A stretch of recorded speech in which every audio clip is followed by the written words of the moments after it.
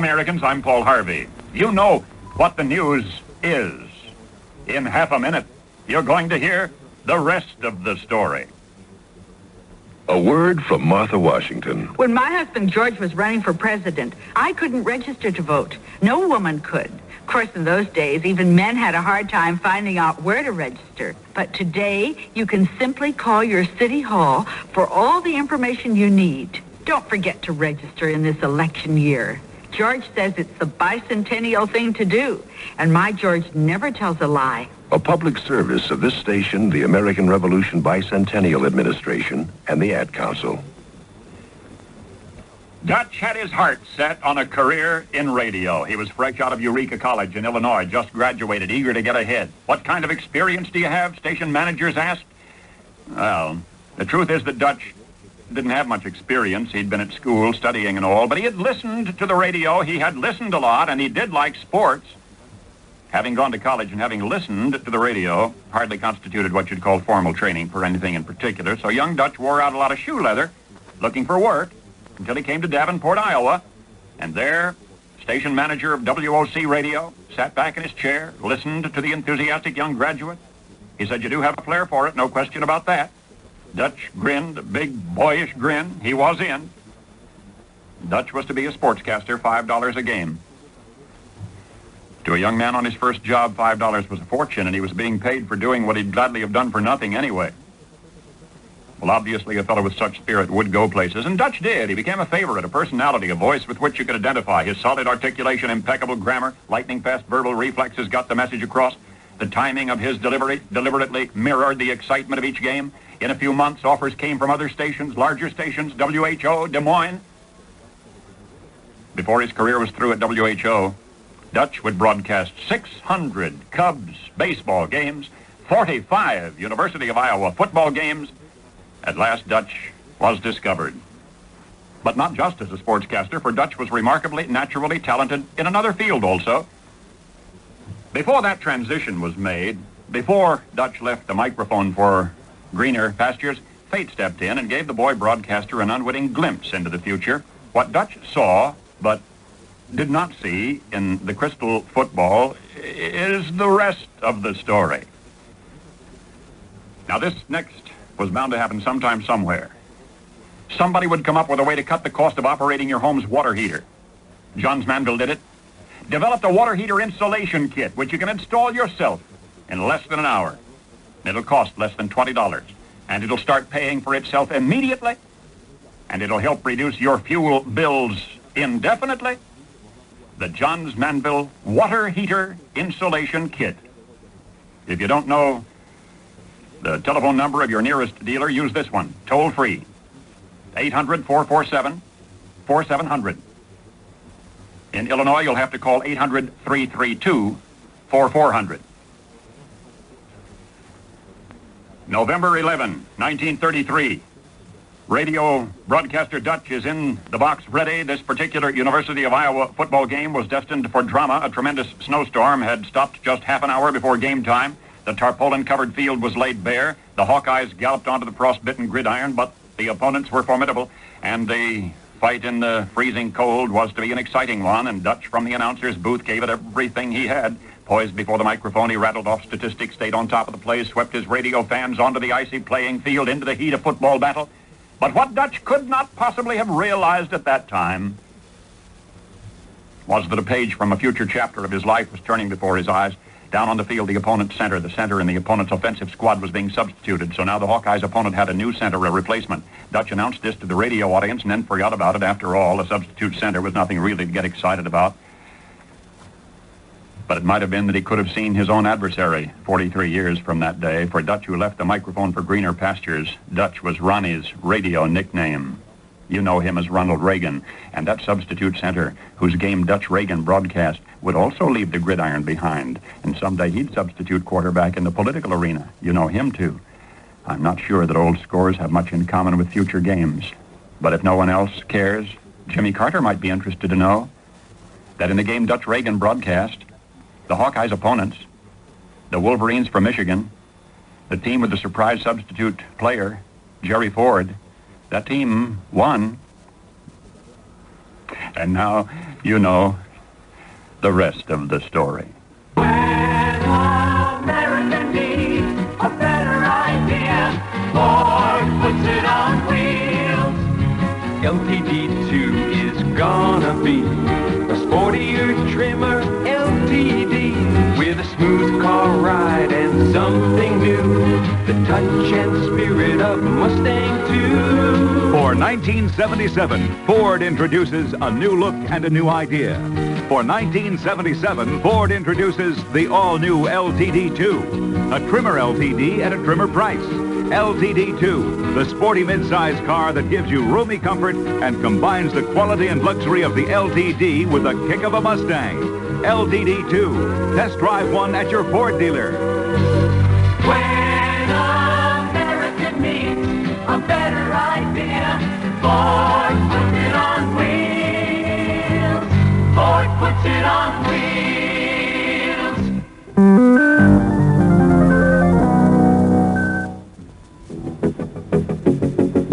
Your exclusive station for Yankee playoff games and the World Series. WMCA, Strauss Communications in New York.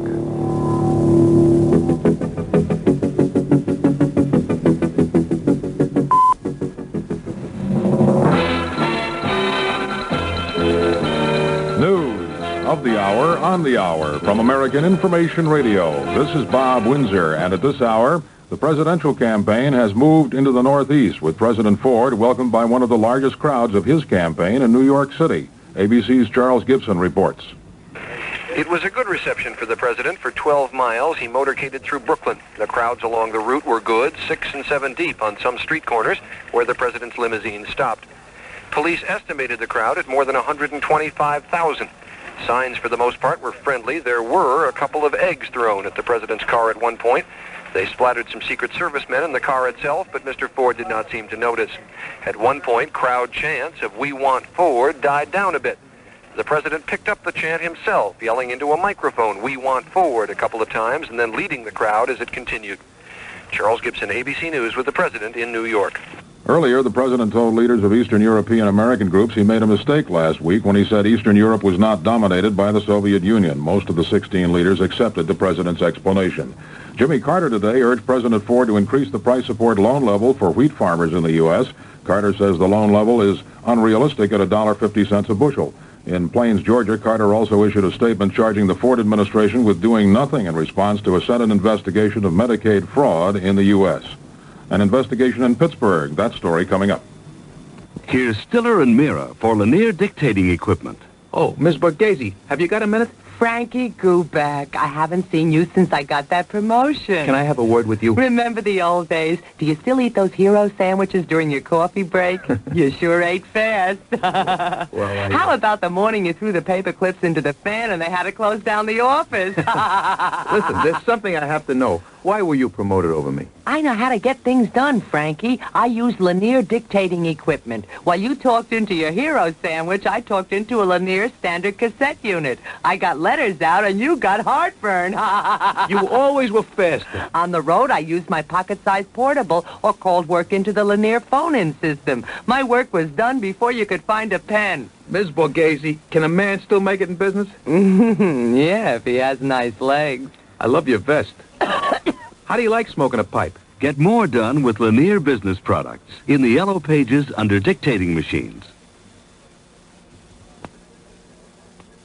Health officials in 11 states have stopped or changed their swine flu inoculation programs after 3 elderly people died in Pittsburgh just hours after they received their shots.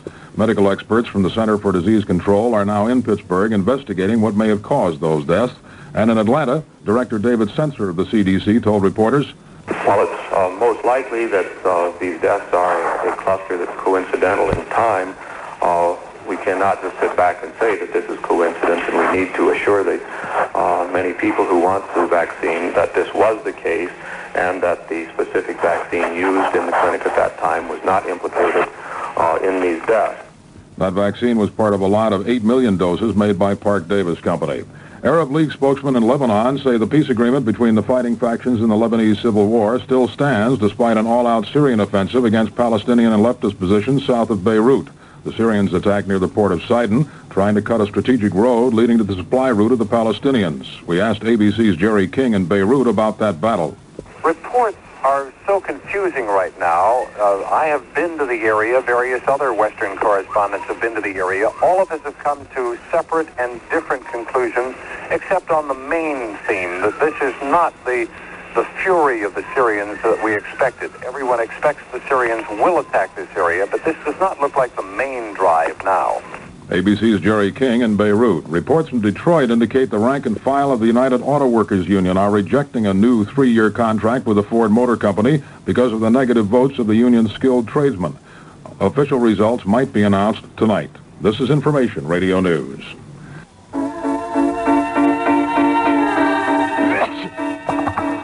Here in my hand is a little capsule. It's Contact. It contains enough cold medicine to help relieve cold symptoms caused by every known virus. Think about that the next time you're sick. Sneezing, dripping, all clogged up. Then let us help you with real medicine, like Contact. We're #1 in the whole world. Give your cold to Contact.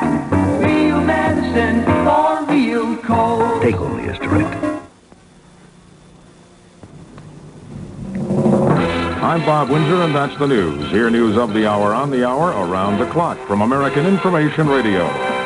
WMCA, New York, New York. Good evening, everyone, and welcome to our playoff preview as we get set for game number 3 of the best-of-5 American League Championship Series between the New York Yankees and the Kansas City Royals. As you know, the teams are tied up at 1 game apiece. This becomes the pivotal 3rd game, and I guess it will be very pivotal up till game number 4 or even game number 5. I think when you get in a 5-game series and a team has to win 3 games to do it, every game is pivotal. We'll discuss that in just a few minutes. As you know, all of our playoff previews before every playoff game is being brought to you by Carte Blanche. Since no one credit card is accepted everywhere, you should have Carte Blanche, the credit card you need no matter what other credit cards you have. And by Emery Air Freight, the company that will handle your shipping and freight problems. Call Emery, the shortest distance between 2 points. Hello, everyone. I'm John Sterling, along with the longtime voice of the New York Yankees, Mel Allen, and we're going to kick it around for the next 45 minutes or so. Mel, if I may not sound too disrespectful, we're going to kick it around very much like they kicked it around on Sunday. That was one of the worst games I've ever seen, and of course it gets emphasized because it's in the playoffs. And I wonder if you got this impression too, Mel, and we watched it in different places. I never saw a game where there were so many bloopers, bleeders, slappers, dunkers, hernia hits, baldy hits, or whatever you want to call them. It's like the ball was made of silly putty and they were hitting it with a newspaper. A lot of the game is played in short right field. It's amazing in that way. Of course, Munson had his troubles throwing, but he's had those troubles before. But people forget that Kansas City is a team that can steal a lot of bases. 218, I think, right. This past season. So that they have, in terms of speed, the same kind of speed the Yankees have or even more. So you have to have the kind of pitchers who can keep those runners close, and it's quite distracting to them. Big part of the game. People talked about it like it had never happened before, that kind of a game. I guess they figure when it's going to be a big game, the game is going to be played differently. That's the beauty, I think, of baseball, that it isn't any different than any other baseball game. And baseball is a game where things even out. The greatest hitter in the world can go 0 for 4 in a big game and strike out 3 times. It really doesn't prove anything. He does that during the year, but of course he has 161 other games to play. The reason I say that is people's memories are so short, Mel.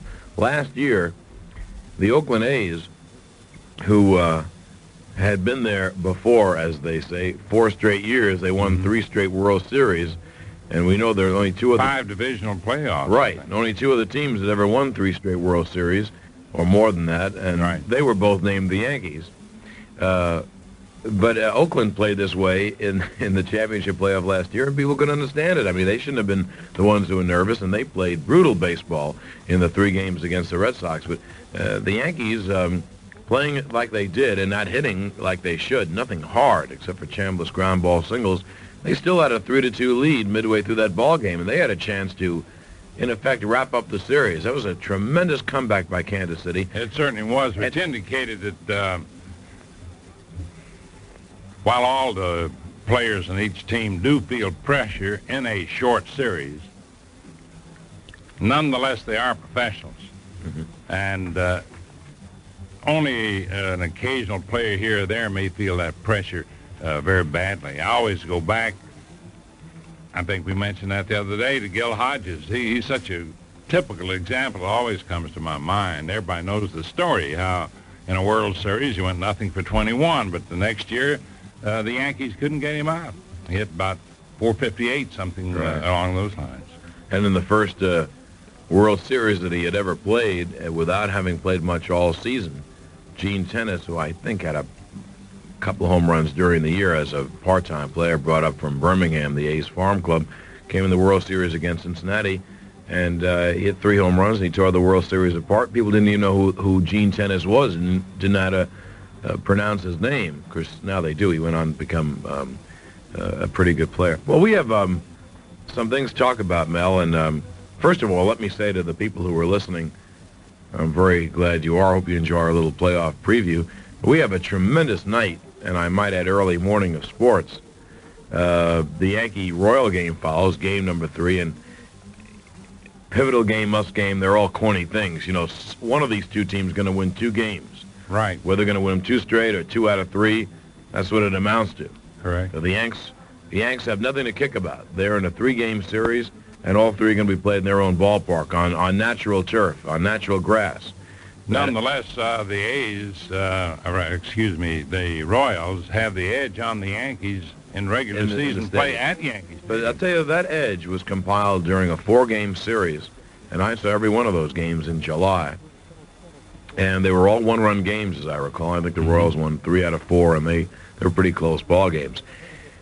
Anyway, what I was getting at is, after the game, Mel Allen will have his post-game program brought to you by Getty. I don't mind giving them a plug. And the head of Getty's advertising, one of the greatest sports fans in the world, Les Boyle, has worked on all of our broadcasts. And then right after that, we will, by the magic of audio tape, bring out to the Nassau Coliseum for the center ice program, and then the beginning of the game tonight between the Islanders and the Atlanta Flames, which will wind up with Long John Neville doing a lot of listening to it in the early morning hours. You think you'll ever make a sports broadcaster out of him? Well, he's en route to becoming one. We have so many sports in his time slot. But anyway, it's going to be a very full night of sports, and I hope you're looking forward to it. We're going to be back in just a moment and talk about tonight's game. Andy Hessler is pitching for Kansas City. Doc Ellis for the Yankees. And also, and I wonder if this thought came to you, Mel, we'll talk about something we talked about before the game. And Whitey Herzog seemingly was thinking along with us. Actually, it's a bit much. I guess we were thinking along with Whitey Herzog, but we'll talk about that in just a moment. Our playoff preview is being brought to you by Carte Blanche and Emery Air Freight. We'll get back with more right after this. Voice recorder on. Oxygen masks on. You're listening to the sound of one of the world's great air forces. Hydraulic systems on and check. An air force with more planes at its disposal than Russia or even America. Ground equipment clear. An air force that flies more often and to more places than any airline in the world. Yet an air force that doesn't have a single plane to its name. It's Emery Air Freight. At Emery, instead of having a fleet of planes at our disposal, we have a fleet of airlines. For we reserve space on key flights of practically every airline carrying freight. And we use hundreds of offline commuter and charter planes where airline service is weak. We also have thousands of people, thousands of trucks, and hundreds of offices waiting for us on the ground. Control, this is 463, ready for takeoff. The next time you have a package to ship, don't just ship it with an air freight company or even a package-only airline. Ship it with an air force. Emery, the shortest distance between 2 points. Emery Air Freight, one of our co-sponsors on the playoff preview, along with Carte Blanche. And next time you have an appetite for fine American food, go directly to Gallagher Steakhouse, one of our favorites, at 228th West 52nd Street in New York, and Carte Blanche. Gallagher Steakhouse is one of the many great restaurants in New York where your Carte Blanche card will allow you to spoil, indulge, and treat yourself to the kind of food nobody can make at home. Dinner always tastes a little better when you have it with style with your Carte Blanche card, because people know that Carte Blanche denotes more than an average measure of distinction and taste. With a Carte Blanche card, you can travel with style, too. You can Carte Blanche your airline tickets, Carte Blanche your rented car, Carte Blanche your hotel bill, even Carte Blanche a vacation tour through Cartan Tours.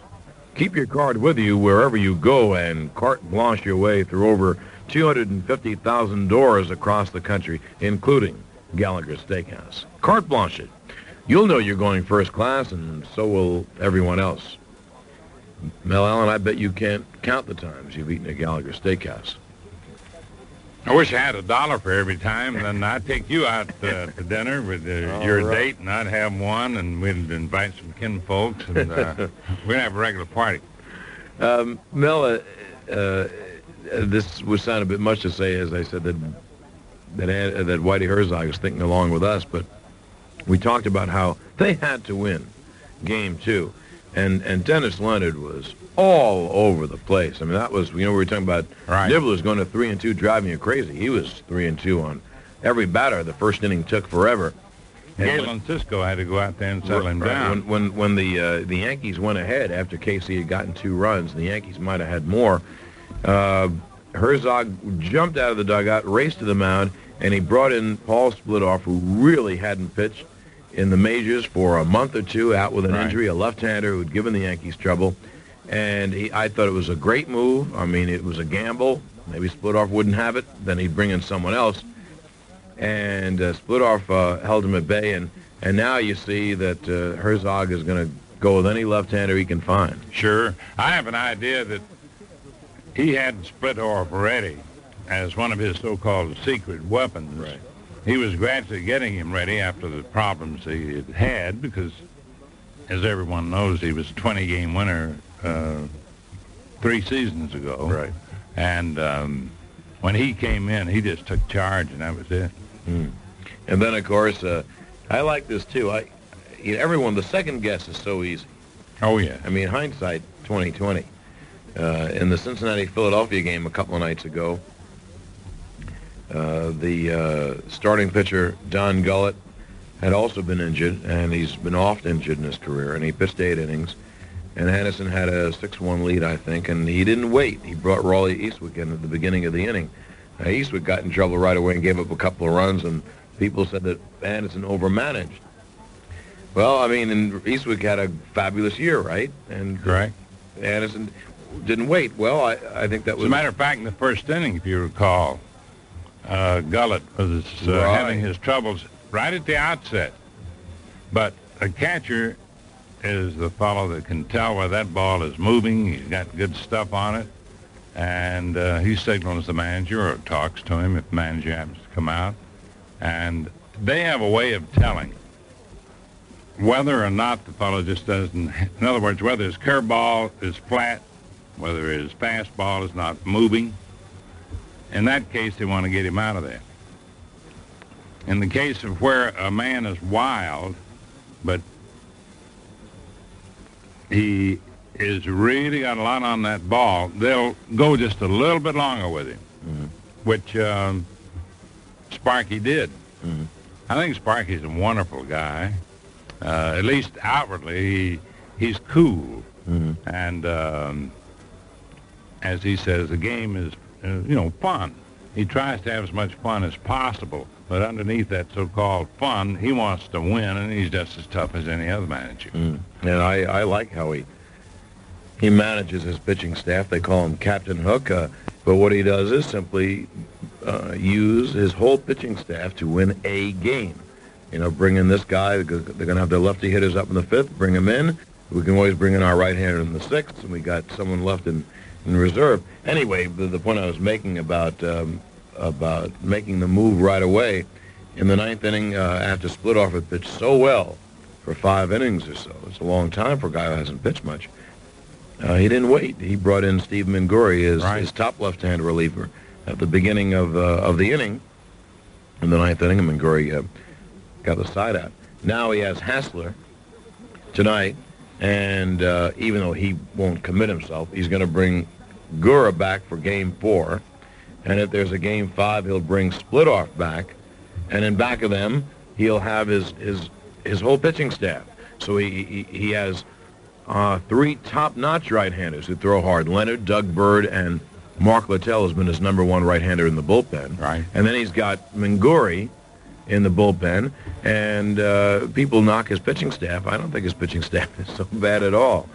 They wouldn't have won their division if they had a poor pitching staff, I'll tell you that. You know, I want to ask you, do you feel this way? I say to many of the calls that come in that baseball is the one sport where you can't deceive, you can't fool anyone, you can't get by on hustle and spirit and drive and ambition, and because in a 162-game season, somewhere, you can do it for a month or a month and a half, somewhere in June, July, you play 28 games in 26 days. And if you don't have pitchers, I don't care who you are managing, sooner or later, they're going to find you out. If you don't have the pitchers who can pitch through game after game, it's 162 is a long season. Do you kind of think that way? So there's no fooling in baseball? You're absolutely right, John. Managers sit down after getting the scouting reports, and even without it, having in the divisional playoffs, having played that particular team, they sit down and plan a pitching rotation if things go well, and they plan it if they don't go well. And naturally, the numbers of days off in between games for traveling purposes enters into it.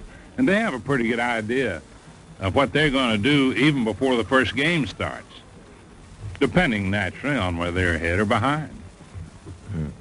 Sometimes it doesn't work out. He did start Dennis Leonard. He didn't start Splitoff. And maybe we're managing ahead of him, thinking that he's just going to go with left-handers, but that appears likely in Yankee Stadium, where you get them to turn around at the plate, the switch hitters have to turn around, or you bring in their right-hand hitters, and now the left-hand ball should be moving away, and it's very tough to pull at if the guy has his stuff, and so you won't be hitting too many home runs down right field. At least that's the thinking. You neutralize their power at Yankee Stadium with a left-hand pitcher because the Yankees' big power is left-handed. Yeah. It's that simple, if I can oversimplify. In fact, and you would know the inside of this, and I'm sure you have a lot of stories on it. That's what Stengel kind of did with Ford. Ford and Lopet would, in a World Series, would do the pitching at Yankee Stadium if the World Series opened there, and the right-handers, as I was saying the other day, would start at Ebbets Field. Or if the series opened at Ebbets Field, the right-handers would start there, and he'd save his left-handers for Yankee Stadium. However, there comes a time when you have no options to exercise. I remember in particular, this was a regular season game, but the Yankees and the Red Sox were fighting for a pennant, and they were at Fenway Park. It was the 8th inning, and they had a 1-run lead. A couple men on base, and the hitter was none other than Ted Williams. There was 1 out. A right-hander was on the mound. Casey called time. He had warming up in the bullpen a couple of pitchers, one of whom is Whitey Ford.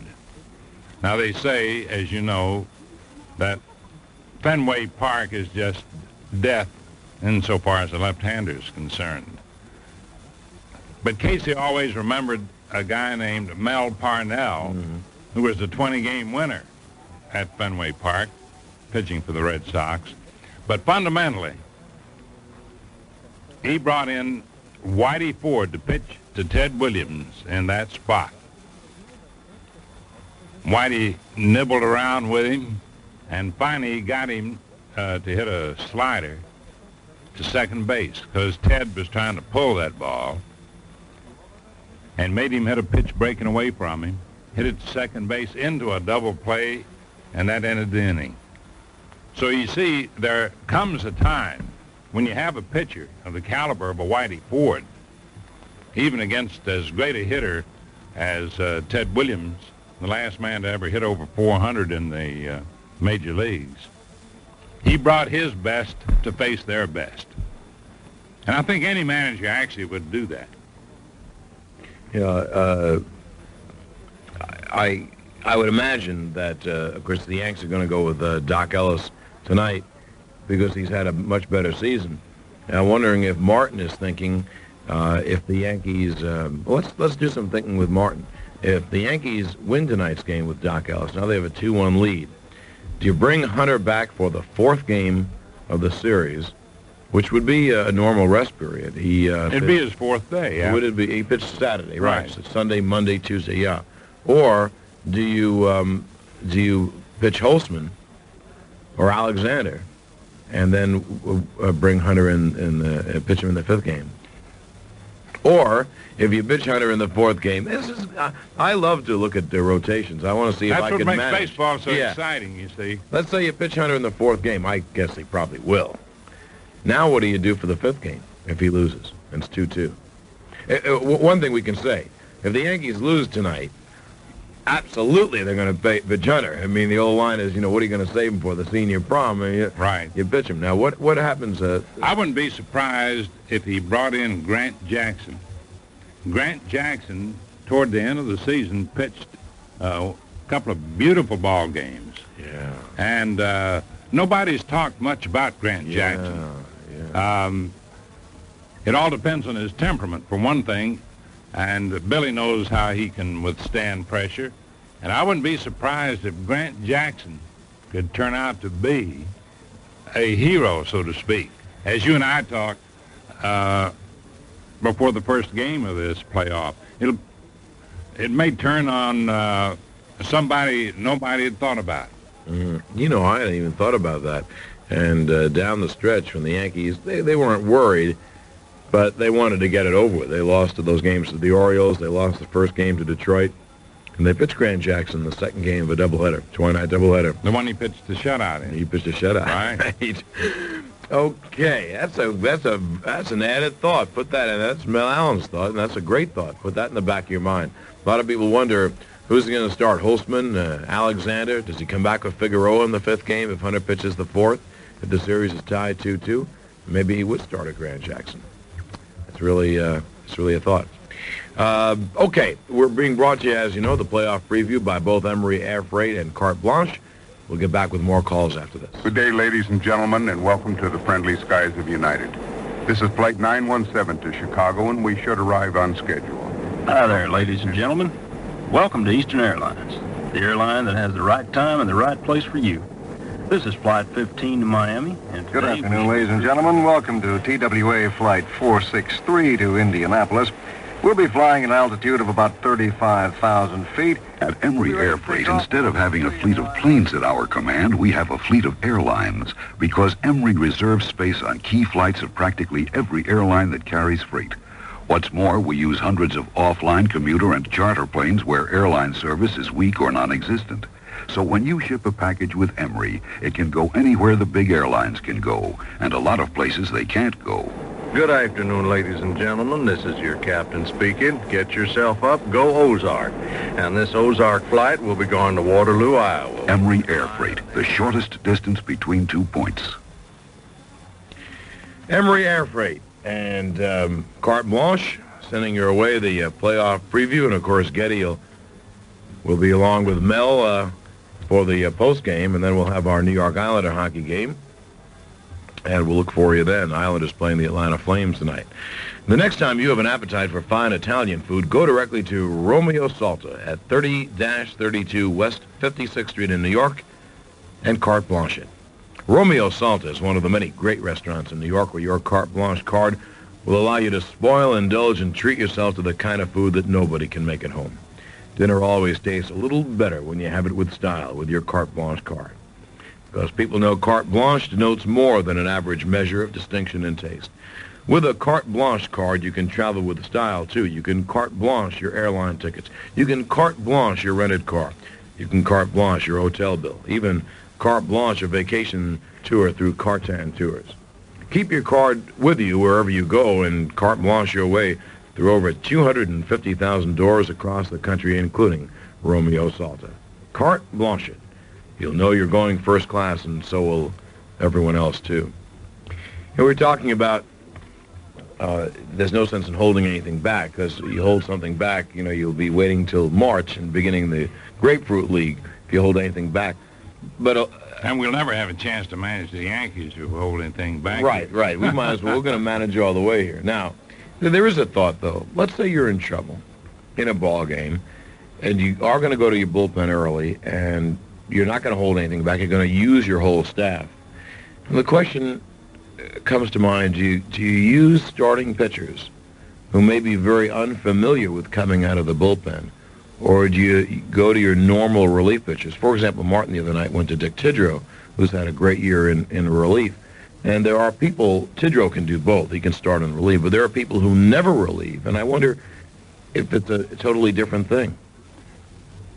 It is a totally different thing, for the simple reason that a relief pitcher, on the order of a Sparky Lyle, he might come in and relieve 3-4 days in a row. Right. A starting pitcher, if he goes 8-9 innings, even 7, he'll rest the next day. His arm may be a little stiff.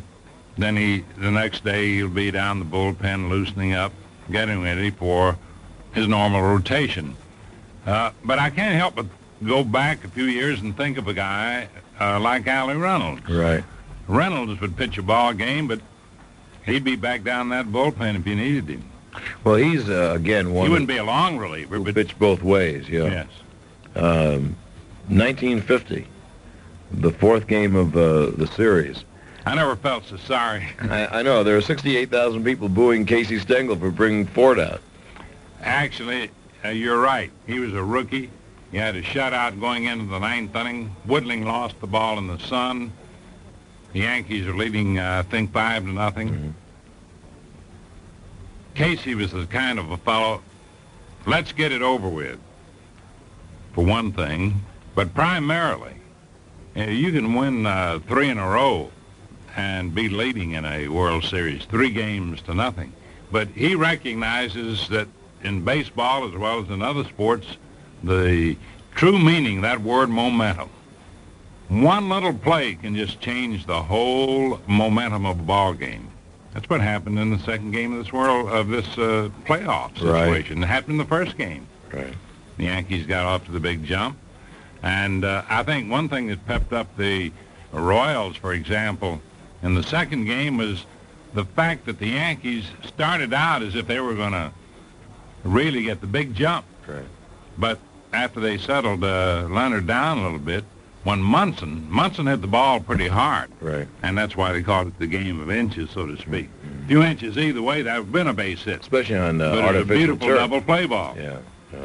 That's true. You said, speaking of feeling sorry, we can go back. What I meant was they brought Stan Lopata was the pinch hitter. Right. And Casey, it was late in the day, in that time of the year,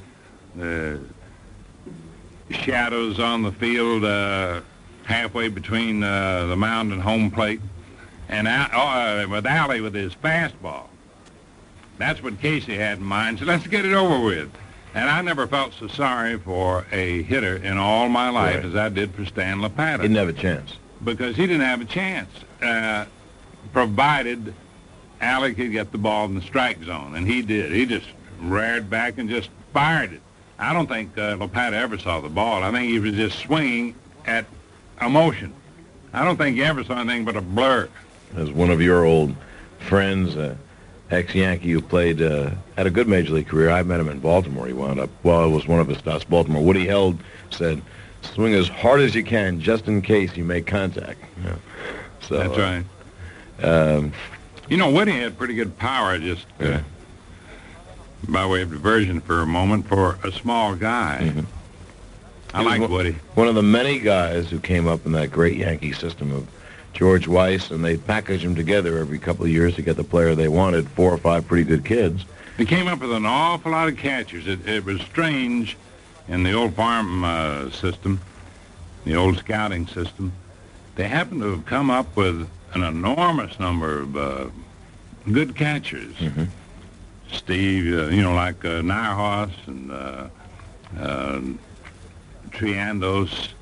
I could go on like that. Triandos was involved in that deal with Baltimore, that 19-player deal that brought Turley and Larson to the Yankees, among many others. Hal Smith.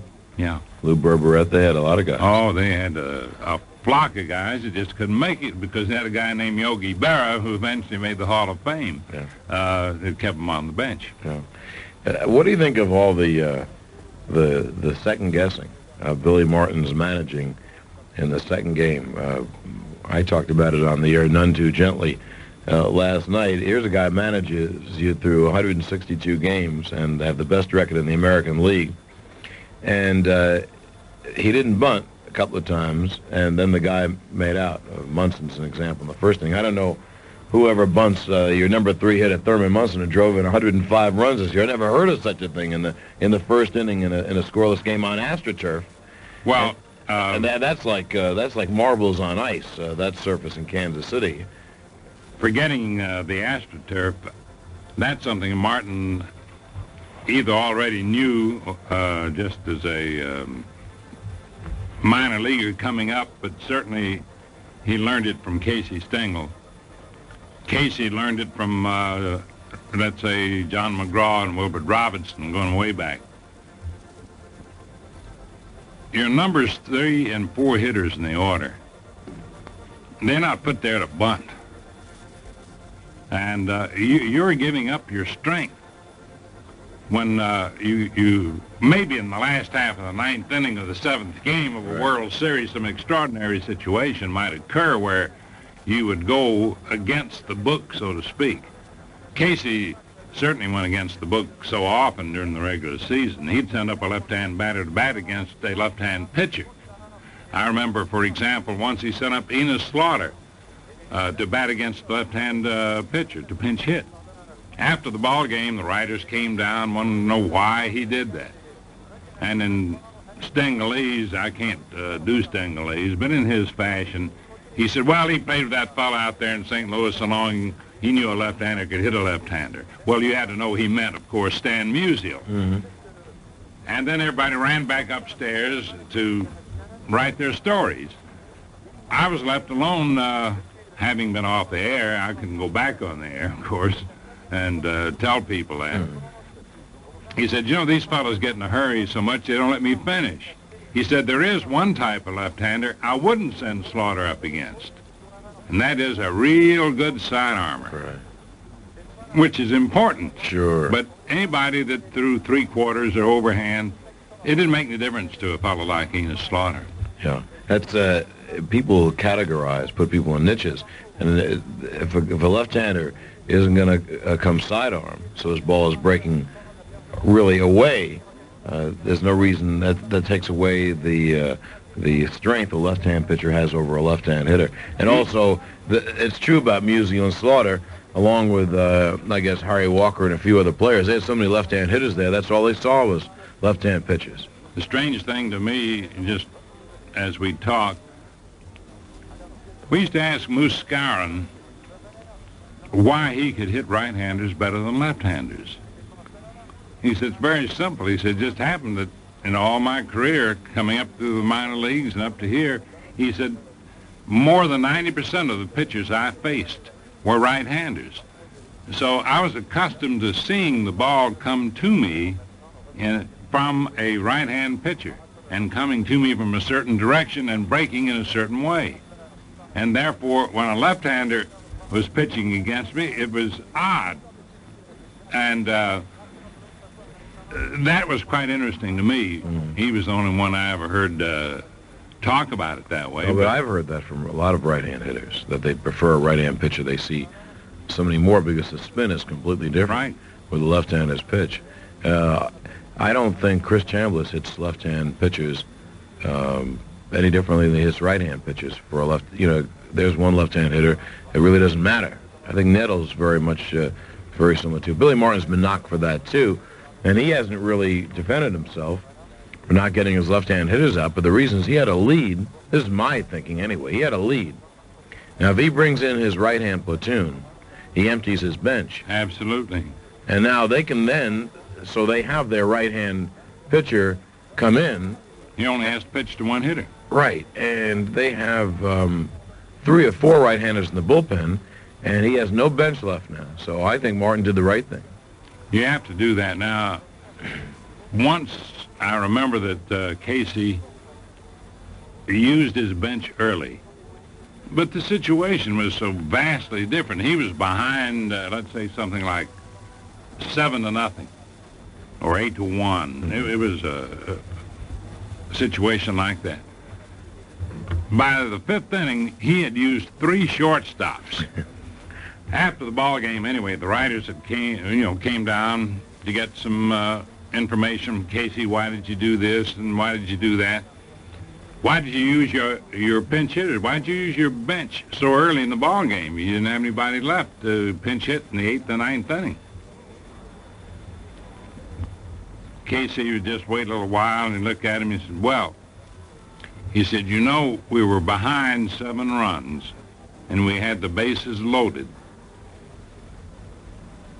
He said, I have no way, with due appreciation to the nice things you fellows have said about me, I have no way of knowing that I'm going to have 3 men on base in the 8th inning or 9th inning. I've got them on now, and I'm behind. If I can catch up in any way, then I'll trust the luck later on. I heard a story once about that. I don't know if the story is apocryphal or not. Maybe when Stengel was managing the Dodgers, and they had awful teams, and they were behind by 6-7 runs, and he sent up a certain pinch hitter, hit a grand slam home run in about the 5th or 6th inning. And then in the 8th and 9th inning, they had a couple men left on base, and they had no one to pinch hit. They wound up losing the ball game. And someone actually said to him, why didn't you hold out so-and-so and use him in the 8th and 9th inning, Because the guy had already hit a grand slam home run. They'd still be 8 runs down, There's a time when Casey Stengel did his reverse strategy in a World Series game, and it really worked out. And I'm going to have go back in Mel's memory, see if he can give us the inside of that story. I think it's a great story, and I remember as a kid that was one of the happiest moments of my life. We'll talk about that and other things in our playoff review right after this from Emory Air Freight. Herman, go to sleep. It's late. I can't. It's 2 o'clock in the morning. Your factory in Fresno should have just received that package you sent. That package that was holding up a production line of who knows how many people, costing you who knows how much money. So you can't sleep. I wonder if they got it. Got what, Herman? Who are you talking to at 2 o'clock in the morning? Nothing. Forget it. And when you try to count sheep, you wind up counting dollars and cents instead. Maybe I should call them. Maybe you should call them, Herman. But call them in the other room. So you decide to call your air freight company just for a little assurance. But nobody's home. Maybe you got the wrong number, or maybe what's worse, you got the wrong air freight company. Because at Emory Air Freight, no matter what hour of the day or night you call us, we'll not only answer the phone, we'll answer your questions. So the next time you want an air freight company that's in when you call us in the first place. Emory Air Freight, the shortest distance between 2 points. The next time you have an appetite for fine Japanese food, go directly to Benihana's Palace at 15 West 44th Street in New York and Carte Blanche it. Benihana's Palace is one of the many great restaurants in New York where your Carte Blanche card will allow you to spoil, indulge, and treat yourself to the kind of food that nobody can make at home. Dinner will always taste a little better when you have it with style with your Carte Blanche card, because people know that Carte Blanche denotes more than an average measure of distinction and taste. With a Carte Blanche card, you can travel with style, too. You can Carte Blanche your airline tickets. You can Carte Blanche your rented car.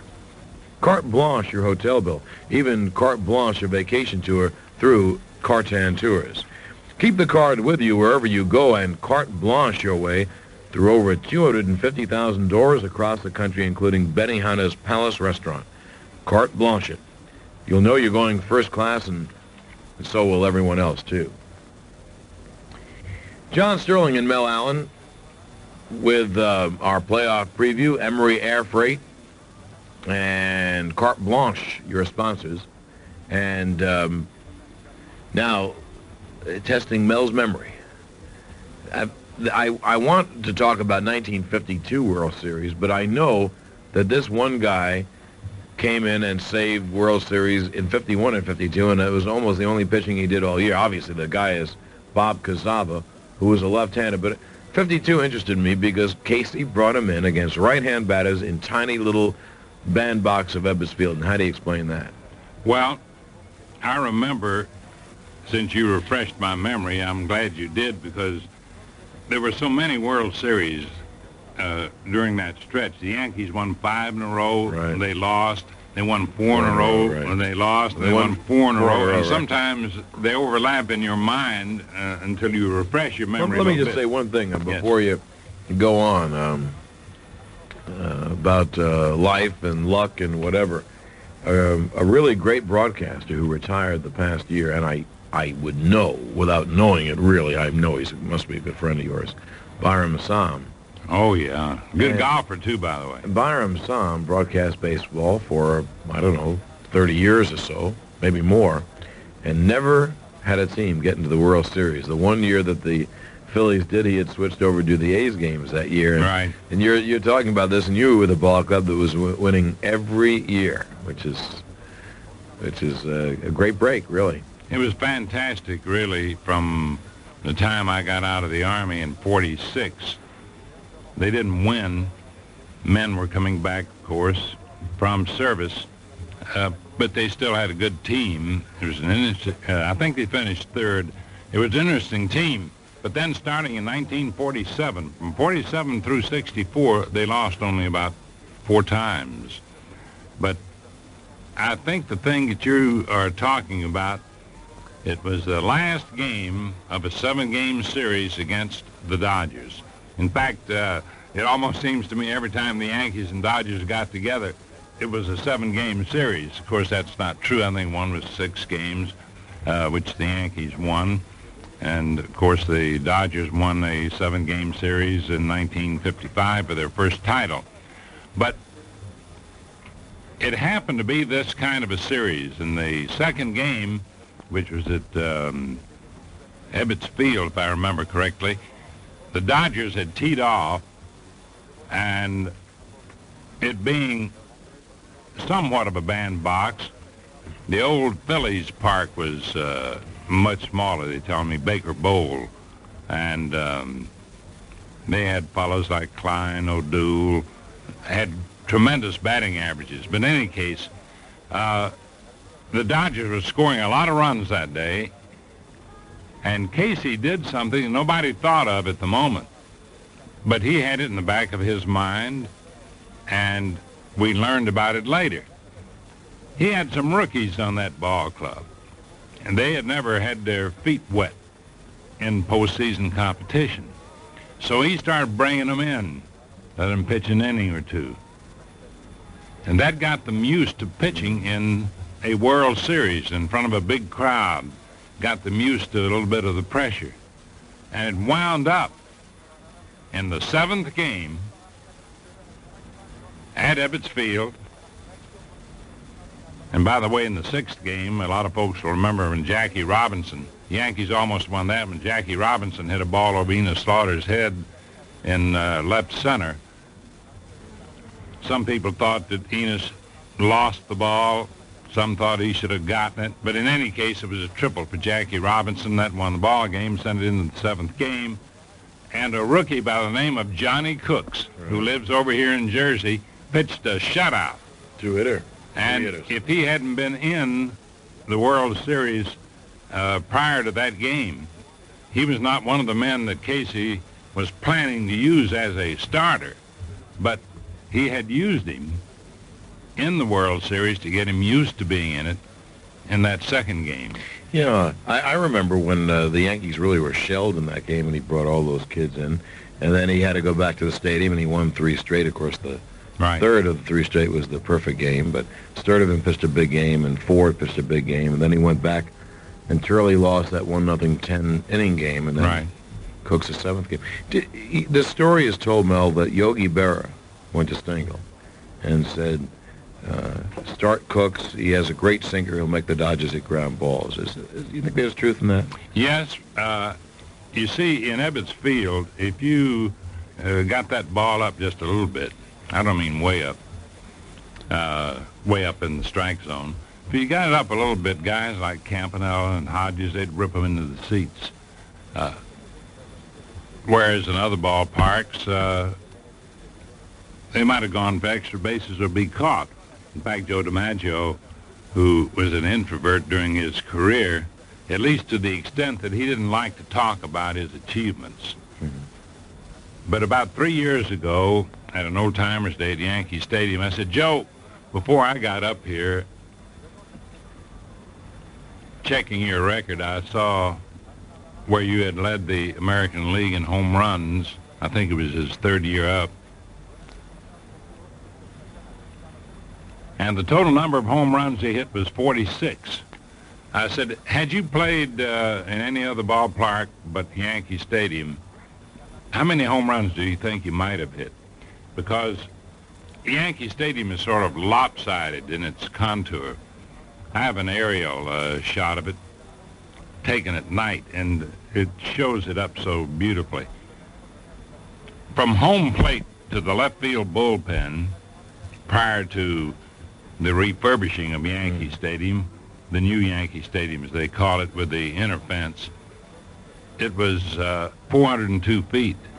And on the other side of that bullpen gate was 424 feet, no more than about 24 people in the entire history of Yankee Stadium ever hit a ball into the seats at that point. And even at 402, that it wasn't even near the power alley, because that's still almost down the line. That's right. It's just it fell back so sharp, 50 feet or so. It dropped off extremely sharply.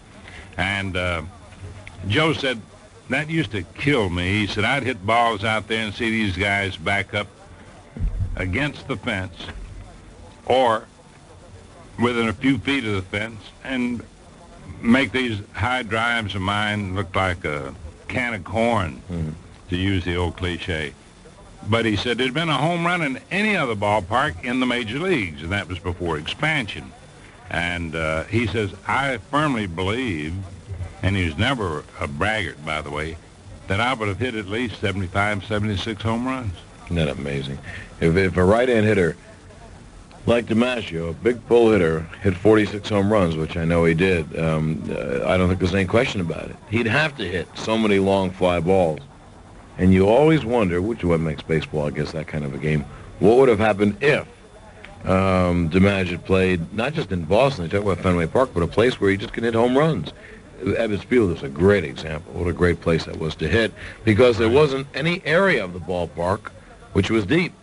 If you hit the straightaway center in that little alleyway, well, little bit away to the right of straightaway center, sounding like a politician right, here, the right of center, but there is a spot. There was a spot there about 420, but right in the corner there. But the stands were, I think, 402 in front of right. It, you know. But they had a tremendously high wall, you remember, and that cut down some homers. But fellows like Duke Snyder learned to get up under that ball and drive them over. I want to ask you a question about that wall. If I had to design a ballpark, although obviously you want the newness and the beauty and the seats and the restrooms and the restaurants and the parking, but I like high walls and short fences. I like the ball and play. I also like 10-9 games, okay? And so I'm not exactly a baseball purist, as they say. Ebbets Field, You like some action. I thought Ebbets Field was a great place. But now here's another story, and again, I'll have to ask you whether it's true or whether it's just apocryphal. In 51, Mantle came up. I can understand the story. Oh, before you get into that, may I finish this other? Oh, yeah. In that 52 series. Yes, that's what we were talking about, Zava, yeah. Going into the 7th game, naturally, both teams had overworked their pitching staffs. And in the final game, the Yankees were down to 2 pitchers. in the bullpen. One was Bob Cazaba, the left-hander, which you mentioned, and the other, and he'd been in the major leagues a few seasons, and the other was a rookie by the name of Tom Gorman, related to the umpire of the same name, but not the same man, of course. And I remember Casey talking to Jim Turner. They stepped out of the dugout out in front of the crowd and were talking it over. Casey always delegated authority, and he was talking this over with his pitching coach. Whom should he bring in? How should they play it? You had Jackie Robinson and Duke Snider coming up, a right-handed hitter and a left-handed hitter. Cazaba was the left-hand pitcher. Gorman was a right-hand pitcher. Should you bring in one to pitch to the one guy and the other fellow to the other? And again, the book is out the window, you see. Something occurred to Casey that had happened during the course of that summer. Bob Cazaba could have been a much greater pitcher than he was, but he wasn't the kind of a fellow, and I say this with due respect, he was a tremendously nice guy. Everybody liked the guy, but he didn't always concentrate and bear down in every game. And he wasn't exactly flaky, as they say, you know, most left-handers are. That's not necessarily true. Whitey Ford isn't flaky. I can name you a lot of left-handers that are not. But they were playing Washington late in the season, and the first man up, it was a tight ball game, teed off on Cazaba for 3 bases. Man on third and nobody out. And Bob just reared back and fired that ball and struck out the next 3 men. And that's what Casey said to me when he made his final decision after consulting with Jim Turner, the coach, pitching coach. He said, "You remember that game in Washington?" And of course, Cazaba said, "Yes." He said, "That's all I want you to do. Get the ball over the plate and get it over with as much speed as you can muster." And he did.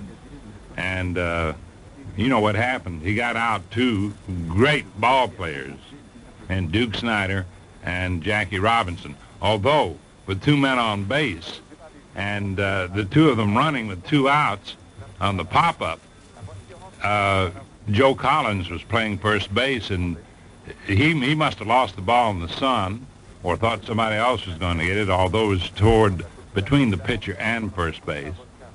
And it was high, and pitchers normally are told to back off and let either the third baseman or first baseman, maybe the catcher, come out and get it. And Billy Martin was playing second base that day. And Billy suddenly realized the situation. Nobody was moving. They were frozen, but here was the tying and leading runs racing home in the last game of the World Series, and he took off and he made a catch just below his knees with one hand I'll never forget. And right, by the way, if people are wondering who are the kids, everyone who isn't a kid remembers it so well. I've seen it so often. But he caught it at about the third base foul line at his knees. And he was playing second base, and that was a whale of a catch. That only saved the series, right? It just goes to show you one of the qualities that was inherent in Billy Martin. It had to be. Yeah. It isn't something you can teach a guy. Never to lose your cool in a situation like that, and once you realize the situation, go to it and give it all you got. Yeah, also one more thing, too. You know, the easiest thing in the world is to play it safe. Now, Martin could have sat back. It wasn't his ball. No. First baseman or third baseman or catcher. Not the second baseman, not the shortstop. Right. But he took the chance. And a lot of guys wouldn't, because if he drops it, he's the GOAT. And he had the guts to race across the field and make a fabulous catch and save the series. Oh, I mean, one of the most outstanding plays that ever. Of that kind I'd ever seen in my life. I want to duck this in before we have to get out of here. We were talking about Ebbets Field, and I find this a fascinating story because I think in baseball everything is the same, only the names change. But I think the teams in the 1890s or 1900s were doing the same things, living the same kind of lives with the same people as they are now. I mean, the parks have changed, the names of the people changed, but the game is the same. Very quickly, Mantle came up in 51. They played 2 games before the start of the season with the Yanks. And one game was in Ebbets Field, and Stengel was out in right field showing Mantle how to play the ball off the wall. And do you know the story? I think I do. And no, just that Mantle didn't believe that Stengel had ever played the same right field ball. Is that right? I was thinking the story where Casey said Mantle looked at me as if I was 59 years old when I started playing baseball. Is that the one you were talking about? Yeah, that's really true, that he didn't play the same right field ball, which he did. That Stengel said he looked at me like I was born at the age of 60. Right. Okay, Mel, we have to go up to the Yankee Stadium now. The Yankees and the Royals in game number 3. You'll be here after the game for Getty Gasoline. And then, of course, we'll have a delayed broadcast of our Islander game. Brought to you by Carte Blanche and Emery Air Freight. This is John Sterling. Enjoy the game, and we'll see you tomorrow.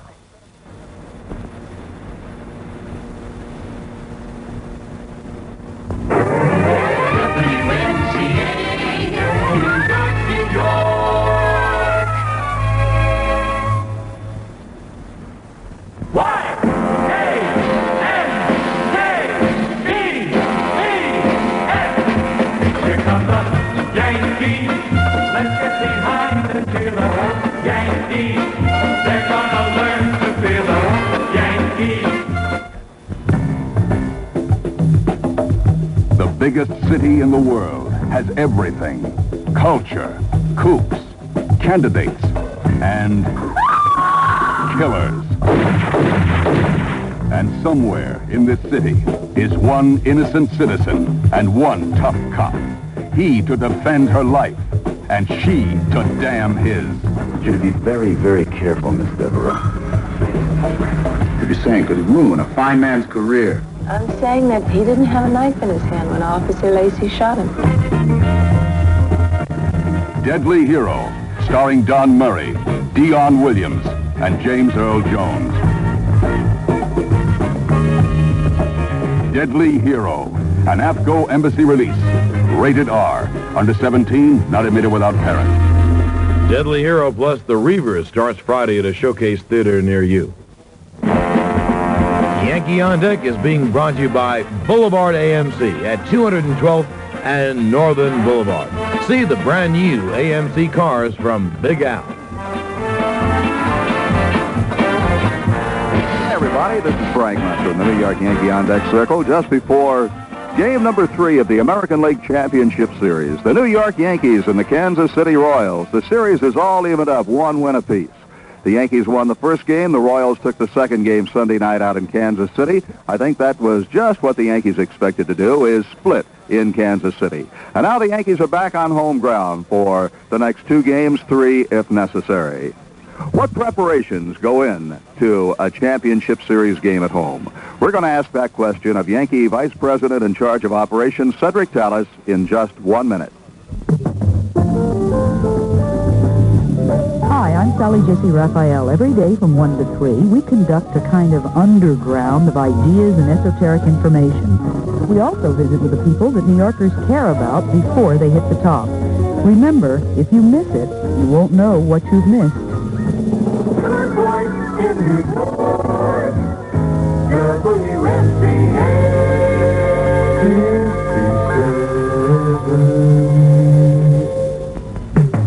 Real people need information when they get up in the morning, and that's what we try to provide here on Real People Radio. Weather, news, traffic, commuter information, newsmakers. Talk about news stories of the day by real people and the issues behind them. Real People Radio. Steve Powers here 6 a.m. to 10 a.m. Monday through Friday on WMCA.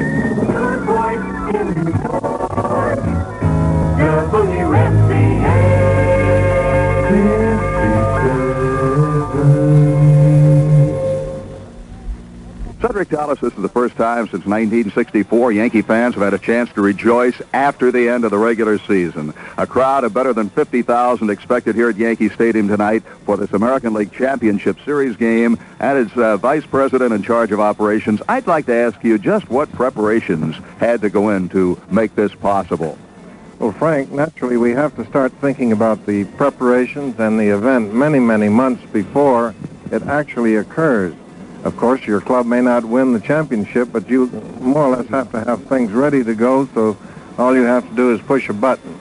And let me say this, that we have excellent personnel here in the offices as well as on the field at Yankee Stadium. So therefore, it's been a cooperative, collective effort by a lot of dedicated professional people. The publicity has been very important. Marty has got to get together, Marty Appel has got to get together all of the info on the players and the background, past histories. They have to make arrangements for the printing of the programs, the yearbooks, and the credentials that will be necessary, things of that sort. They also have to arrange for the press. We have to, in addition to the regular press facilities, we've got to take care of several hundred additional press that come from all over the country, in fact all over the world, particularly in the Western Hemisphere. We've got press from Japan even covering this.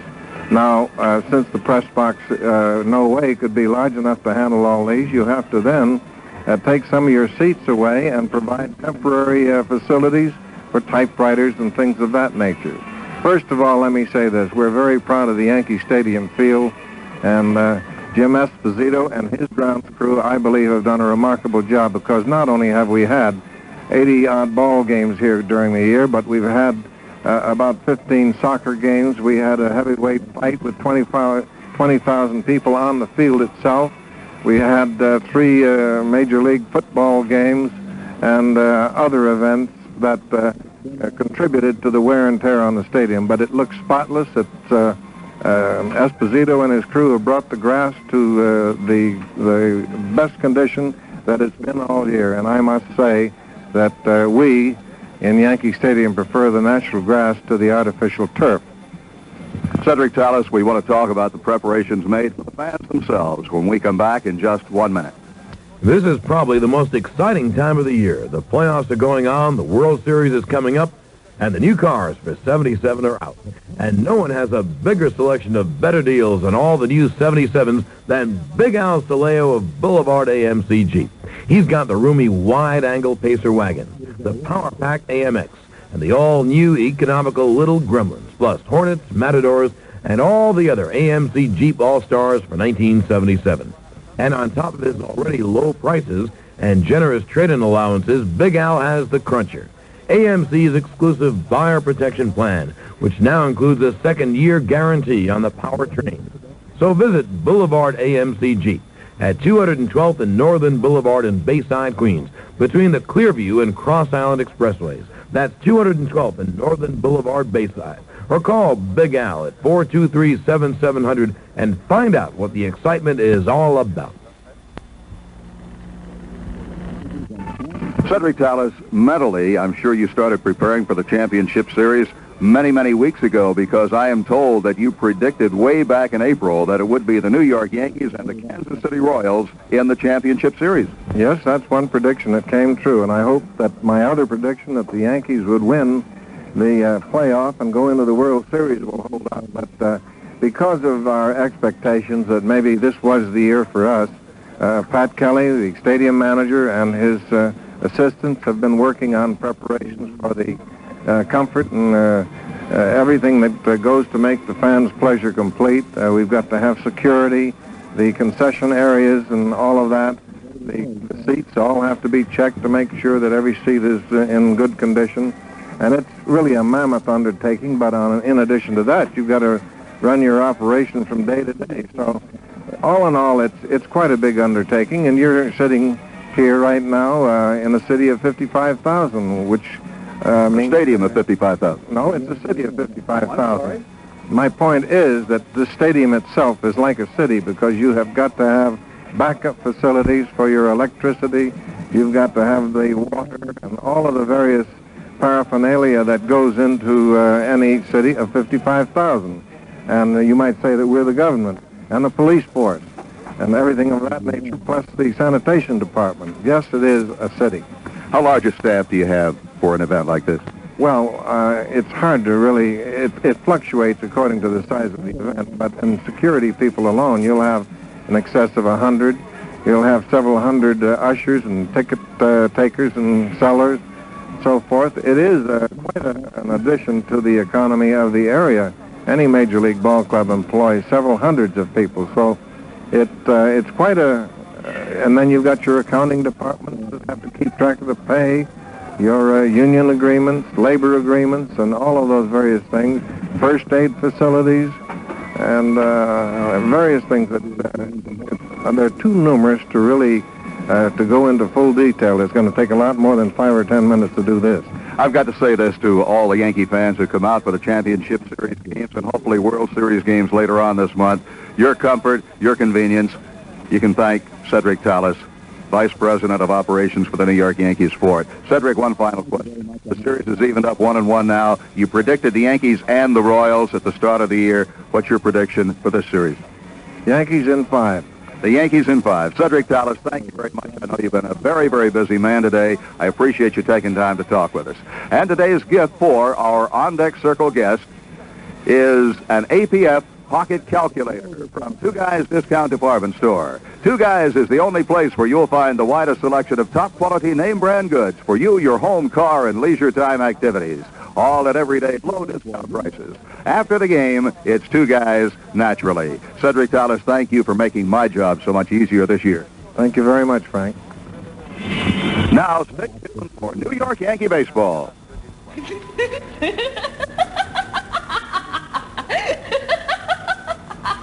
Since the beginning of time, people have laughed at great ideas. Those Wright boys claim they've invented a flying machine. Telephone! Alexander, what are you going to call? Electric light? Hey, Edison, get a candle!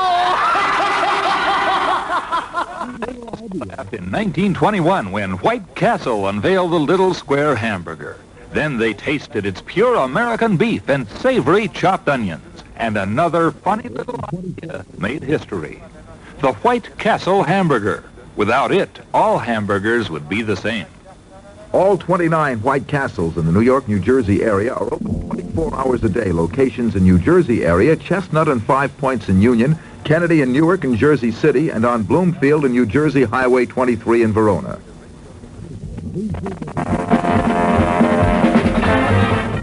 Hello, everyone, and welcome to New York Yankee Baseball. Today's game is brought to you by Schaefer Beer. Go out and get a Schaefer people too. By Gabriel. No matter what you drive, no matter how you drive, there's a Gabriel shock for you.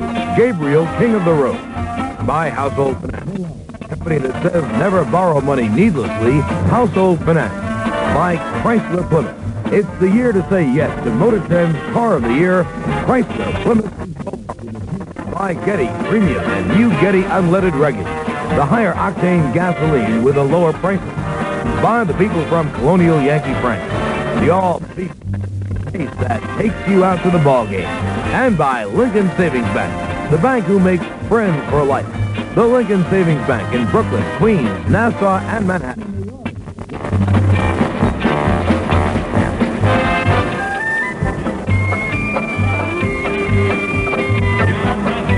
From Yankee Stadium in New York, welcome to American League Championship Series playoff. The New York Yankees and the Kansas City Royals in game number 3.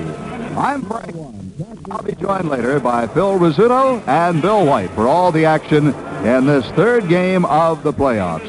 The Yankees won the first game by a score of 4-1. Pitch Hunter was just unbeatable in that ball game.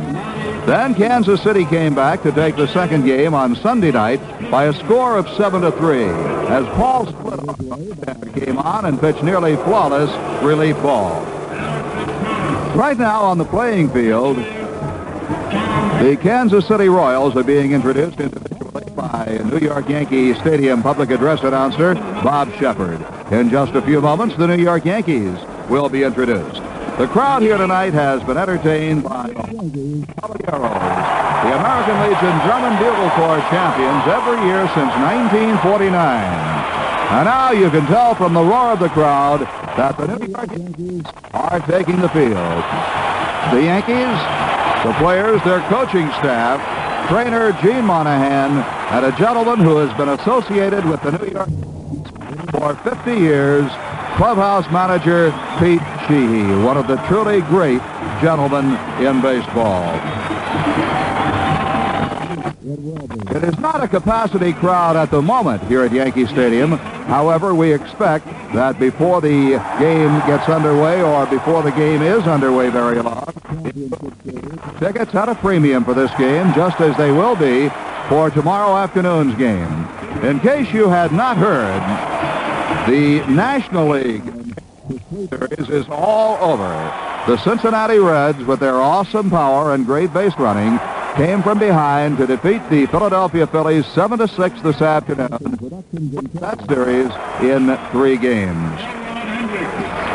This program is authorized by the New York Yankee Baseball Club under rights purchased by Manchester Broadcasting Incorporated solely for the entertainment of our audience.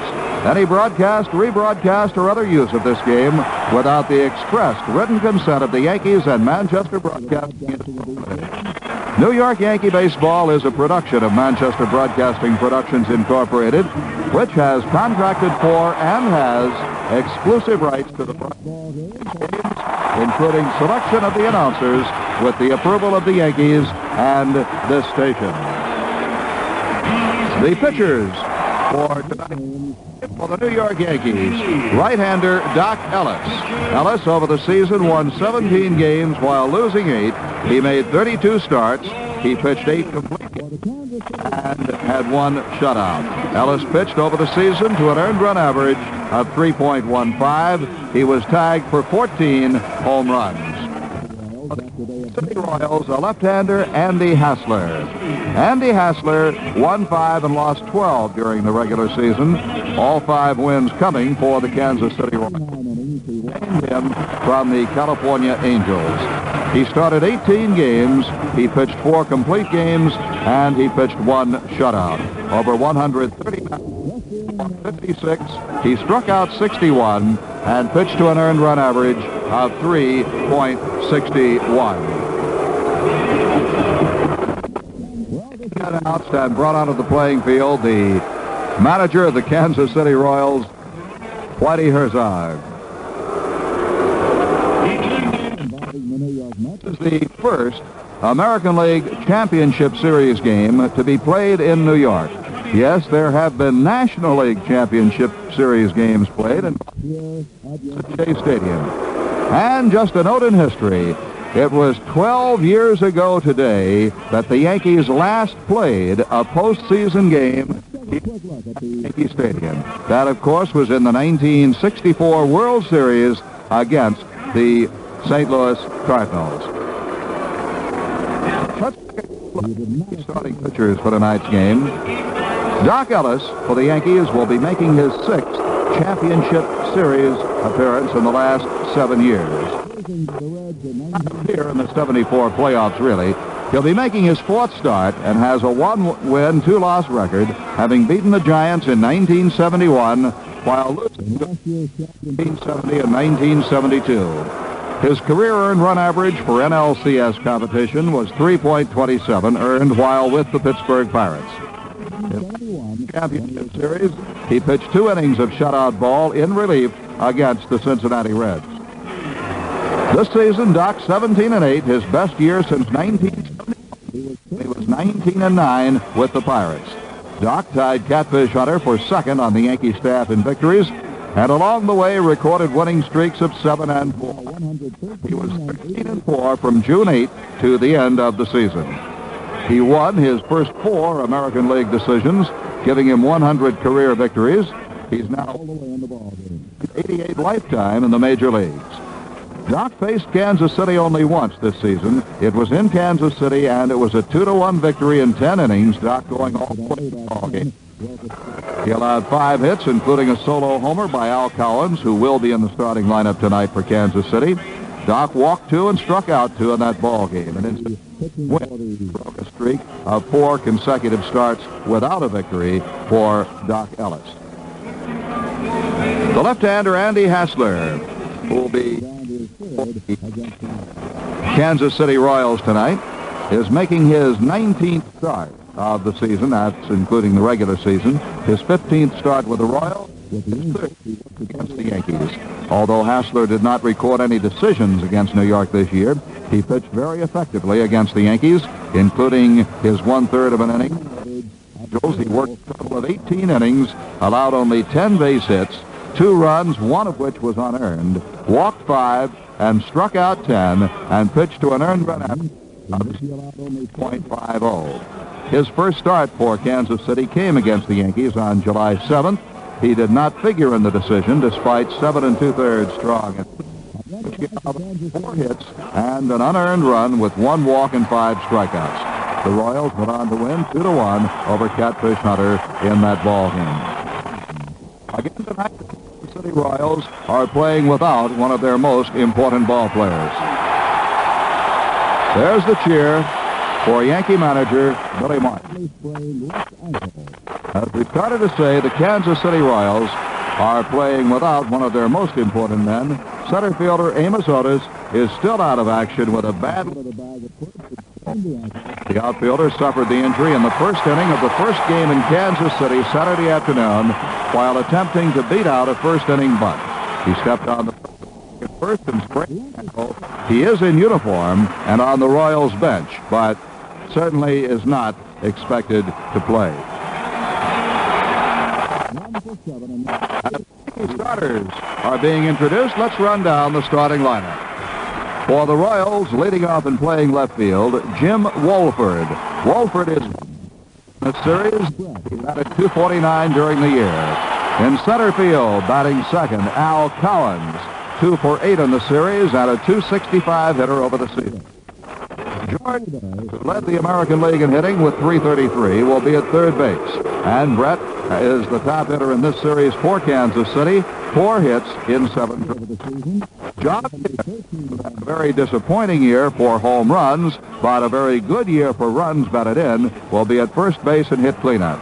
Mayberry batted .232. He hit only 13 home runs, had only 3 of them after the All-Star break, but he drove in 95 runs.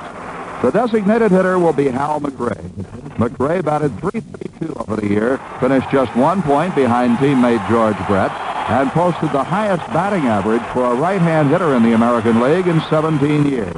First it's Harvey Keene. McRae over the season hit 8 home runs and drove in 73 runs. He is hitless in 7 trips in this series. Tom Poquette will be in the right fielder. Poquette batted .302 during the season. In this series, he is 2 for 6. Batting 7th and playing second base, Frank White. White batted .229 over the year, and he is 1 for 6 in the series. Playing shortstop and batting 8th, Fred Patek. Patek hit .241 on the year, 2 for 7 in this series. Catching and batting 9th, Buck Martinez. Martinez was a .228 hitter. He had 5 home runs, had 34 runs batted in, and is 1 for 6 in the series. And as we talk, pitching left-hander Andy Hassler. Now for the New York Yankees, leading off and playing center field, Mickey Rivers.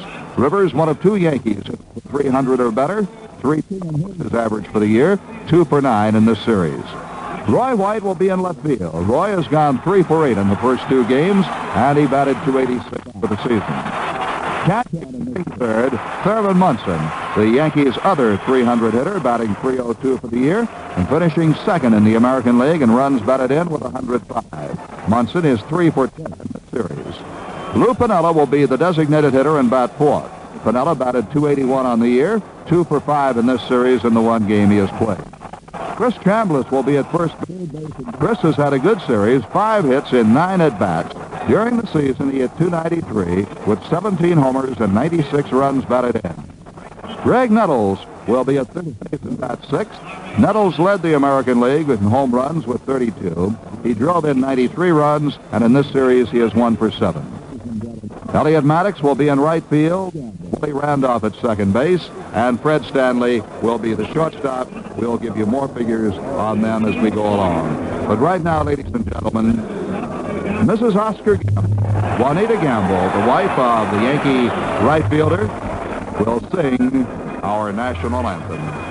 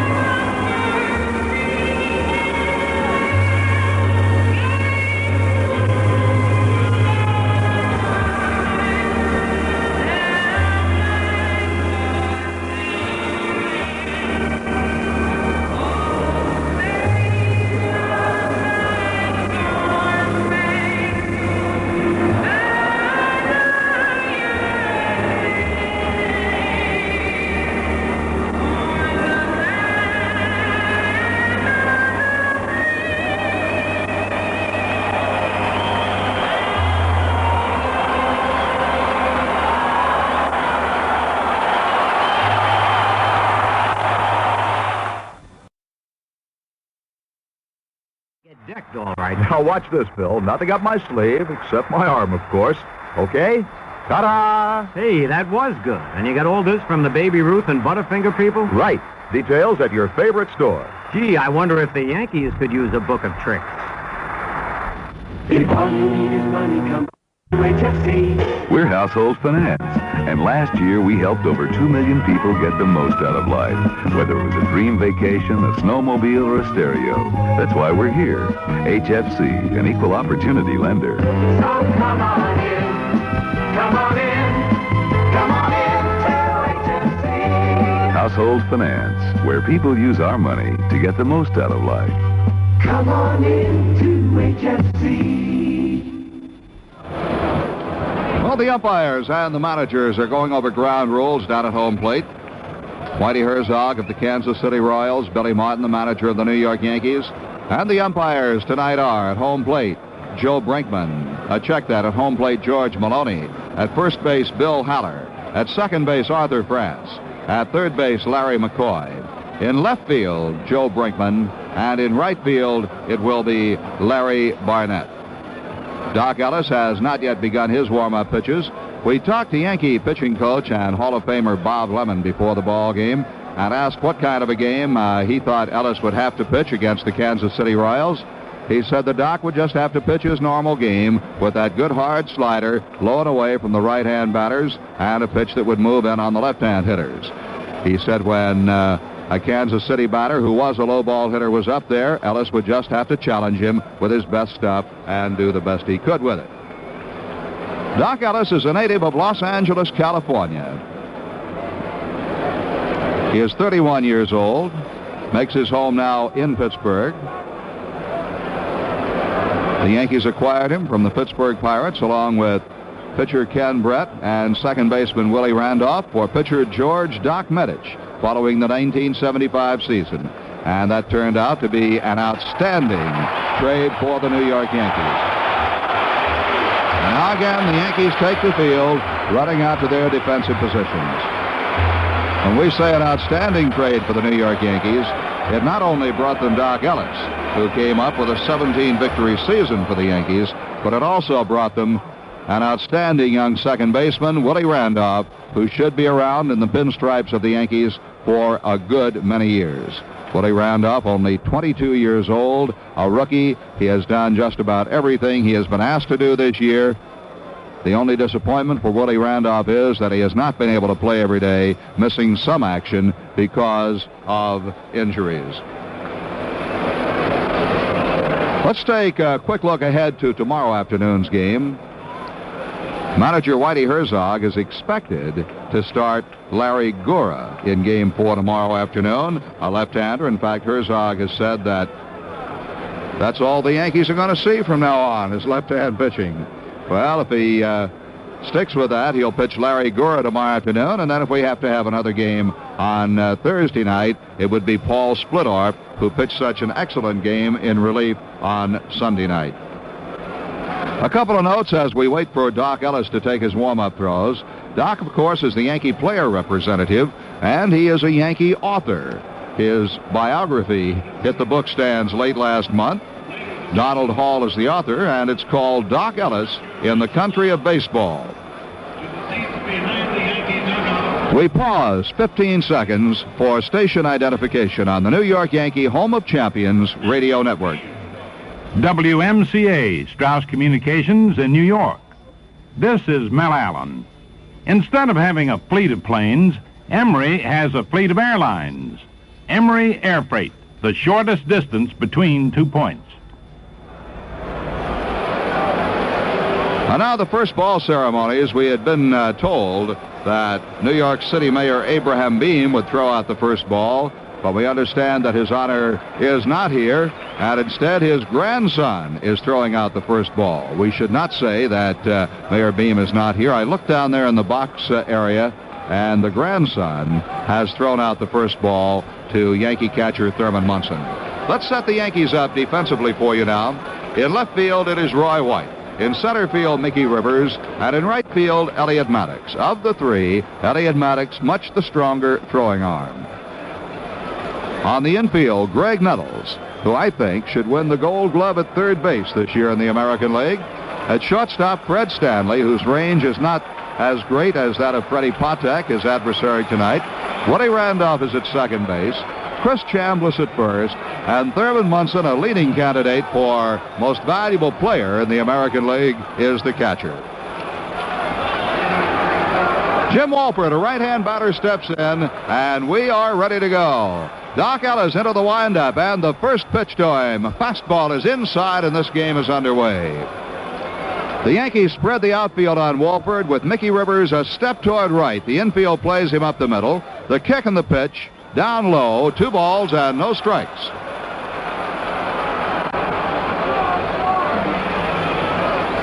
Walford's a good man to keep off the bases. He can steal a base. Doc Ellis takes something off a curve and gets it over. Strike call. The count is 2 balls and 1 strike on Walford. 1 for 7 in the series, a .249 hitter over the year. No power, only 1 home run, 24 RBIs. He fouls this one out of play. Had it not been for the injury to Amos Otis, the center fielder, which has kept him out of the lineup, Walford would probably not be starting. We'd be seeing Otis, of course, in center field, Cowens in right, and Tom Poquette in left field. Speaking of Al Cowens, he is on deck. Ellis bends slightly, picks up the side from Thurman Munson. The kick, right-hander's pitch, fast and low, ball 3. 3 balls and 2 strikes.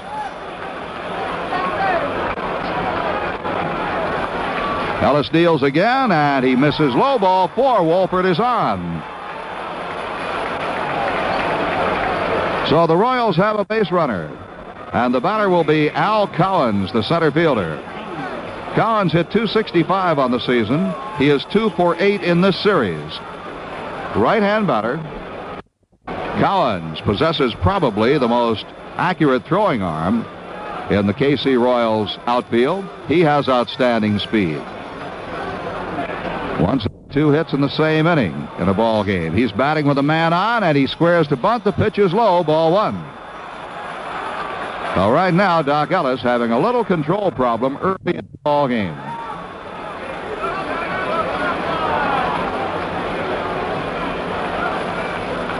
Al Cowens, during the regular season, never went more than 3 games without a base hit. The next pitch, he wanted to swing away, and it's low. 2 balls and no strikes. Down at first base, Chris Chambliss is holding on the base runner, Walford. Randolph and Stanley play up the middle. Rivers in center field shades over toward right on the right-hand hitter. Maddox well over toward the right field corner. A gap down the left field line and in left center. 2-0 pitch coming, and he takes a strike knee-high on the outside corner. Cowan steps out, takes a couple of practice swings. Left-hand hitting George Brett is on deck. Greg Nettles at third, in at the edge of the grass, not guarding the line. The first base, no play. Steve Boros is the first base coach for the KC Royals. Chuck Hiller coaches over at third. Ellis comes set, the runner goes, pitches swung on and missed, and double pumps, throws not in time. Munson had trouble getting the ball out of his mitt. By the time he threw, he was too late, and Walford is in with a stolen base. So the Royals, with nobody out, have a runner now at second base. That is Walford's second stolen base of the series. And the Royals' fourth stolen base overall. Collins has the other two. 2-2 pitch. Swing and a miss struck him out. He went pitching for a bad pitch. And Collins is retired. So there's one away. And the batter will be George Brett with a runner at second. Brett led the league in hitting, batting .333 during the season. He's the Royals' leading hitter in this series. 4 for 7. Not much power. 7 home runs. He drove 67 runs. Line drive type hitter. They play him around to the left side. And the pitch low and inside. And Munson had to scramble for it on his knees. Big gap in right center field.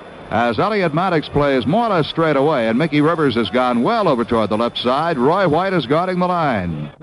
The infield, however, plays him up the middle. The kick, the 1-0 pitch. He lines it out toward right center field. That's going to be in for a base hit. A run will score. Rivers runs the ball down, and Brett stops at first base.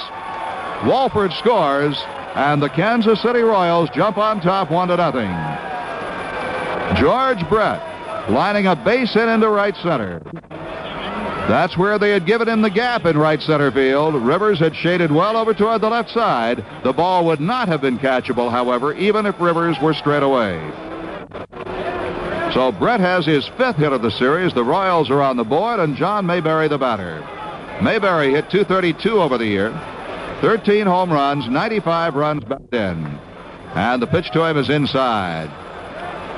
Mayberry is just about the only man on the Kansas City Royals starting lineup who will try to pull everything. He led the Royals during the year with his 95 runs batted in. The pitch to him. Lined out toward left center field. That's going to be a base hit. Roy White charges over, fields the ball. On his way to third, Brett. Mayberry stops at first. And the Royals, with 1 out and 1 run in, have runners on the corners. The second base hit of the inning. John Mayberry going into left center field with it.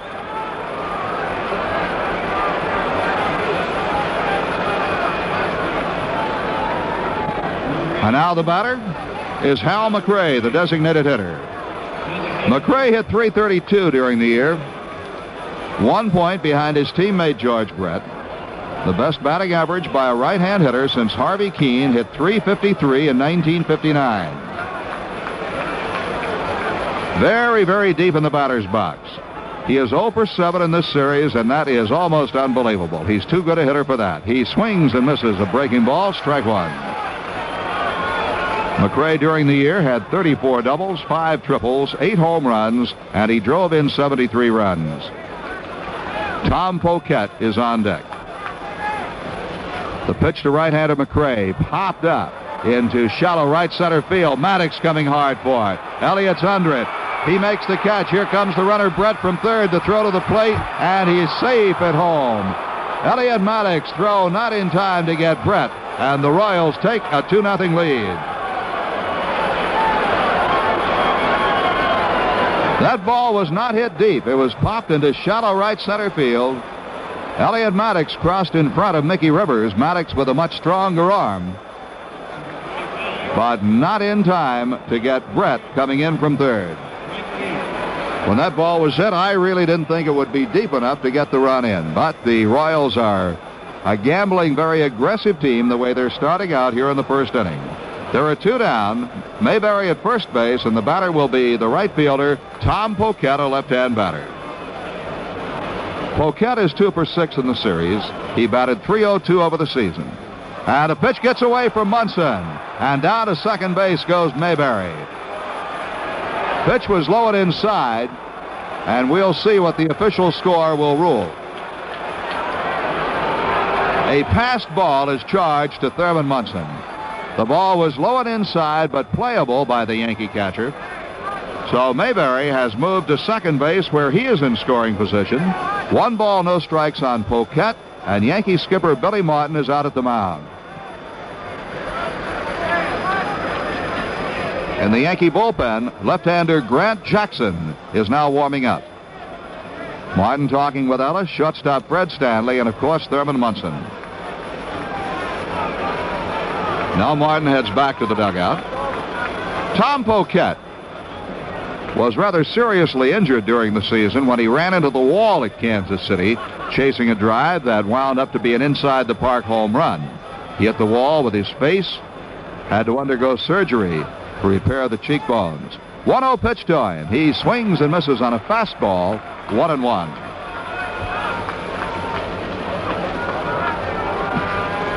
Poquette, a rookie, and the first rookie in Kansas City Royal history to hit .300.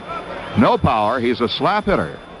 He hits this one down the first baseline. Fair ball out into right field. That'll be a base hit. A run will score. Ball gets away from Maddox, and Poquette dives into second base with a double. Mayberry scores, and the Royals lead 3-0.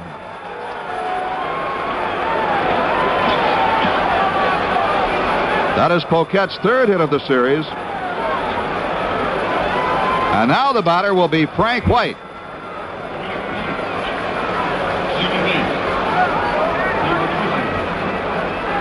As we said before, the Royals coming out very, very aggressively in the first inning of this ball game. They lost their momentum at the end of the year. In their last 11 games, they won only 2. Frank White, a right-hand batter. The pitch taken low, ball 1.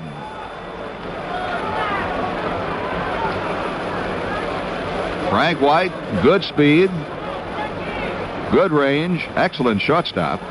Or rather, an excellent second baseman and an excellent shortstop. He can play each position. He takes a strike on the inside corner. The count evens 1-1. During the month of August, he batted .323. He swings and he misses. 1 ball and 2 strikes. Ellis took something off his breaking pitch.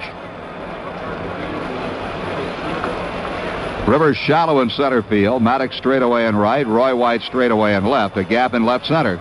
And the pitch just missed the outside corner. It's 2 balls and 2 strikes on Frank White. Fred Patek is on deck. Poquette at second, 2 down. The set by Doc Ellis. The right-hander kicks and deals low and outside. Munson had to backhand it. Ball 3.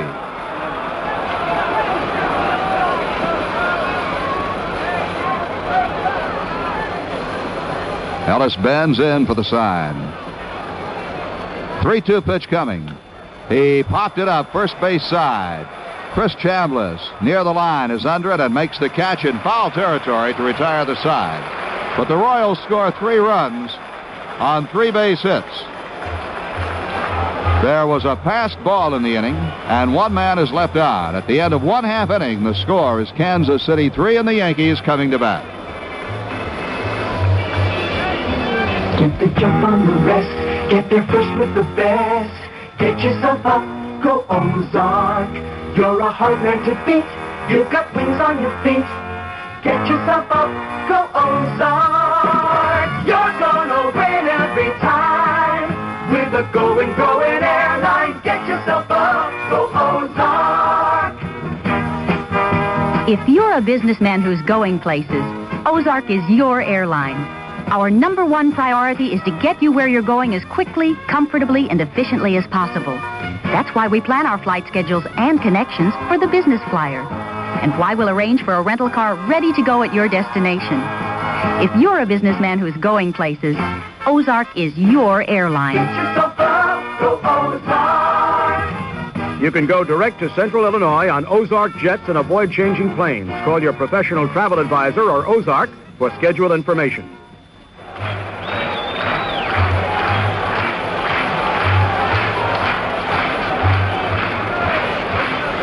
Well, the Kansas City Royals take a 3-0 lead in the top half of the first inning. And now the Yankees come to bat against left-hander Andy Hassler. The Royals defensively, Jim Wolpert is in left field, Al Collins is in center, Tom Poquette is in right. At third base, George Brett. At shortstop, Fred Patek. At second base, Frank White. And at first base, John Mayberry. Buck Martinez is the catcher. A big hand for Mickey Rivers. Rivers, left-hand hitter, batted .312 during the season.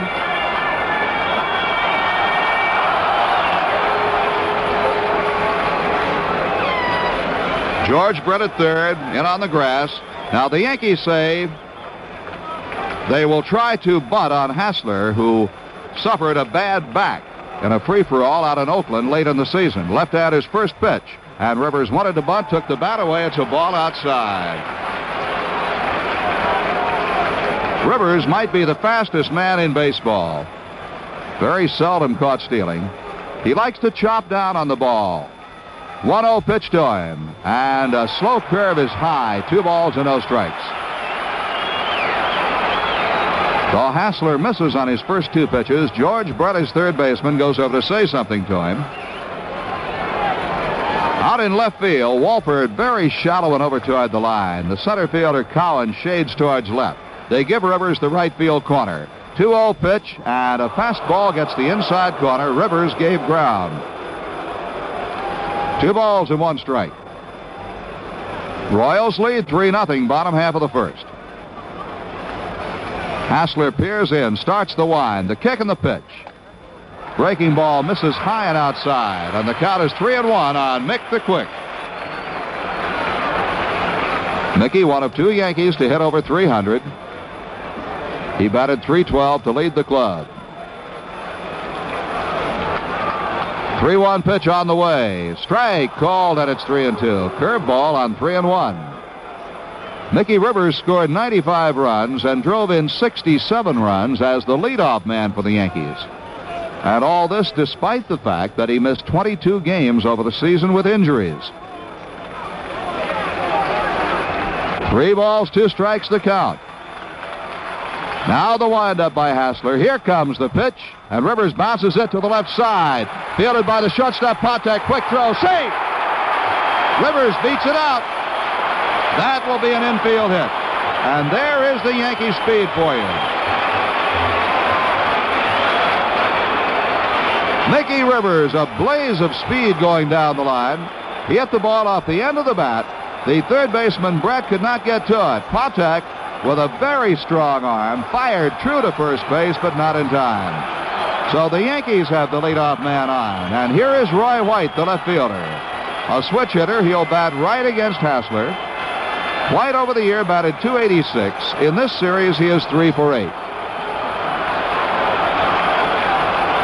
And he bluffs a bunt, takes the bat away from a fastball, strike 1. White, the senior Yankee in point of service, first put on the pinstripes in 1965, then spent some time in the minor leagues. He's been a regular Yankee since 1967, originally signed as an infielder.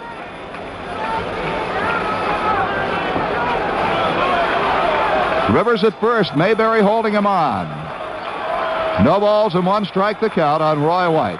The set by Hassler, the left-hander's pitch, and he bunts at it and misses. Throw to first, safe, close play. Roy White has something to say to plate umpire George Maloney as he stuck the bat across the plate, and Maloney said he offered for the pitch. Buck Martinez, with an excellent arm, fired down to Mayberry at first, and Rivers got back in a very close play. No balls, 2 strikes on Roy White. Royals lead 3-0. Rivers at first, nobody out. The infield bunched up the middle. Now the set by Hassler. Rivers goes. The pitch is bounced foul over the Yankee dugout on the first base side. Rivers got a good jump on the left-hander, but Roy White with 2 strikes on him has to protect the plate. No balls and 2 strikes. Rivers back to first base. Coach Elston Howard calling encouragement to Roy White. Elston Howard injured a leg pitching batting practice out in Kansas City, so he's hobbling a bit. Dick Hauser is coaching at third base. One-time Rookie of the Year in a Kansas City uniform. They were then the Kansas City A's. The 0-2 pitch to Roy White. Here it comes way outside and had to be saved by Buck Martinez as he jumped quickly to his right. A ball and 2 strikes on Roy White. Roy White, much unsung as a Yankee, used to take a lot of flack about a not strong throwing arm. We won't call it a weak arm. 1-2 pitch. High and outside. It's 2 balls and 2 strikes. Roy White, though, has to patrol one of the toughest left fields in the American League here at Yankee Stadium. Very spacious, not as much so now as it used to be. Very bad sun field in the daytime. 2-2 pitch, no. Throw to first base instead, and Mickey Rivers is back easily.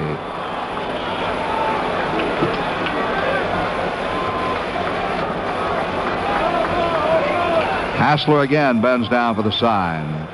6'5", 215-pound left-hander turns it loose outside. Ball 3. 3-2 on Roy White. We'll see if Billy Martin will run Rivers.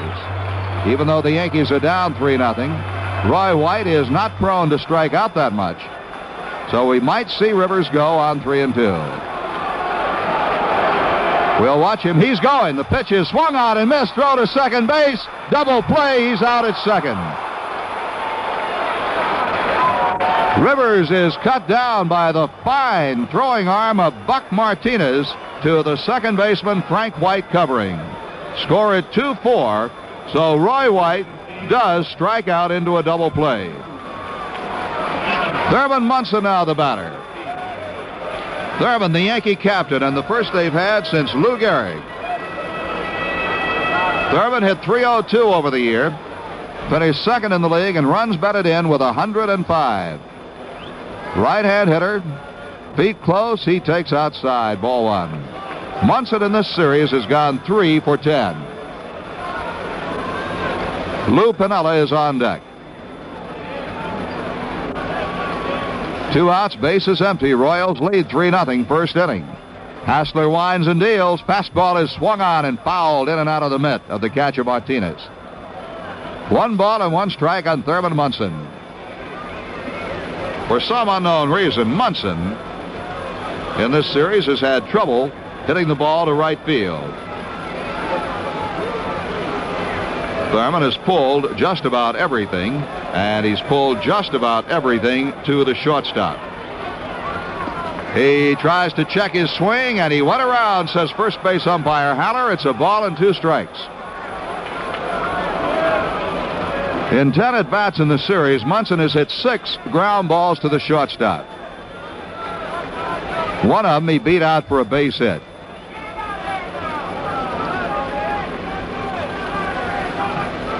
Now the windup and the 1-2 pitch coming. Rip foul just past the third base dugout. It bounds back on the playing field and is knocked down by third base umpire Larry McCoy.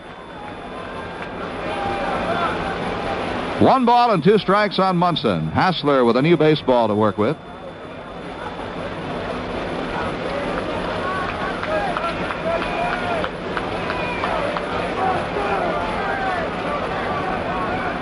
The left-hander has his sign. Ready with a 1-2 pitch to Munson. It's up high. Change-up. 2 balls and 2 strikes.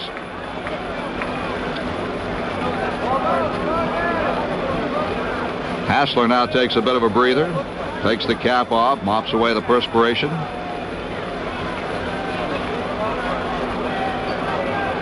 Two-two pitch. High. Ball 3. Andy Hassler over a stretch with the Angels and then with the KC Royals had lost 18 games in a row. But then he came back to win 4 straight. And as we mentioned before, he pitched well against the Yankees. 3-2 to Munson.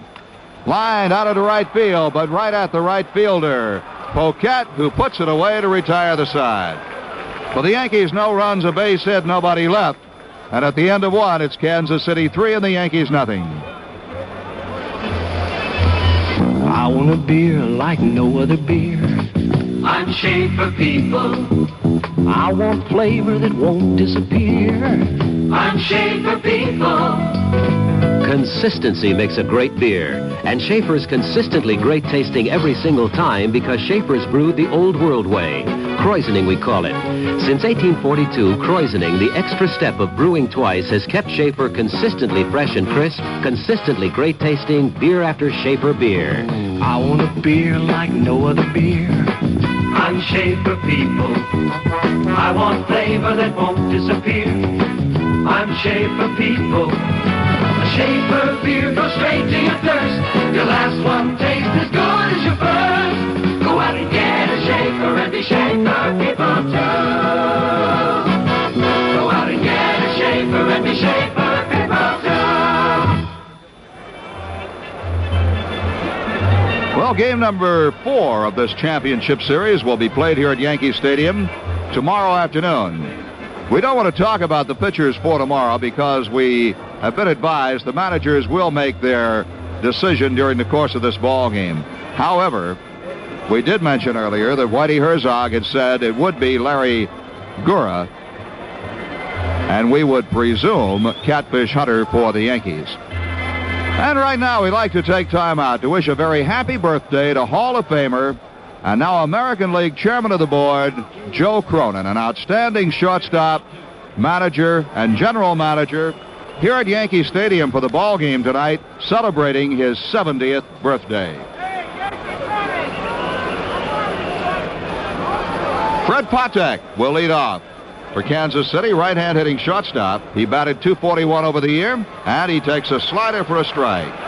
Patek is 2 for 7 in this series. He has outstanding speed, a strong arm. Smallest man in the major leagues at 5'4" and 140 pounds.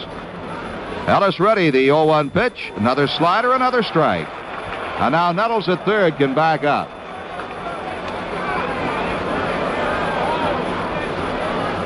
Outfield is fairly shallow except for White and left. Stanley well over in the hole. The 0-2 pitch high with a fastball. It's 1-2. Elliott Maddox straight away in right field. Rivers a very shallow center.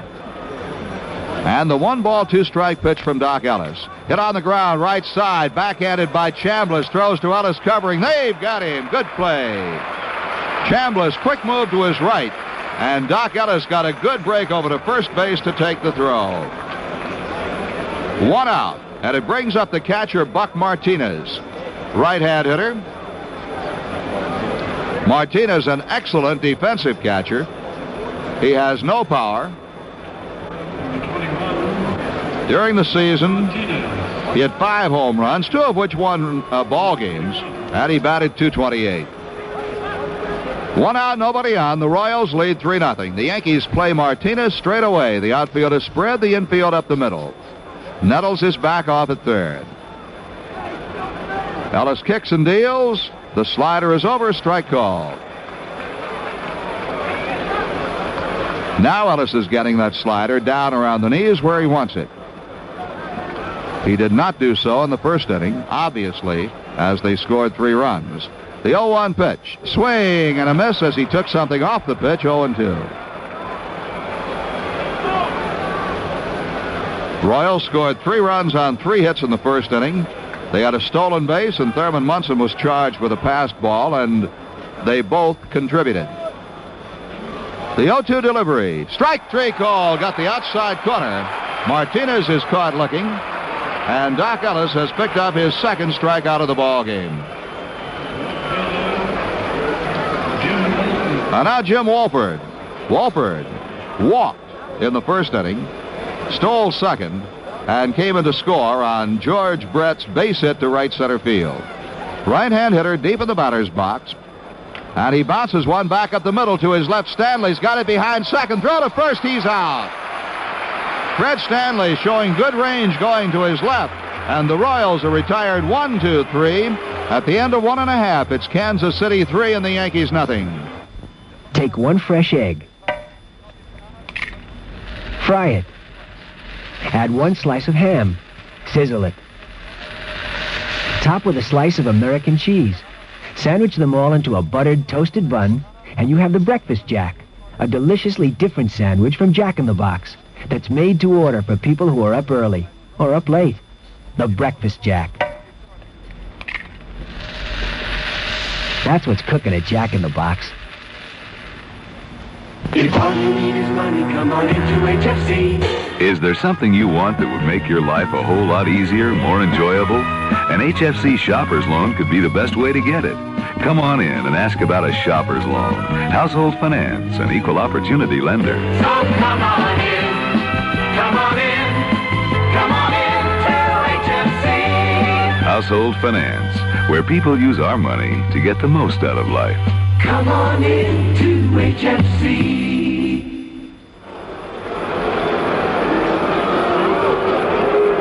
We pause for station identification on the New York Yankee Home of Champions radio network. WMCA, Strauss Communications in New York. This is Mel Allen. At Emory Air Freight, your package not only gets a choice flight, it gets a choice of flights. Emory Air Freight, the shortest distance between 2 points. Bottom half of the second, Lou Piniella leads off for the Yankees. The Yankees' designated hitter. He batted .281 during the season. He played in 1 game of this series, had 2 base hits, pulled the ball both times. He is 2 for 5. Lou Piniella, 1-time Rookie of the Year in Kansas City. That was in 1969. He's hit over 300 3 times in his Major League career. He was first signed to a contract by ex-Yankee Spud Chandler. Hassler winds the pitch to Lou, inside, ball 1. They play Piniella a bit to the left side. The shortstop Patek over in the hole.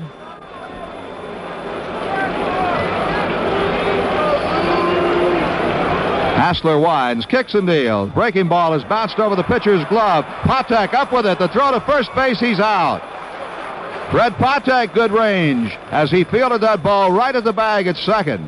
It was just over the glove of the pitcher Hassler, and Patek's strong arm retires Piniella.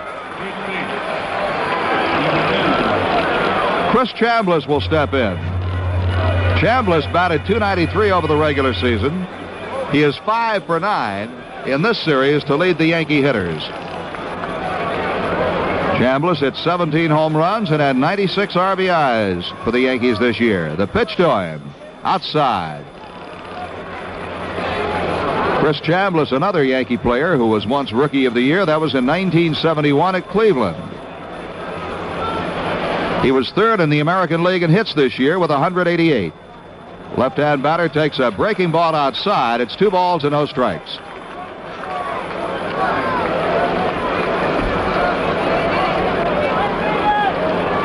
They play him up the middle. And the 2-0 deal. Breaking ball is hit on the ground to the second baseman, Frank White, and he throws him out 2 down. 2 outs, nobody on. The Royals lead 3-0 here in the bottom half of the second, and the batter will be Greg Nettles. Greg Nettles did an outstanding job for the Yankees at third base this year.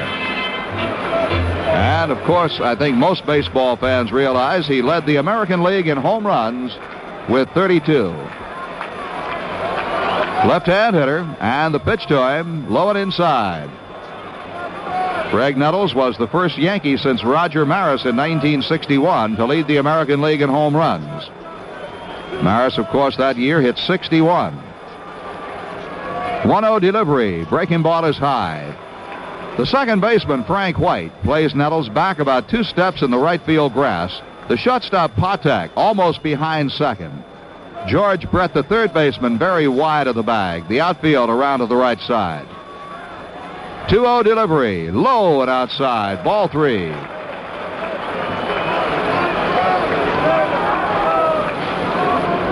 Greg Nettles has hit more home runs than any other Yankee third baseman in the history of the ball club. 3-0 pitch to him, He takes, and a strike is called by plate umpire George Maloney.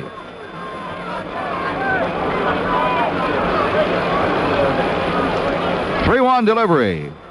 Did he check his swing? He did, and it's ball four. The pitch was a bit outside, so Nettles trots down to first base. That is the first walk given up by Andy Hassler, and it will bring up right fielder Elliot Maddox. Maddox played very briefly this year. You might as well say he has missed 2 seasons because of an injured knee.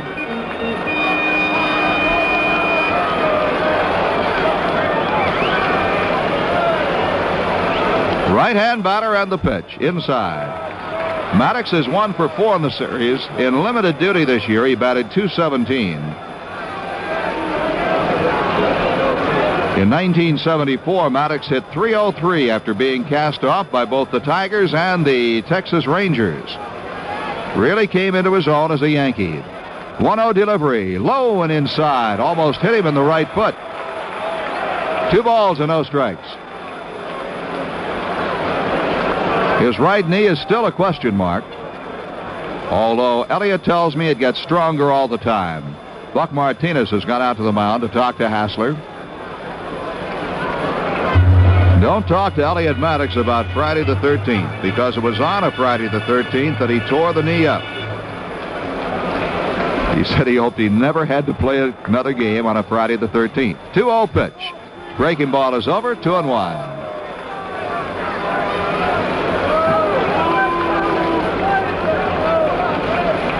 At one time, Elliot Maddox had aspirations to be a lawyer and may still pursue a law career.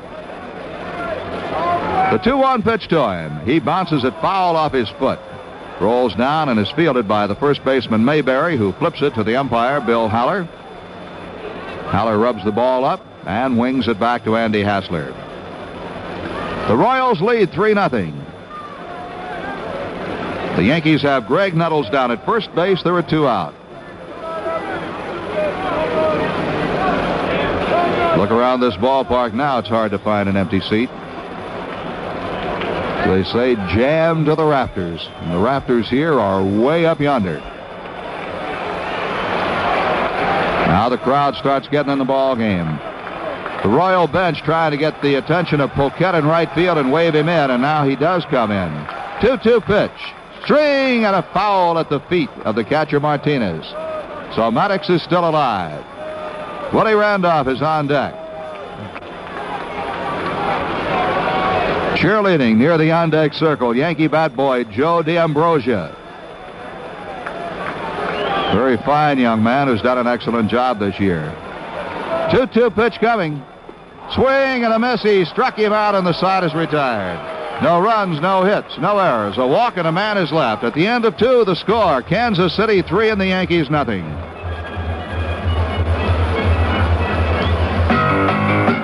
Yes, it's the time to say yes at your Chrysler Plymouth dealers. Sure is easy to say yes to the affordable Chrysler Cordoba any time of the year.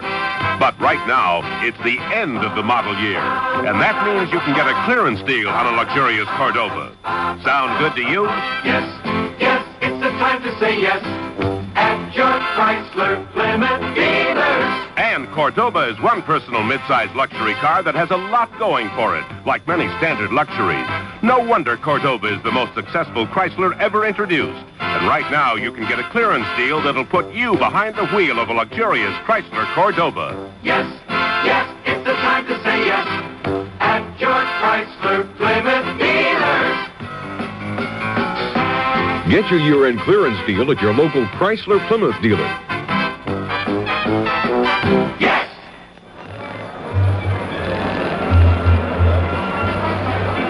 Well, tonight the Yankees officially opened the left field bleacher section. The first time the bleachers have been in use this year. It has expanded the capacity of the ballpark to some 57,000. The record thus far in the new Yankee Stadium, 53,160 on July 11th, 1976 against Chicago. And speaking of attendance, the Yankees this year went over 2 million at home for the first time since 1950. They were the last American League team to do it as well.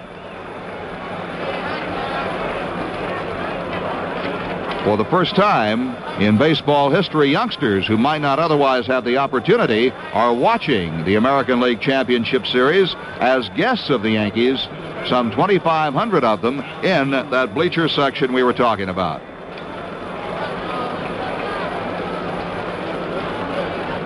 Al Cowens is the leadoff batter for the Kansas City Royals as we go to the third inning. Cowens struck out his first time up. Doc Ellis ready to work to him, and the first pitch, a fastball inside, ball one. Fred Stanley plays him well over in the hole at shortstop. Outfield spreads out, shading him to right. This pitch is bounced foul into the Kansas City dugout and back out again. Doc Ellis had a rough first inning. Then he got the side in order without a ball out of the infield in the second. Cowens, tall, willowy, right-hand hitter. Ellis rocks and delivers, and the pitch is bounced over Ellis's head. That may be trouble. Randolph has it behind second. His throw is not in time. Cowens beats it out for a base hit.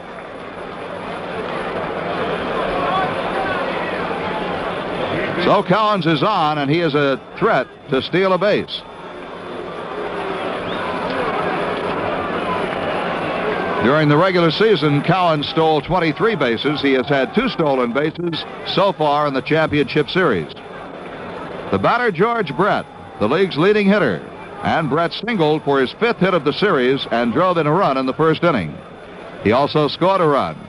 Left-hand batter, very, very hard to pitch to. The Yankees play him to the off-field. Ellis' first pitch is taken right down Broadway, strike one. Chambliss is holding on Cowens over at first base. Brett takes a long look down at third base coach Chuck Hiller. Roy White comes in more shallow in left field and over toward the line. Rivers takes a few steps toward left. Ellis throws to first. There is no play. Hard to turn a double play with Cowens. Good speed at first. He can get down there and break it up, and Brett can get down to first. The pitch is up high, and the count is 1 ball and 1 strike. Royals lead 3-0. In case you had not heard, Cincinnati swept the Phillies with a 7-6 win this afternoon. Phillies had a lead in the ball game. The Reds came back to win it. Ellis stares in for the sign, drops his hands. 1-1 pitch, a pitch out, and the runner was not going. 2 balls and a strike. John Mayberry is on deck. George Brett has an older brother, Ken, who pitches for the Chicago White Sox and was, earlier this year, a member of the Yankees. 2-1 pitch to him. He bounces one off the third base side, foul. Munson, quick as a cat, charged down the line and grabbed it, but in foul territory.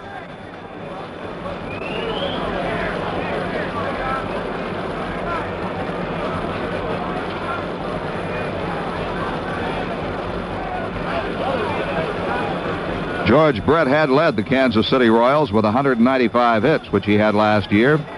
He got his 196th hit this year to break the KC record off his brother, Ken Brett. George takes outside. 3 balls and 2 strikes. George Brett is the only player in Kansas City's 21-year history to log 200 base hits. He, during the season, had 6 consecutive 3-hit games. Runner goes, pitches bounced over towards second base. Randolph has, steps on the bag, throws to first for the double play. Willie Randolph broke with the runner, Cowens. He was in perfect position, fielded the ball with his foot on the bag, and his throw to first base was in plenty of time to get George Brett. There are 2 down as the Yankees turn over their first double play, and the batter will be Big John Mayberry, left-hand hitting first baseman. Until Mayberry got a base hit in Sunday's ball game, he had gone 0 for 23 against Yankee pitching. Ellis delivers, and he takes a strike over the outside corner. Mayberry singled his first time up in this game and came in to score run number 3 for the Royals. This pitch is low, and the count is 1-1 strike on Mayberry. The Yankees overshift on him with nobody on base. Nettles plays shortstop. Stanley is really on the first base side of second. Willie Randolph about 10 steps back in right field. 1-1 pitch, hit right back through the box, but fielded on a tough hop by Stanley. Throws, and he's got him. Fred Stanley really had to beat that one off. It took a tough hop to him, but he made the play to retire Mayberry and the side. No runs, no hits, no errors, and nobody left on. At the end of 2.5 innings, it's the Royals 3 and the Yankees nothing. Sears is where America shops for the gifts we give. It's still not too late to enjoy the early shopper's discount of $5 on purchases totaling $50 or more from Sears' new Christmas Wish Book. But hurry, shop by phone from home or see a Wish Book at Sears Catalog Order Desk. The early shopper's discount from Sears' Christmas Wish Book. Where America shops.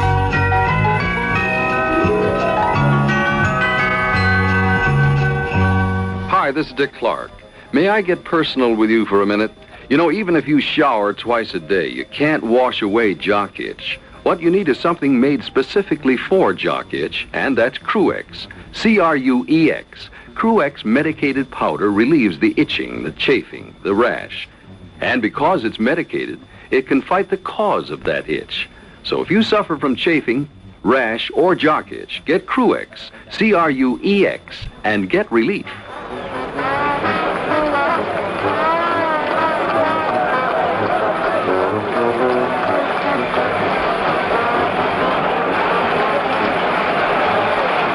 Willie Randolph. The Yankee second baseman, Willie Randolph, leads off the bottom half of the third. Randolph hit .267 over the year. He is 0 for 7 in this series.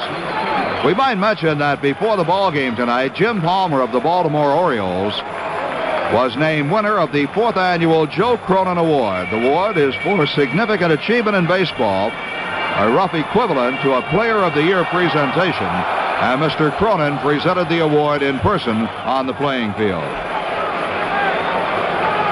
Randolph, right-hand batter. The pitch to him, he checks his swing, and he takes a strike. Third baseman Brett plays him very loose. He is not in on the grass, just about a step off.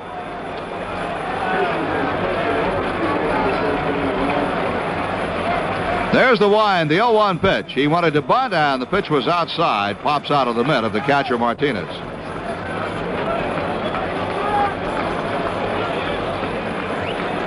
Willie Randolph is off the sandlots of Brooklyn.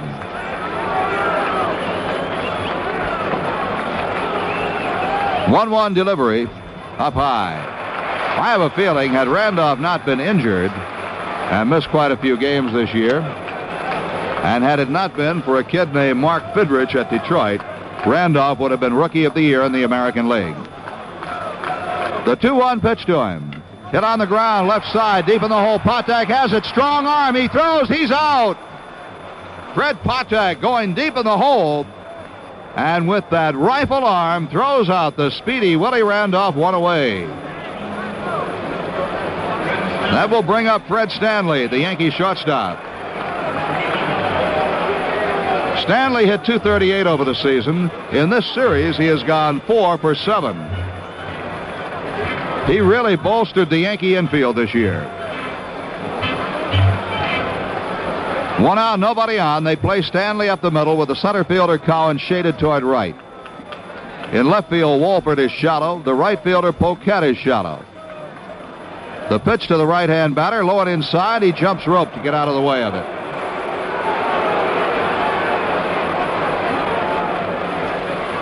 Fred Stanley has been around in the major leagues. Seattle, Milwaukee, Cleveland, San Diego, and the Yankees. He takes ball 2. Of course, with a lot of ball clubs, you may lose a job, but somebody always seems to want you, which has to be reassuring if you look at it that way. Now the 2-0 pitch. Changeup is over for a called strike. It's 2-1. Fred Stanley was the last Yankee to hit a grand slam home run at old Yankee Stadium before the renovation. 2-1 pitch to him. Misses outside. Ball 3. Hassler is behind 3-1.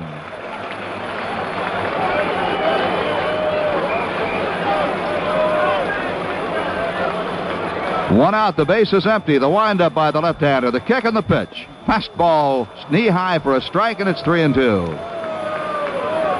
Fred Stanley will take a lot of pitches. He's not ashamed to get a walk and a free ticket to first base. But now the count is 3-2, and the payoff pitch is on the way. He pops it up. Shallow left field. Back goes Patek, the shortstop, and he makes the catch. A good pitch from Hassler got him right in on the fists. So 2 down, and Mickey Rivers the batter. Mickey Rivers has the Yankees' only base hit, an infield single in the first inning. Then he was thrown out at second base when Roy White swung and missed a 3-2 pitch, and Buck Martinez fired Rivers out. Brett in on the grass at third. The pitch is cut on and popped up foul on the third base side of the plate. The catcher now the third baseman, Brett, and Brett makes the catch to retire the side. So the Yankees go meekly 1-2-3 in the third. Frank Messer here, and Bill White will come on for the middle 3 innings. At the end of 3, it's the Royals 3 and the Yankees nothing. Isn't it time you knew Yoo-hoo chocolate drink? Do yourself a favor, enjoy the super flavor of America's favorite chocolate drink. It's got real goodness, protein goodness, and cool, refreshing taste.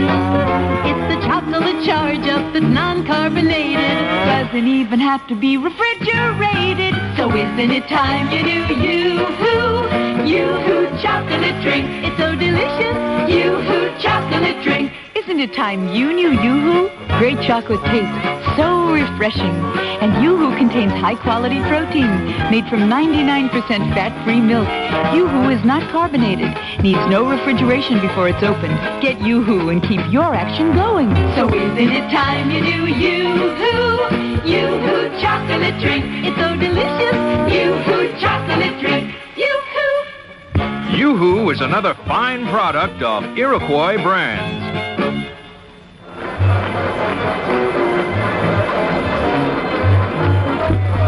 Well, the 3-inning totals: Royals 3 runs, 4 hits, no errors. Yankees no runs, 1 hit. The only Yankee hit, the infield single by Mickey Rivers, and the Yankees have committed no errors. We're ready for the 4th, and ready with the play-by-play. Here's Bill White.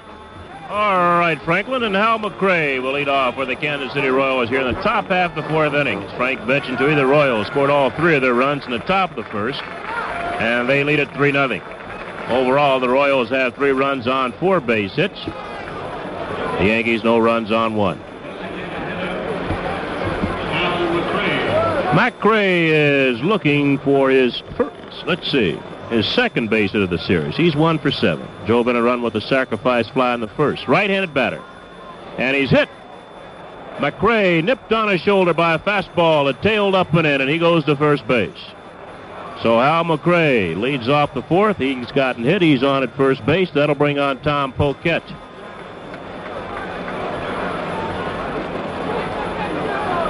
That's the first man hit in the series.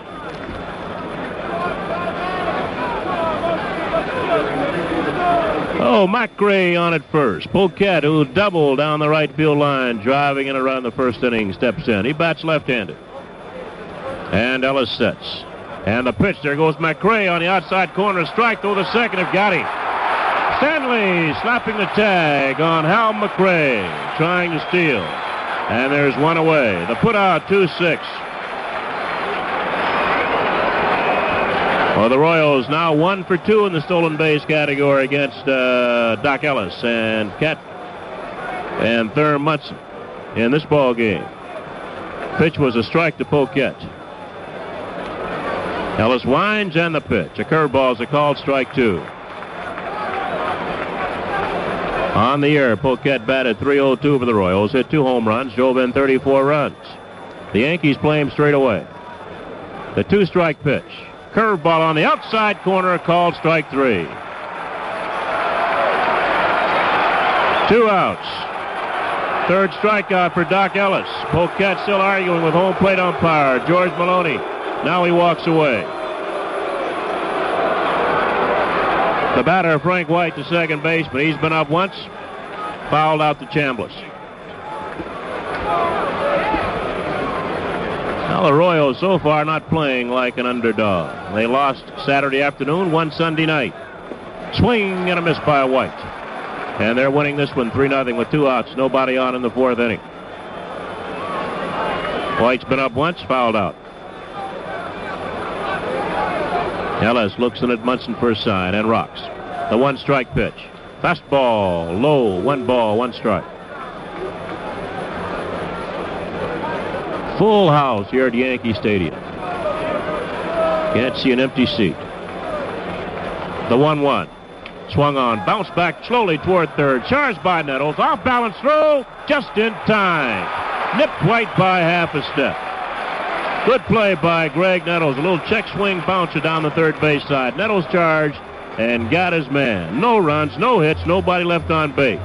Bottom of the 4th coming up. Royals 3, Yankees nothing. It's not that I don't want to pay my bills. There's just so many of them. Every month, month after month. I mean, what do you do? Come on in, come on in, come on in to HFC. Endless bills can get anyone down. But an HFC bill payer loan lets you clean up all those old bills and leaves you with only 1 payment each month. HFC, an equal opportunity lender. Come on in, come on in, come on in to HFC.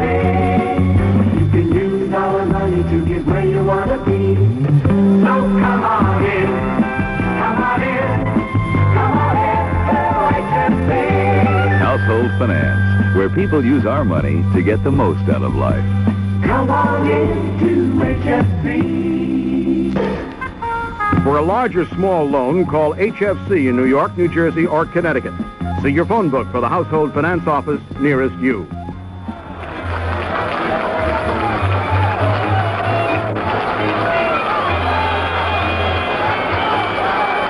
Well, the bottom of the 4th, the Yankees have to get those bats working. They're losing 3-0. Hassler, the left-hander, has been throwing a lot of pitches, but so far the Yankees haven't been able to take advantage of it. Hassler's gone 3-2 on a lot of batters. So far he's walked 1 and struck out 2. The Yankees so far in the ballgame have had just 2 base runners. Mickey Rivers got an infield hit in the 1st. He was caught stealing. And Greg Nettles walked with 2 outs in the 2nd, and he was left stranded. So Roy White will lead off the bottom of the 4th for the Yankees. It'll be White, Munson, and Piniella, the heart of the Yankee batting order, against Andy Hassler, a tall 6'5" left-hander. Here's Hassler's first pitch to White. And White takes a strike. On a 3-2 pitch in the 1st inning, White struck out. And Martinez cut Rivers down, trying to get into second base. The 1-strike pitch, hit on the ground is short to his right. Patek, he's up, fires across the diamond in the dirt, but it's scooped up by Mayberry, and there's 1 away. Good play by first baseman John Mayberry. So White bounces out 6-3 for the first out here in the 4th, and that'll bring on Thurman Munson, the catcher. Thurman's been up once. He lined to the right fielder, Tom Poquette. Munson 3 for 11 in the series so far. Drove in 100 runs for the 2nd year in a row for the Yankees this year. Drove in 102 last year, 105 this year. Batted .302 on the year. One of 3 Yankees mentioned as candidates for the most valuable player in the American League. Here's the first pitch to Thurman. Curveball is on the outside corner, a strike. Munson has been mentioned. Chambliss has been mentioned. Mickey Rivers has been mentioned. Nettles should get some consideration. So should Roy White.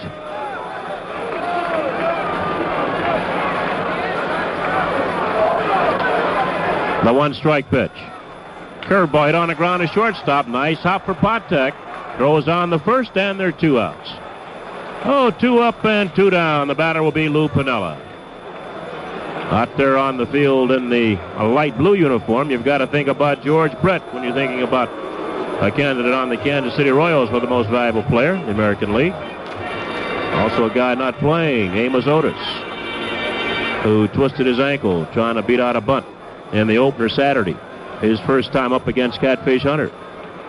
Otis is here in uniform, but probably will not play. Pinella's been up once, grounded to short. And the pitch to Lou. Hit on the ground, third base. Past the third baseman down the left field line. Piniella around first base and falls. And Patek goes out and grabs the ball from a fan.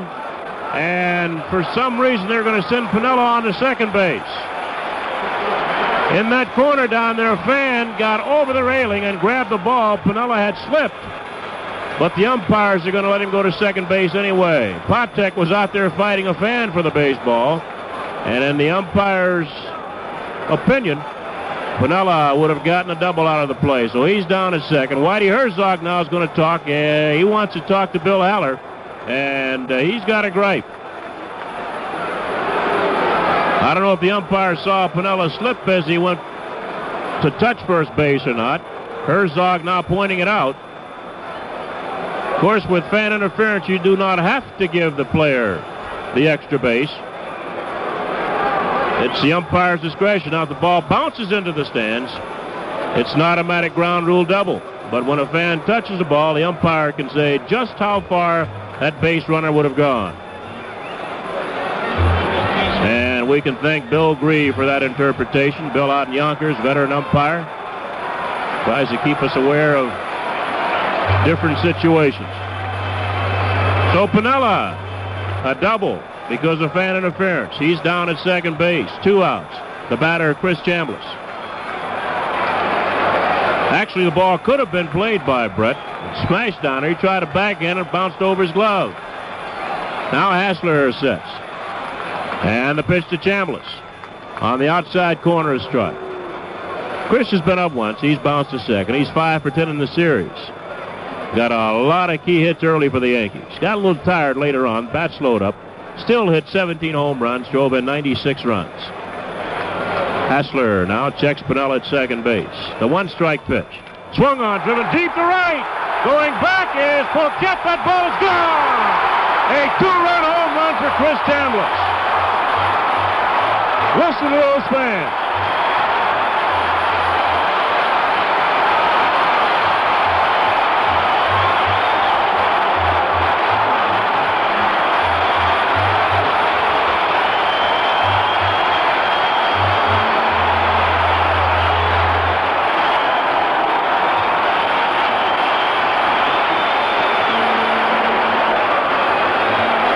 Getty round tripper for Chris Chambliss, and for his Getty round tripper, Chris receives Getty gift certificates. Good toward the purchase of Getty Premium, the gasoline that, according to a recent survey, sells from 2 to 2.5 cents less per gallon than most other major premiums.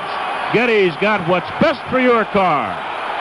Oh, the Royals now lead 3-2 as somebody's thrown some debris now out in left field, and time is called as the left fielder Jim Wolford goes over and retrieves it. While they're doing that, let's take 15 seconds for station identification on the New York Yankee, home of champions radio network. WMCA, Strauss Communications in New York. This is Mel Allen. Emery doesn't think anyone should discriminate against a package because of its size, weight, or destination. Emery Air Freight, the shortest distance between 2 points. Chambliss hits the first home run of the league championship series, brings the Yankees back. And they're within 1. The pitch to Nettles is high. Chambliss looked like he got a fastball low and out over the plate and drove it between the 385 and the 353 mark in right center. The next pitch to Nettles is swung on and fouled off. Nettles spins around, falls down as the ball hits him on the ankle. A ball and a strike. Now Gene Monahan, the Yankee trainer, bounces out of the Yankee dugout. And Nettles and Monahan walk a bit. Chris Chambliss, as he has done so often in 1976, the long ball has kept the Yankees in ball games, and a lot of those long balls against left-handed pitching. Royals 3, Yankees 2. We're in the bottom half of the 4th inning, 2 outs and nobody on. A double by Piniella and a home run by Chambliss. Hassler winds, and the 1-1. Curveball is in there, called strike. It's 1-2.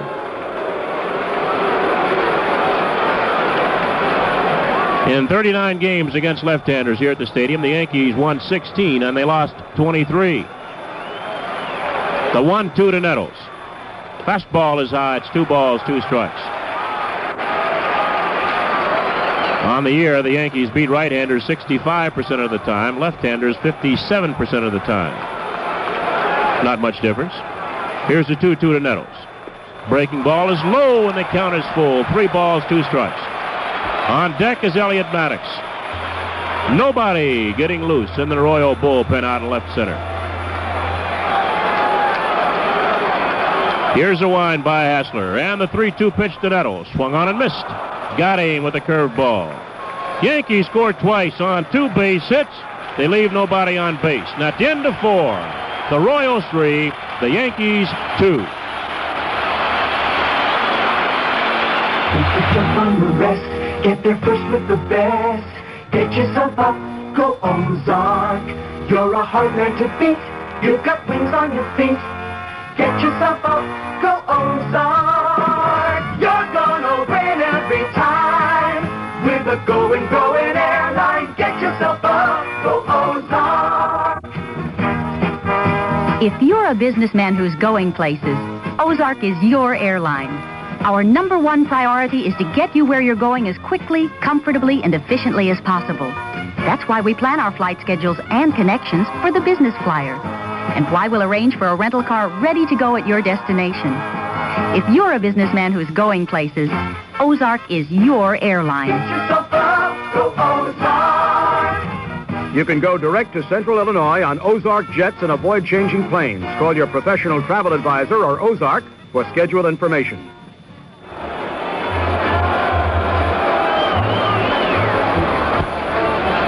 A big home run by Chris Chambliss.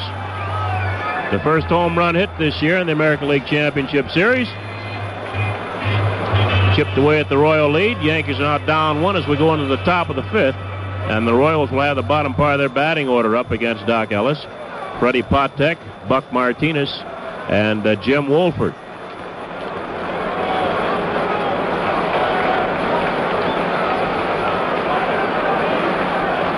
Ellis on the year against the Kansas City Royals, won 1 and didn't lose any. Andy Hassler had no record against the Yankees, though he did pitch against them. A lifetime against the Yankees, Hassler is 0-4. Hassler had gone over 15 months without a major league victory. During that span, he had lost 18 in a row before getting on to Kansas City and ending up 5 wins, 6 losses with the Kansas City Royals. Of course, Herzog is going to use every left-hander he can get against the New York Yankees. Here's Patek in against Doc Ellis. Curveball is a strike. Both Patek and Ellis products of the Pittsburgh Pirates organization. Patek has been up once, bounced to Chambliss, who tossed to Ellis, and they got him at first. Curveball lined up the middle. That'll be a base hit. Rivers in quickly, and Patek will hold at first base. Now, this little fella can run. He stole 51 bases on the year.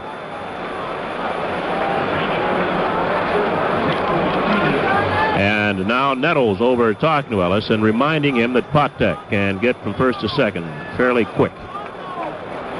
Here's Buck Martinez, the catcher. Ellis struck him out in the second. Throws him with a fastball.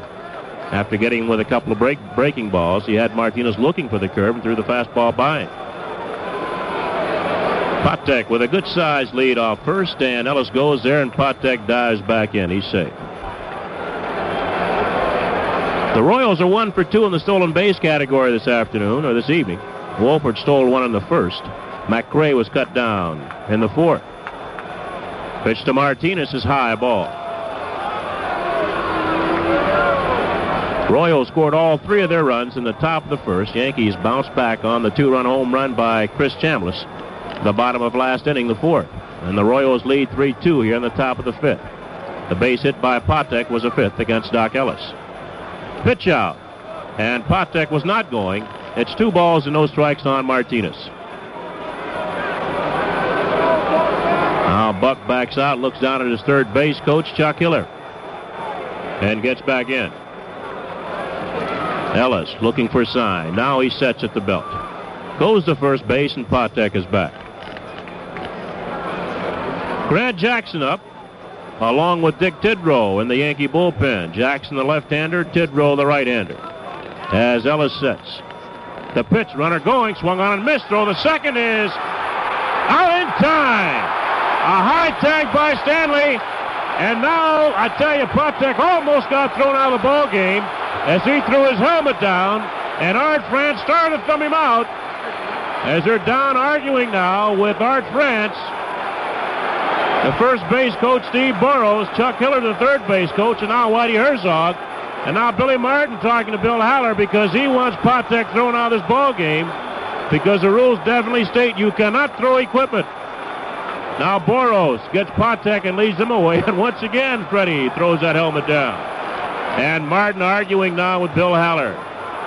Oh, Patek is thrown out 2-6. A fine play by Fred Stanley. That ball was high, and on the second base side of second, Stanley dove for the ball, got it, and he tagged Patek high, but evidently before he got into second base. Oh, Herzog's finished his argument with France. Martin still talking to Haller. And I'm sure Billy telling Bill Haller that anytime you throw equipment, you should get bounced from the ball game. Of course, maybe they have different rules in the championship series. Umpires like to keep guys around, especially in a game as important as this. I suppose they have a directive probably from Dick Butler, the director of the umpiring crew in the American League, and probably from Lee McPhail, the president, to be a little lenient with the players. Martin still talking to Bill Haller on the first base line.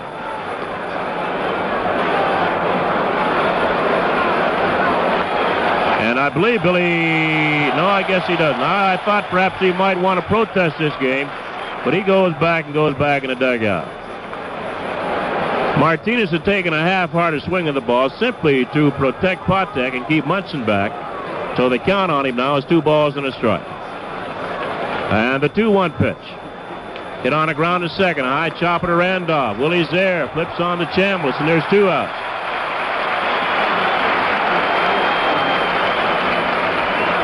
So with 2 outs, nobody on, the batter, the left fielder, Jim Wolford, who walked, stole a base, and scored in the first, grounded to short in the second. Wolford's a right-handed batter. Well, Ellis has settled down since that first inning when the Royals scored 3 times on 3 base hits. Since then, he's given up a couple of base hits, but he's pitched to a minimum amount of men. A double play, and 2 guys caught stealing. Pitch is outside to Wolford. And the next pitch on the outside corner, knee high, 1 ball, 1 strike. Royals 3, Yankees 2, top half the 5th inning, 2 outs, nobody on. Ellis in the windup and the 1-1 pitch. Breaking ball is swung on and missed. 1 ball, 2 strikes.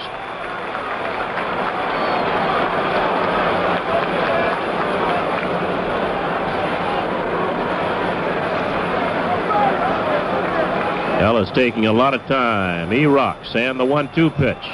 Hit in the air, center field. Rivers right there. Now he backs up a couple of steps, and he puts it away for out number 3. For the Royals in the 5th inning, no runs on a base hit.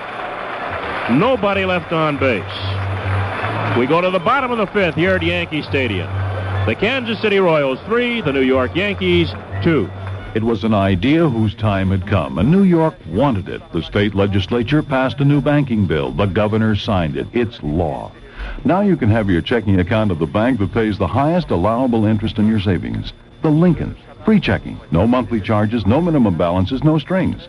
When the Lincoln says free, we mean totally free. As long as you have $1 in the Lincoln savings account, you can write all the free personalized checks you like. No matter how many you write, you don't pay a cent. No matter how low your balance, there's never a service charge. And at the Lincoln, you can also have the comfort of a Safety Zone account. Your balance plus a $1,000 cushion. With a Lincoln Safety Zone account, you can write checks for up to $1,000 more than your balance without paying the $2 charge for overdrafts. When you borrow from your Safety Zone, your check is as good as if you had the money in your account. And interest on your Safety Zone loan stops the day you repay it. You've waited a long time for this. Call the Lincoln today. 782-6000. The Lincoln Savings Bank. 782-6000. Member FDIC.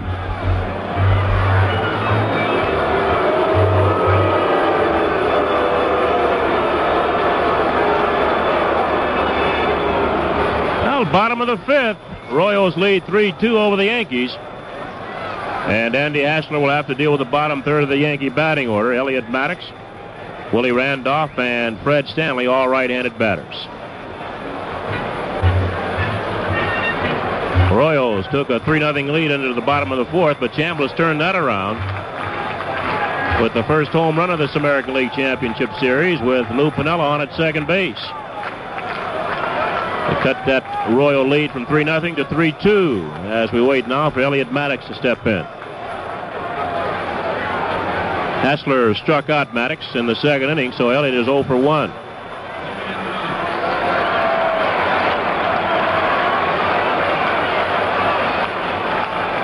Royals have 3 runs on 5 base hits. The Yankees 2 runs on 3 base hits.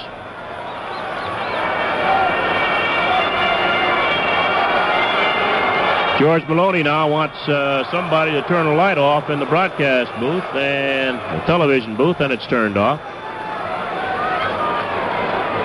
I don't know about baseball anymore. I don't know who's running this game. It's a spectacle, sure. But it ought to be our spectacle. Maddox takes low. A ball and no strikes. A curveball that he held up on.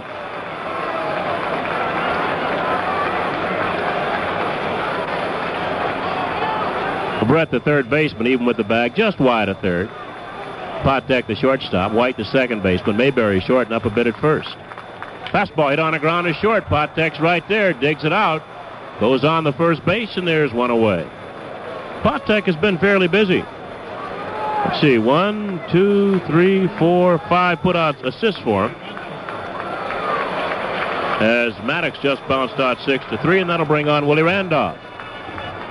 He's been up once and grounded out 6-3, short to first. Moving on deck is Fred Stanley. Here's the first pitch to Randolph. Fastball is high. Sort of bunch Randolph, the left fielder Wolford. And they play him shallow. Cowan straight away in center. Now Poquette moving a step or two toward right center. Fastball is outside. 2 balls, no strikes on Randolph.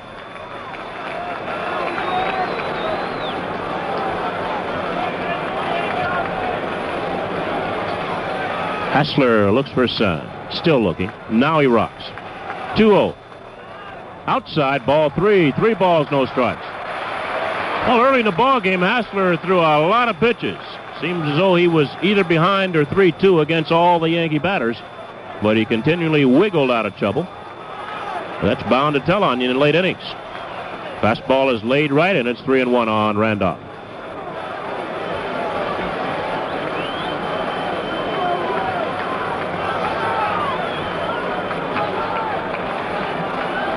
Here's a wind and the 3-1 pitch. Inside and high, ball 4. So Randolph walks with 1 out, and the batter is Fred Stanley.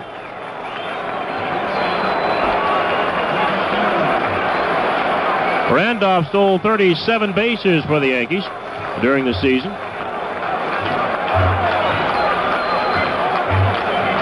And he bounces off and takes a good-sized lead there at first base with John Mayberry holding.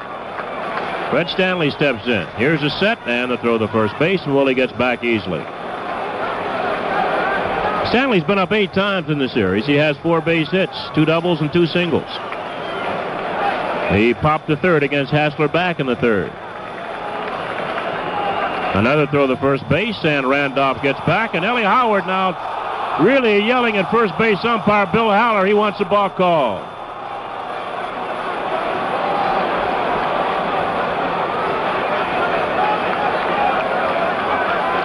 Of course, a lot of that is for the benefit of Hassler. Ellie doesn't want him balking toward first base. Pitch, and it's taken a strike. Stanley squared the bunt, and the ball just got the inside corner. No balls, 1 strike. Now Fred backs out, looks down at Dick Hauser, his third base coach. Potek takes advantage of that quick timeout to tie his shoes. Doesn't have to bend down too far to tie his shoes. He's only 5'4".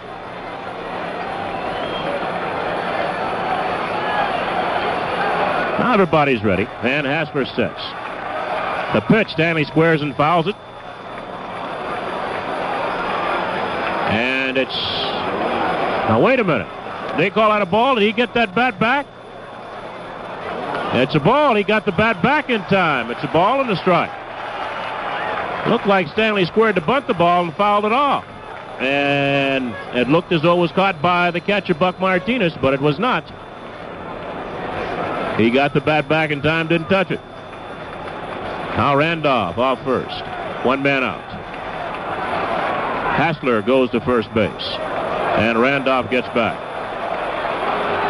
And Ellis still discussing that move with Bill Haller. But of course they let all left-handers balk. No reason to think they're going to change it for the playoffs. The 1-1 now. Stanley takes high, 2 balls and a strike. Now we're going to get some action in the Kansas City Royal bullpen. Tommy Hall, a lean left-hander out there throwing. And they also have a right-hander out there getting loose. That's Marty Patton. Marty Patton, a right-hander, and Tom Hall, a left-hander, out throwing for the Kansas City Royals.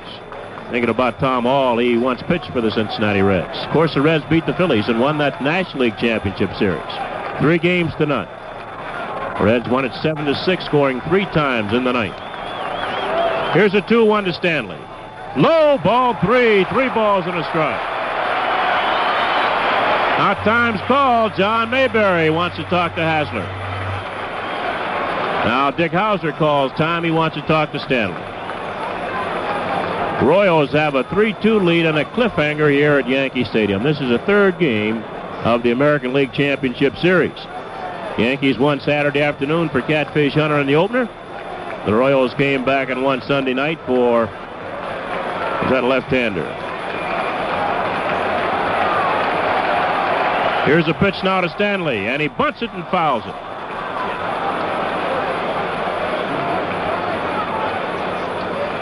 Paul Splittorff won that ball game on Sunday, pitching 5 2/3 innings of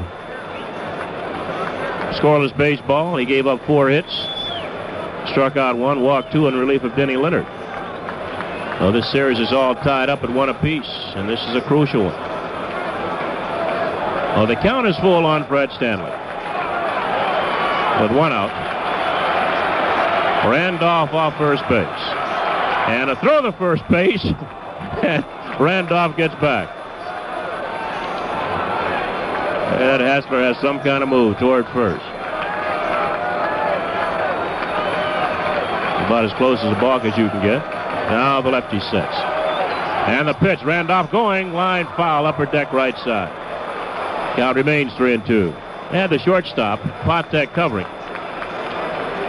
So they don't expect Stanley to pull the ball.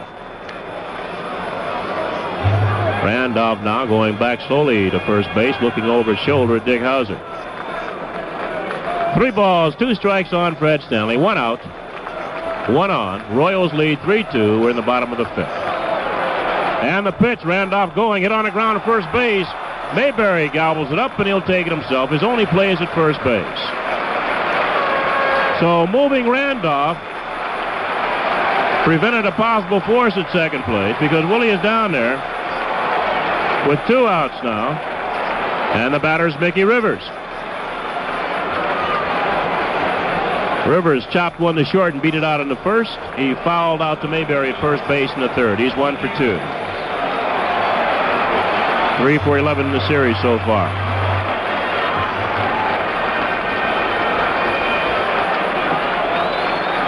Outfield shifts around toward left field for Rivers. And the first pitch. A slider's down low. On a base hit to left field. Randolph will have a tough time scoring. Although Wolford does not have that great arm, he's playing in shallow and near the line. Cowens, with an excellent arm, is playing just about to the left of second. And he's also shallow. Pitch is bounced to second base. Right there's White. Flips on to Mayberry on the side, is retired. The Yankees in the 5th, no runs, no hits, a walk and a man left on base. We played 5. And the Royals lead the Yankees 3-2. I want a beer like no other beer. I'm Schaefer, people. I want flavor that won't disappear. I'm Schaefer, people. Consistency makes a great beer, and Schaefer's consistently great tasting every single time because Schaefer's brewed the old world way. Kreuzening, we call it. Since 1842, Kreuzening, the extra step of brewing twice, has kept Schaefer consistently fresh and crisp, consistently great tasting, beer after Schaefer beer. I want a beer like no other beer. I'm Schaefer, people. I want flavor that won't disappear. I'm Schaefer, people. A Schaefer beer goes straight to your thirst. Your last one tastes as good as your first. Go out and get a Schaefer and be Schaefer people too. Go out and get a Schaefer and be Schaefer people too.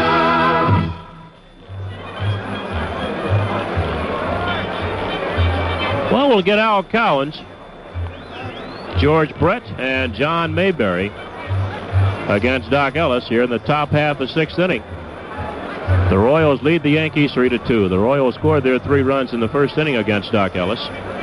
Wolford walked, stole second. Cowan struck out. Brett singled to center, driving in a run. Mayberry also singled to center, sending Brett to third base. McRae drove in Brett with a sacrifice fly to Elliott Maddox in right field. Mayberry went on to second on a pass ball, and Poquette doubled just inside the first base bag, driving in Mayberry for the Royals' third run of the first inning, and they took a 3-0 lead into the bottom of the fourth. When with 2 outs, Piniella chopped one down the third base line that got over the glove of George Brett. Fan interfered with it. Piniella waved on to second base. Then Chambliss got a low fastball and drilled it over the fence in right center field for a 2-run home run, and the Royals lead 3-2 as we go into the sixth inning. Cowens has struck out, and he got an infield hit behind second base as Randolph got the ball, threw off balance, and just couldn't get him. So Al is 1 for 2, and on the series he's 3 for 9.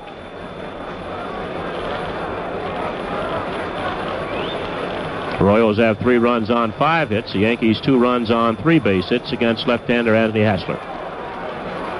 Cowens checks the swing, fouls it back just into the first row in the upper deck. And some happy fan has a souvenir. No balls and a strike on Cowens. Cowens bats right-handed. He batted .265 on the season for the Royals. Swung on and missed. No balls, 2 strikes. Well, I see the Jim Mason fan club has moved from the upper deck on the left side to the upper deck on the right side.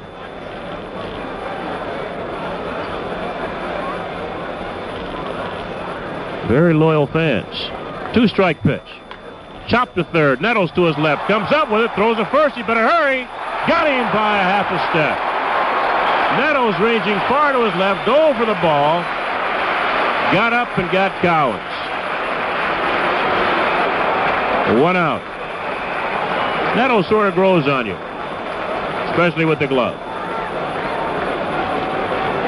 A lot of people, when he came over, one year I think he made more putouts than Brooks Robinson of the Orioles. Nobody believed it.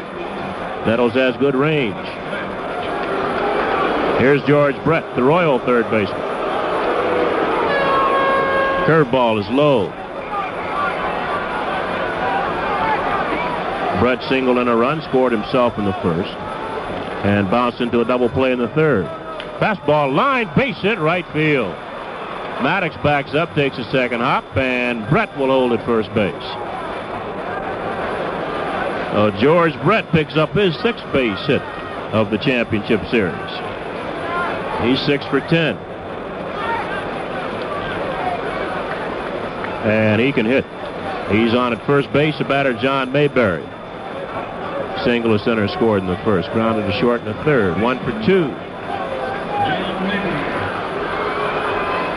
Mayberry hit 13 home runs over the season, drove in 95 runs. Ellis sets and deals. Fastball chopped to Chambliss. He touches first, throws to second, and Brett stops here in the rundown. And Stanley throws the ball to Randolph, and Randolph makes a tag. Heads up play by the Yankees. Mayberry bouncing to Chambliss, who touched up at first base. Threw down to second base to Stanley. Stanley made one throw. That to Willie Randolph. And Randolph tagged Brett trying to go back to first base. No runs, a base hit. Nobody left on base. Bottom of the sixth coming up. Royals 3, Yankees 2. Hello, this is Roger Miller with a money-saving solution to what could be a serious problem. Chances are pretty darn good that the shocks on your car are pretty darn bad. You see, shocks wear so slowly you're not usually aware of the problem. So you have to make that sudden turn, quick stop, or jarring ride over a rough stretch of road. So here's the money-saving solution. The heavy-duty shock sale at your Gabriel Shock Absorber dealer. Now's the time to save on Gabriel's new low-priced heavy-duty shock, the Roadstar. Or for more control when the going gets rough, save on Red Riders, Gabriel's premium heavy-duty shock. Either one of them will give you a real bonus in driving safety and comfort. So don't wait. Check out the heavy-duty shock sale now at your participating Gabriel dealer. King of the Road. Available at 1001 Auto Parts stores in New Jersey, Tilden Huntington, 1000 New York Avenue, Huntington, Tilden Canarsie, 1266 Ralph Avenue, Brooklyn.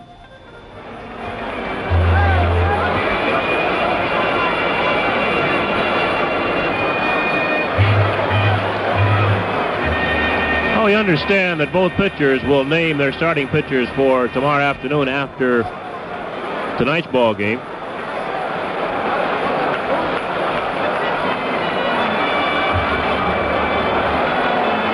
Well, we can't tell you who will be pitching tomorrow at 3:15. Probably depends on just who wins this ball game. But Roy White will lead off against Andy Hassler. Bottom of the sixth, Royals have a 3-2 lead over the Yankees. It'll be White, then Munson, and Piniella against the left-hander.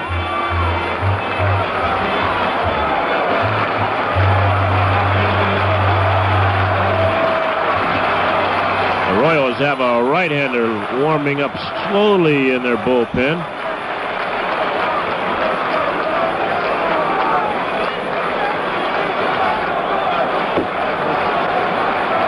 As White steps in. And here's Hassler's first pitch. Fastball, it's high.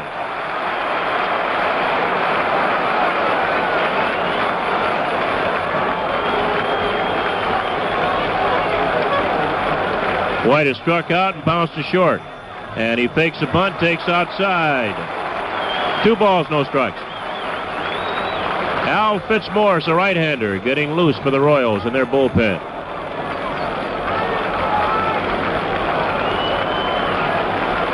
Roy's 3 for 10 in the championship series so far. Here's a wind and the 2-0. Swung on line, foul into the seats behind third base. Roy got out in front of a fastball, ripped it foul down the third base line. It's 2-1.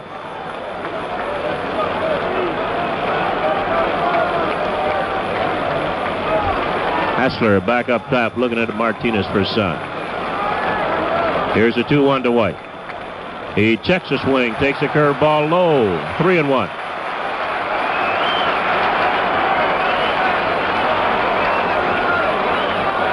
Dick Hauser clapping his hands in the third base coaching box.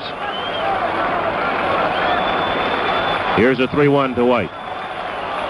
Swung on it deep down the left field line, but it's going to be catchable. In that corner is Wolford, and a ball slices foul. It hooks foul, goes back in the seats in foul territory.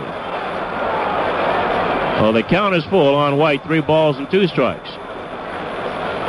Ball is hit deep down the left field line into the corner, and it hooked back in the seats. Let's take 15 seconds for station identification on the New York Yankee Home of Champions Radio Network.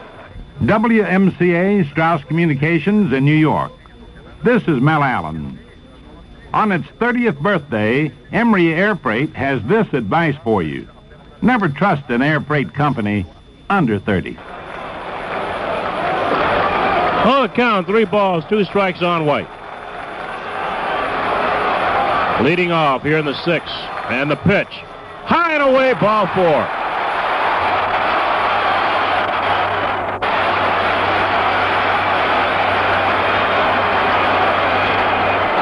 Third walk given up by Andy Hassler. Oh, the Yankees now have a tying run at first base, nobody out. And the batter's Thurman Munson.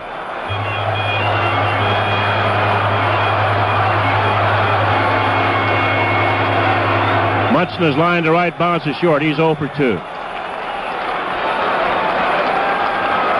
On deck is Lou Piniella. Hassler so far has held the Yankees to 2 runs on just 3 base hits. And they got 2 of those 3 base hits in the 4th inning. The other, a chopping single to short by Mickey Rivers in the 1st. And the Yankees trying to break those bats loose here in the 6th. Pitch to Munson. Swung on, driven down the right field line. That's going to be a base hit. Up against the wall. White around second base, digging for third. And Munson goes on to second base with a double. White at third, Munson down at second as he doubles into the right field corner. And the batter's Lou Piniella. Lou walking slowly back toward the Yankee dugout. He doesn't expect Hassler to be out there too much longer.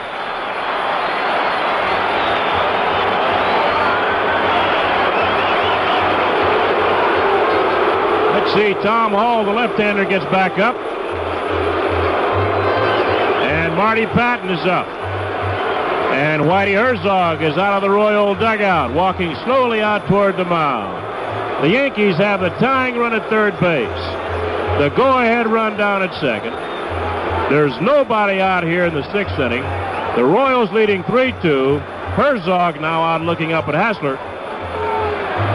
They're joined out there by Buck Martinez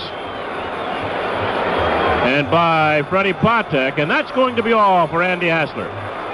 Herzog looked in, and somebody got on the phone to find out if Patton were ready.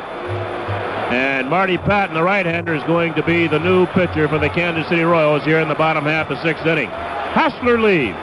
The left-hander pitched well. He only gave up 4 base hits. But we mentioned earlier he was behind a lot of the Yankee hitters, and he went 3-2 on a lot of the Yankee hitters. And although he wiggled out of trouble the first 3 innings, Chambliss touched him up for a 2-run home run in the 4th. He walked the man in the 5th, and he walked White here leading off the 6th, and after Munson doubled, Whitey Herzog has seen enough. So the new pitcher, Marty Patton, a right-hander, is making his way to the mound. Sears is where America shops for the gifts we give. It's still not too late to enjoy the early shopper's discount of $5 on purchases totaling $50 or more from Sears' new Christmas Wish Book. But hurry, shop by phone from home or see a Wish Book at Sears Catalog Order Desk. The early shopper's discount from Sears' Christmas Wish Book. Sears, where America shops.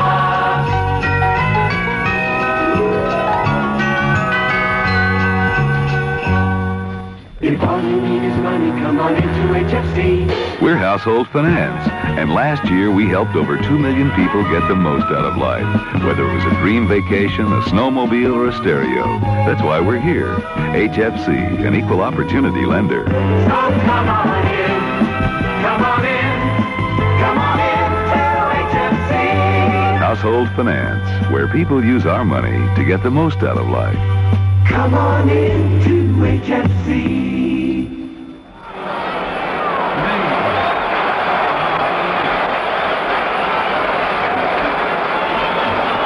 Well, Whitey Herzog made his pitching move. He's brought Marty Patton in to replace the starter, Andy Hassler. Martin now is going to make a counter move. He's bringing out Carlos May to bat for Lou Piniella. Now Martin calls over his third base coach, Dick Hauser. He wants to talk to him. Well, let's see what the Royals do here now. They lead in 3-2. They've got an open base. They've got a tough left-hander up who doesn't strike out that often. They've got a right-handed pitcher out there, basically a flat pitcher. He throws a fastball and slider. Doesn't have too much of a curveball. Doesn't change up too often. Marty Patton.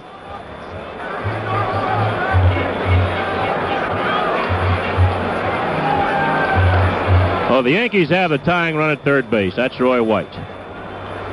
They've got the go-ahead run down at second. That's Thurman Munson, new double, as Carlos May steps in.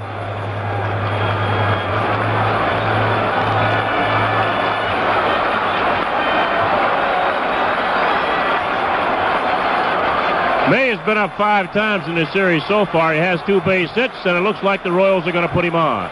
They're going to load the bases up for Chris Chambliss. There's ball 1 outside. Well, Tom Hall, the left-hander's out there. And Mark Littell, the right-hander's out there getting loose. There's ball 2 outside.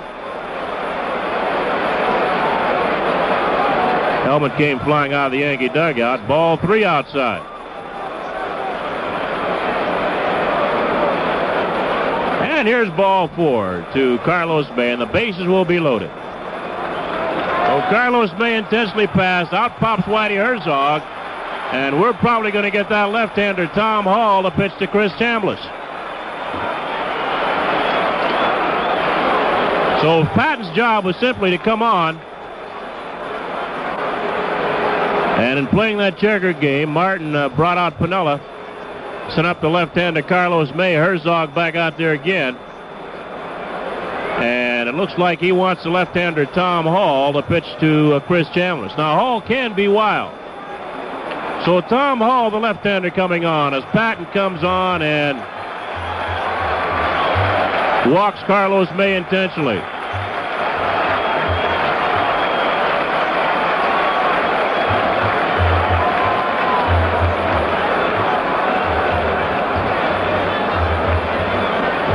White down at third base.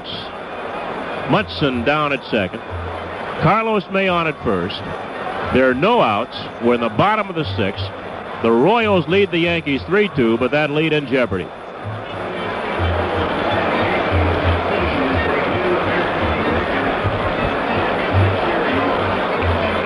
Well, while Tom Hall is coming on, prior to the ball game, Jim Palmer received the Joe Cronin Award. Now, that award is significant.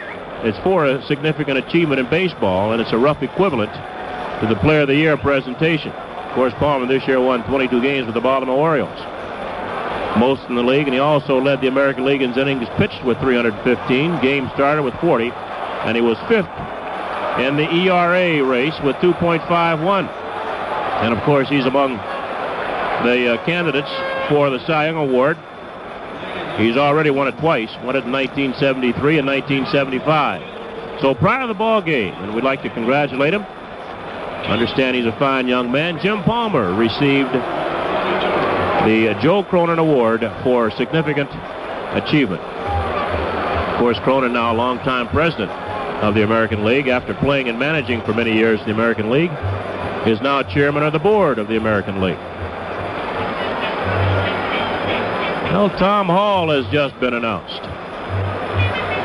He's making his first appearance in this year's American League Championship Series.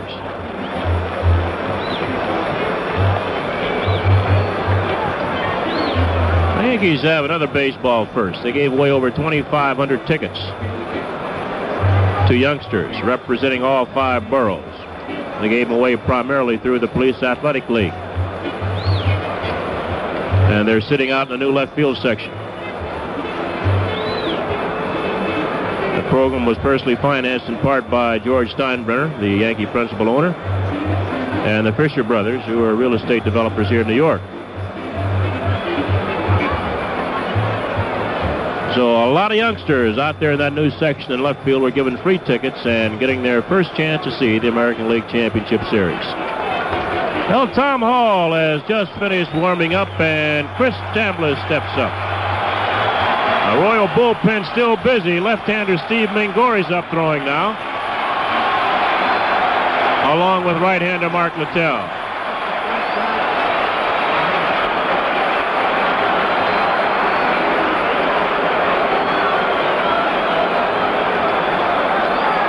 That big hand for Chris Chambliss as he steps in.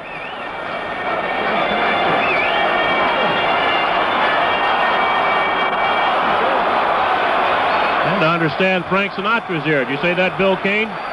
He's from Jersey? Yankee fan? All right. Here's the first pitch to Chambliss.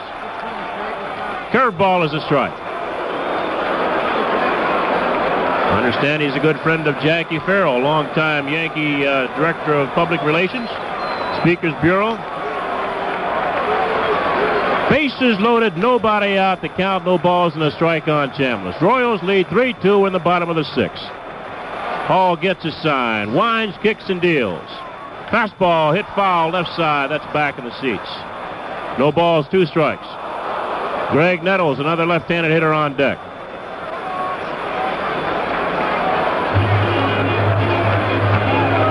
Yankees trying to go ahead of the Royals here in the bottom of the sixth. Hall goes to the rosin bag. Now he looks in at Martinez for a sign. Still looking. Now he winds. A 2-strike pitch to Chambliss. Misses outside, a ball and 2 strikes. Tried to nibble and get Chambliss to go after a bad pitch, but Chris would have none of that. Chambliss hit the 2-run home run in the 4th inning for the Yankees, only 2 runs. Hit it behind a double by Lou Piniella. Hall long looking for a sign. Now he's got it. The 1-2 to Chambliss. Curveball, bounce to second base. 1 run will score. They go to second. They get the force there. And that's all they get. We've got a tie game. Munson goes to third. Chambliss on at first with his 3rd run batted in the ball game.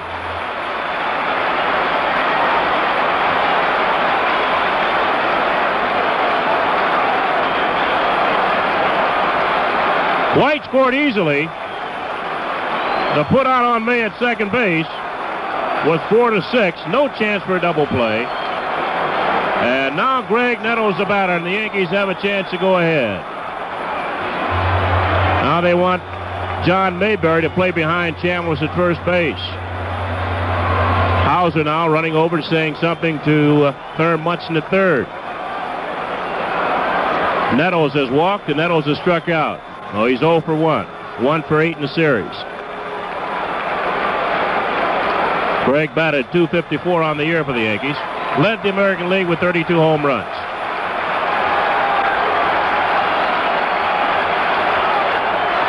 Tom Hall sits.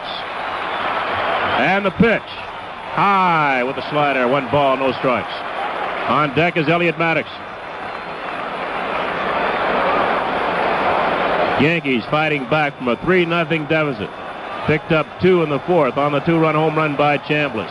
Tied it up here in the 6th on a force out by Chambliss. And it's all tied 3 apiece as Hall sets. The 1-0. Swung on and missed. Ball to strike on Nettles.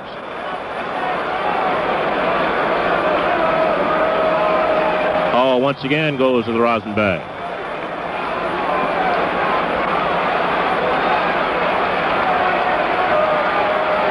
Sets that left foot on the rubber. Looks in for a sign.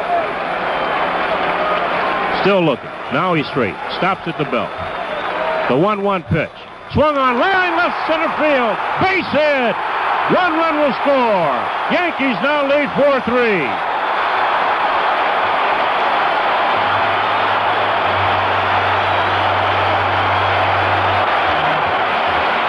Chris Chambliss stops at second base, and the Yankees have fought back with 2 runs here in the bottom half. The 6th, and they lead it 4-3. And the batter now is Elliot Maddox.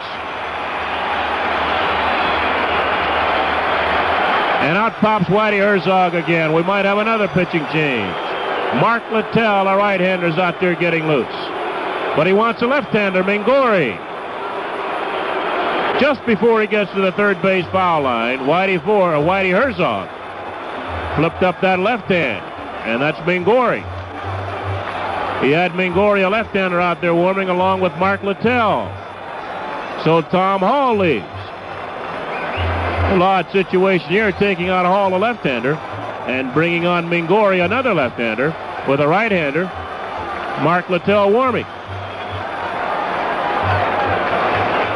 Oh, the Royals make their 3rd pitching change here in the 6th inning. Hassler started the 6th. After White walked and Munson doubled, he was taken out. Marty Patton came on. Lou Piniella was due in for the Yankees. Whitey for Billy Martin pulled Piniella out, sent up Carlos May, and they walked May intentionally to load the bases up. Then Chambliss hit a slow bouncer to second base, scoring White from third. Munson going to third. Then Nettles cracked a single, almost straight away, a little bit into left center field. Scoring Munson. And the Yankees have taken a 4-3 lead. And that's all for Tom Hall. Steve Mingori coming on now.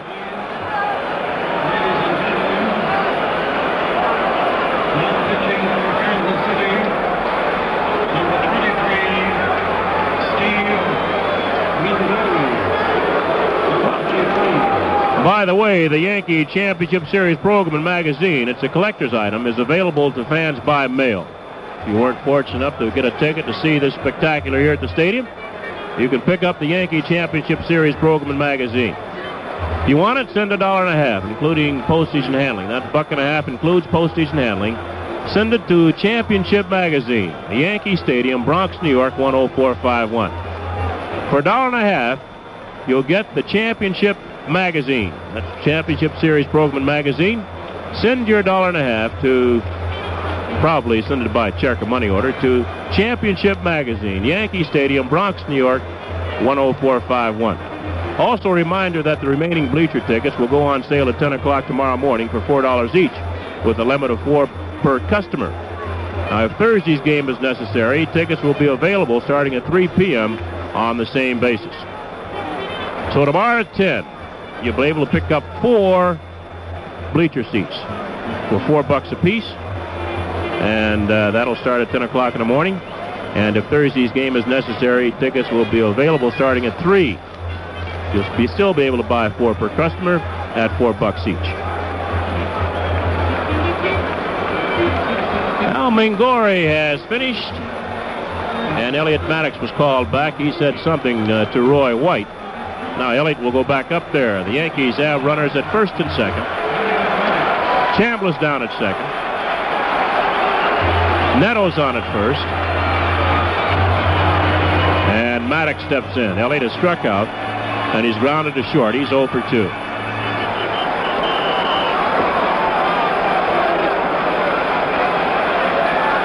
Only one out. Yankees lead 4-3, 6th inning as Mingori sits. And the pitch. Low, a ball.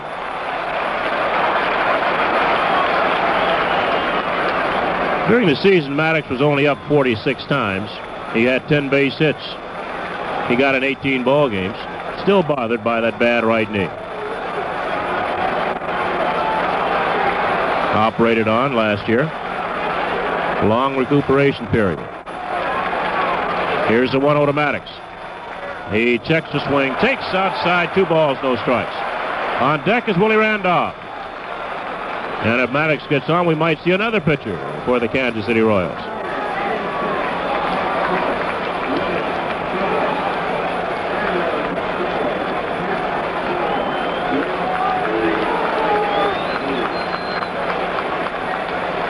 Hassler's record is now complete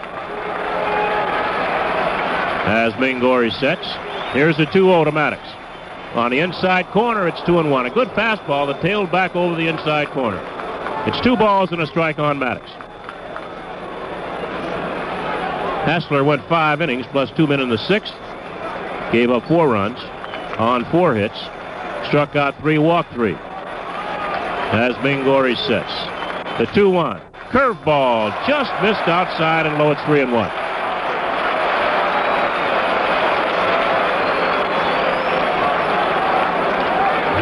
Marty Patton pitched to one man. That was Carlos May. Walked him intentionally. Tom Hall pitched to 2.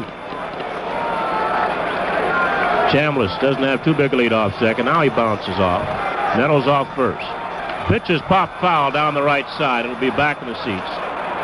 Poquette's after it, but it's about 5 rows into the seats down the right side. So the count is full on Elliot Maddox. 3 balls, 2 strikes. Chambliss backing up into second base. He wants to know from Hauser whether or not to run on this pitch.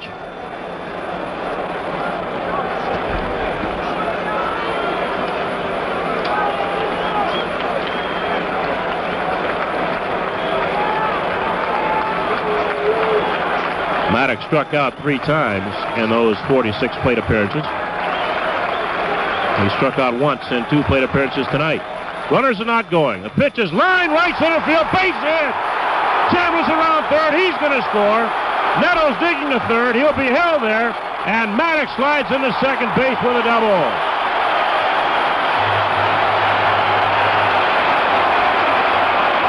Yankees now lead 5-3.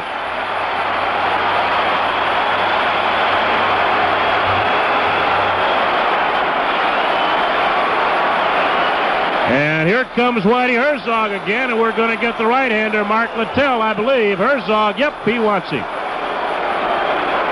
Well, I'll say one thing. The Royal pitchers are going to have a workout. They're all getting a little work in. This will be the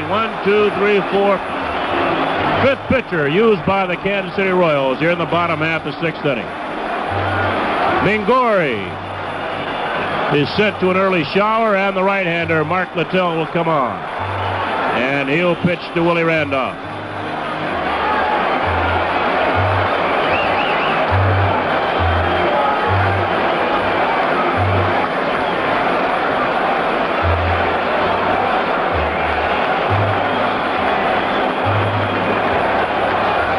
I think I heard Marty Appel say something about the Yankees setting a record for doubles in a championship series. The Yankees have hit 10 doubles so far in this American League Championship Series of 1976. It is a record. They have 3 here tonight. Munson has a double. Piniella has a double. And Elliot Maddox just doubled in a run into right center field.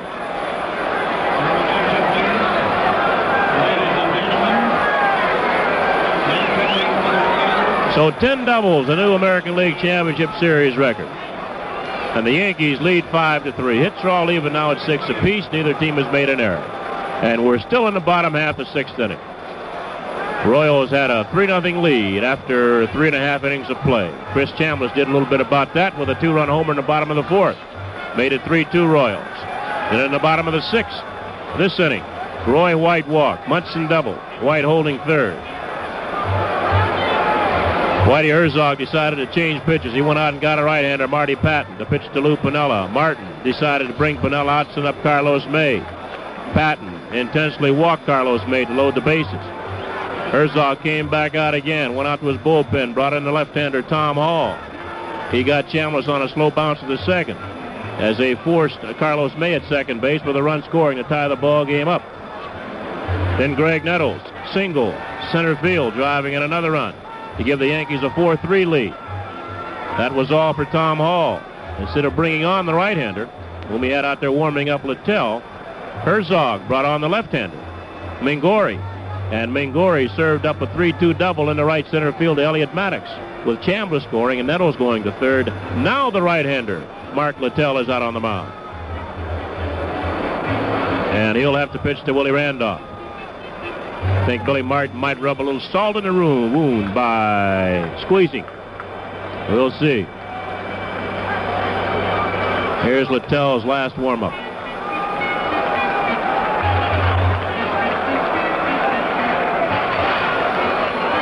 This is Littell's second appearance this year in the championship series.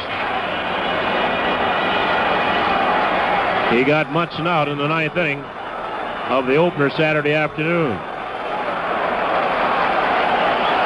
Throws a heavy ball, Littell. Ball moves well. Right-hander.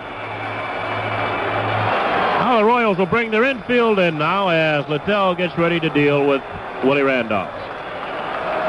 Brett, Potek, White, and Mayberry all around the infield grass. Here's the set. And the first pitch to Randolph. He takes a strike. Willie has grounded to short and he's walked. He's looking for his first base hit of the championship series. He's 0 for 8.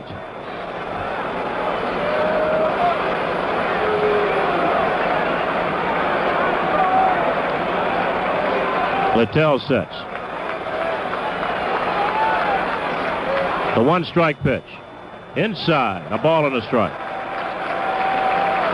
Everybody looking down at Dick Hauser. I think everybody expects Martin to squeeze.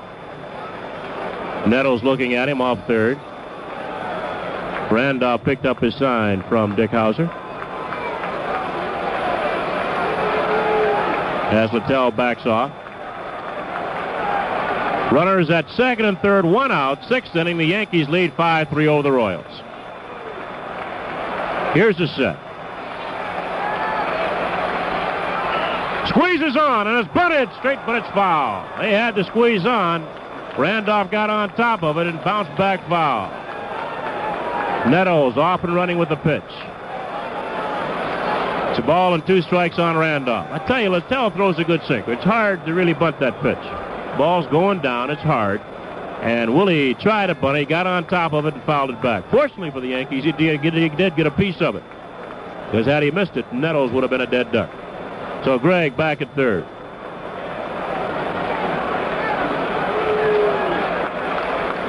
Elliott Maddox at second. One out. As Randolph chokes up on the bat just a bit now. He wants to get a piece of this ball. It's a big run down at third base. Littell sets. The 1-2 pitch. Hits his bat, fouls off, goes to the right side. Count remains a ball and 2 strikes. We've said earlier, Littell throws that good hard sinker. Ball moves down. Throws a lot of ground balls.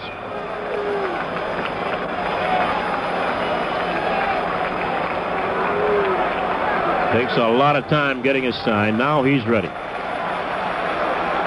And once again, the 1-2 pitch to Randolph. Swung on and missed. Got him with a breaking ball. Willie out front. So Randolph goes down swinging. There are 2 outs, and the batter's Fred Stanley.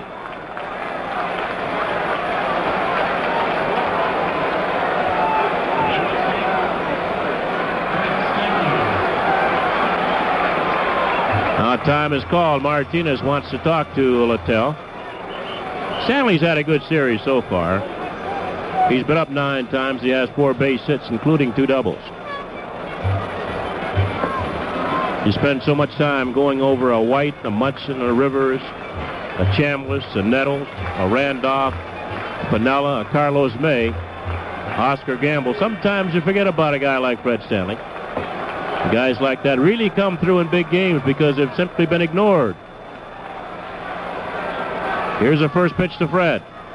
He takes a curveball low.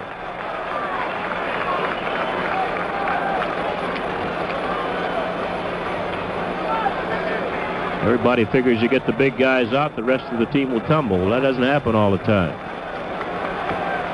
As Littell sets. And the 1-0. High, 2 balls, no strikes. On deck is Mickey Rivers. Yankees 5, Royals 3, bottom half the 6th inning. 2 outs, 2 on.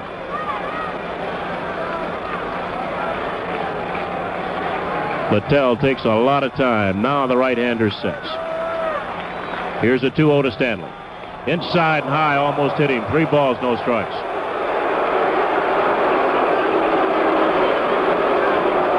A lot of these fans here might feel that Littell's throwing him Stanley. That's certainly not the case. He'd rather pitch to Fred Stanley, who hit .238 on the year, than the left-handed hitting Mickey Rivers, who batted .312. And Littell sets. Here's a 3-0. Right in there. A called strike. It's 3-1. Fred will probably take this pitch, too. He'll take all the way.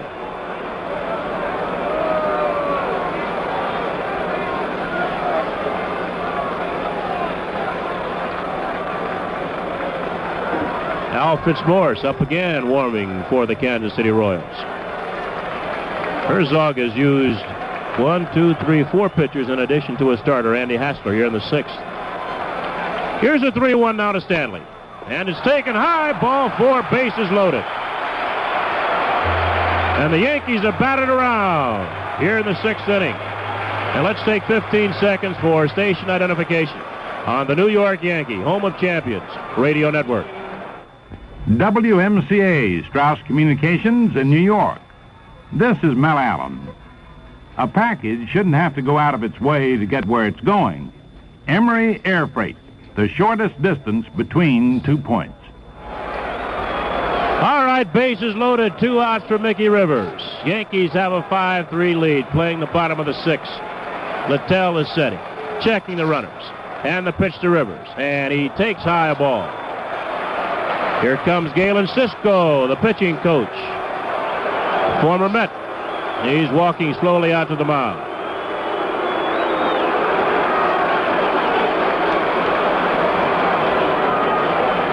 Al Fitzmore still throwing in the bullpen. Of course, Cisco's job is to tell this kid Littell to take it easy. Settle down a little bit. We know you might be a little bit nervous, but you got 8 guys out there, 7 of them behind you, 1 in front of you. Let him hit the ball someplace. If you walk him, we can't help you. If you walk him, the fellow upstairs can't help you.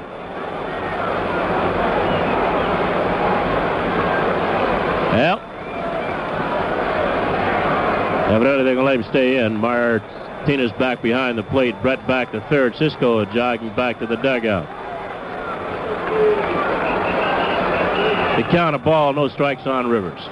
You've got Nettles at third. Maddox down at second. Stanley on at first, 2 outs. Now the set. The 1-0. It's a strike. Rivers taking all the way. It's 1-1. Mickey beat out a high bounce to the shortstop in the first, fouled out in the third, bounced to second in the fifth. He's 1 for 3. 3 for 12 on the series. Here's a 1-1 pitch. Swung on and missed. Rivers chopping down at a high fastball. 1 ball, 2 strikes. Well, whatever Cisco told Littell, it's paying off.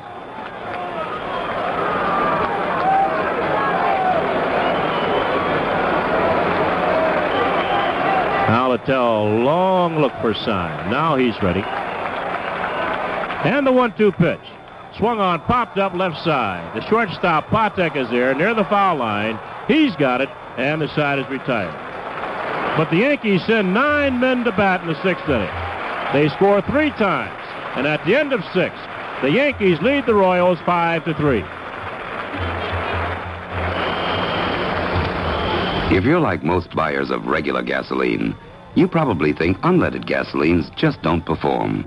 Sure, unleaded gives you a nice, clean engine, but it just doesn't have the pep of your regular. Or for that matter, the low price. Well, you regular buyers are in for a little surprise.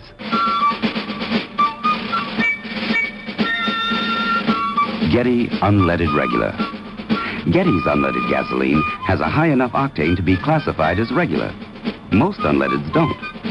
Yet Getty Unleaded Regular actually sells for less per gallon than most other major unleadeds. So if you want the octane performance of regular, plus the clean running smoothness of unleaded, and you want to pay less, you want Getty Unleaded Regular.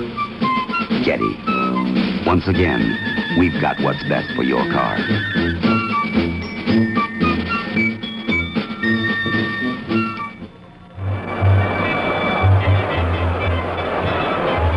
Well, at the end of 6 here at Yankee Stadium, the Yankees have 5 runs on 6 base hits. The Royals 3 runs on 6 base hits.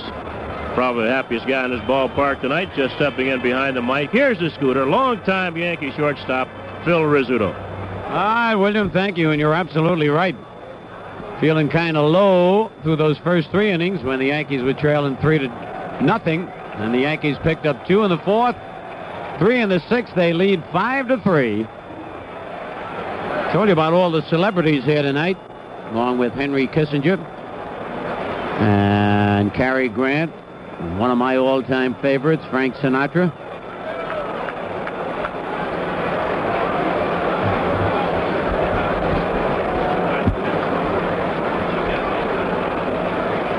All right, Doc Ellis is out on the mound now. Doc had that rough first inning, but he's certainly settled down after that.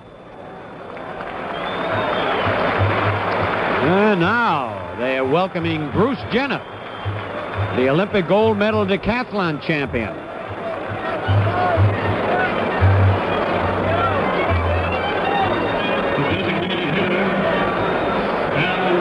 Hal McRae will lead it off for the Royals here in the top of the 7th. McRae hit a sacrifice fly his first time up, and then was hit with a pitch and caught stealing in the 4th inning. McRae has not had a base hit in the playoff series so far, and he was the second leading batter in the American League. A right-hand batter. Doc Ellis swings into the windup, and his pitch. Fly ball, right field, moving back. Elliott Maddox turns now, and one-hands it. Oh, that Elliott. You talk about nonchalant. Elliott Maddox, very graceful outfielder. And now Tom Poquette. Poquette doubled the right field to drive in a run in the 1st inning and was called out on strikes in the 4th.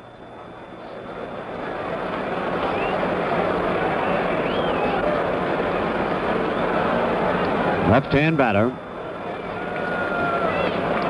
And on deck is Cookie Rojas, who looks like he'll bat for Frank White. The first pitch is a strike to Poquette.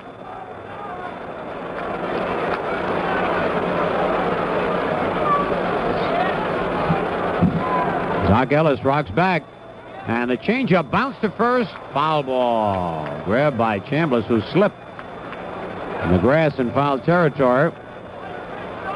0-2.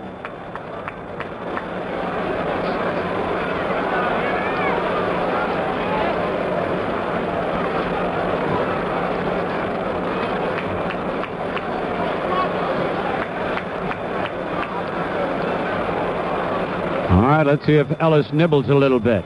He did, low and inside. Blocked by Munson. It's a ball and 2 strikes. Yankees 5 and the Royals 3. Cincinnati has already won the National League Championship playoff.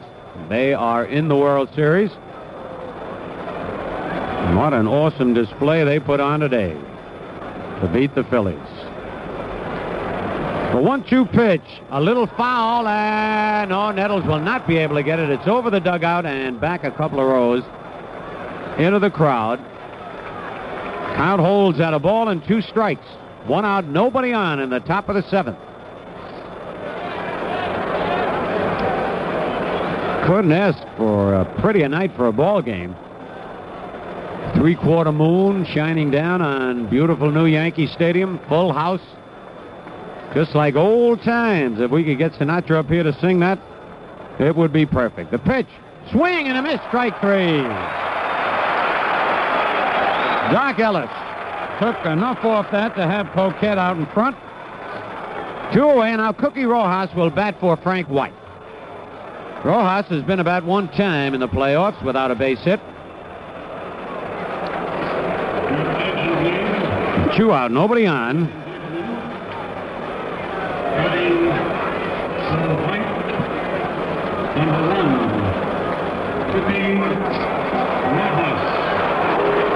First pitch to Rojas is a little bit high, ball 1.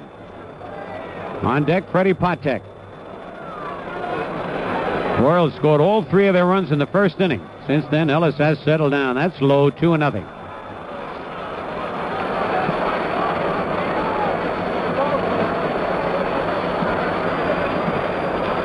The 2-0 delivery. Bouncer over the head of Ellis, up with it. Randolph, the throw. They got him. For the 6th inning in a row, Ellis has pitched to just 3 men. 3 up, 3 down, and at the end of 6 1/2, it's the Yankees 5 and the Royals 3. Colonial's Yankee Franks, the beef franks with the taste that takes you out to the ball game, present the flavor of Yankee baseball. After playing 2,130 straight games, Iron Man Lou Gehrig took himself out of the Yankee lineup. Joe McCarthy remembers how it happened. It was an off day, and he came up to my room, and he said he didn't think he was doing the ball club any good. And he thought he would probably like to get out of the game for a rest. Lou was the captain of the ball club at the time. So he took the batting order up Well, the park was packed. I never heard such an ovation. Those people in Briggs Stadium, they stood up and cheered and moved him back in the dugout and began to cry. The flavor of Yankee baseball is brought to you by Colonial's Yankee Franks. The only Franks sold at Yankee Stadium are now available at supermarkets near you, so you can enjoy that famous baseball flavor on your own home plate. Colonial's Yankee Franks, the beef Franks with the taste that takes you out to the ballgame.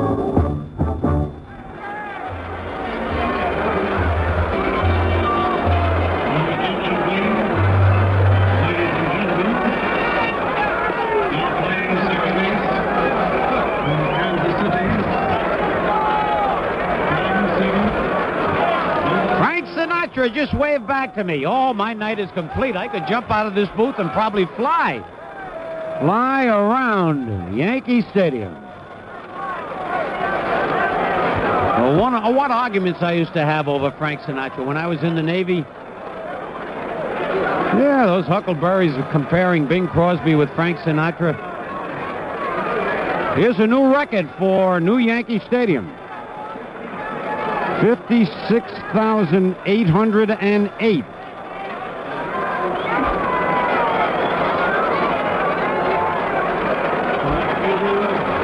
All right. Roy White, who started the Yankee rally last inning with a walk and scored the run. The first run of the big three-run inning. Will lead off. Roy has struck out, bounced to short, and walked. He turns around now to bat left-handed against Mark Littell. And the first pitch to Roy is in there, strike one call.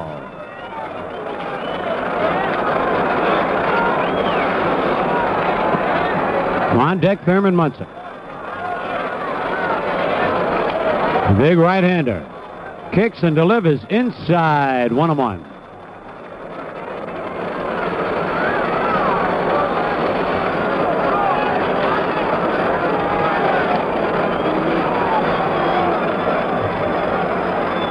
Littell winds.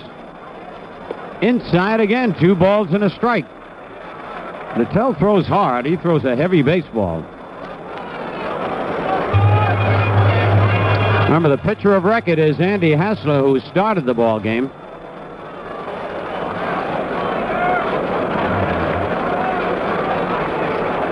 And the 2-1 delivery is hit in the air to a shallow center field. Cowan's coming on. Calls for it and makes the catch. Roy hit that ball right off his fist, 1 away. In the bottom of last inning, the 6th inning, the Royals had 5 pitchers in 1 inning in there. Here's Thurman Munson. Thurman lined to right, bounced to short, and double to right field. He scored a run. He really helped build up that big 3-run inning last inning.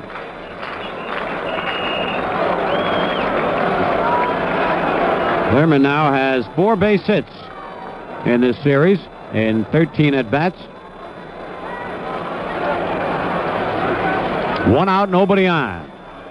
Pitch to Munson. Swing and a miss at a curve. Strike 1. There's only been 1 home run hit in the series, and that was tonight by Chris Chambliss. In the 4th inning with a man on, Chris has driven in 3 runs for the Yankees.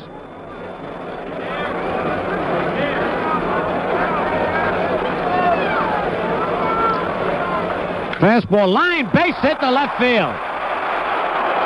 Wolford up with it. Munson makes the big turn and comes back.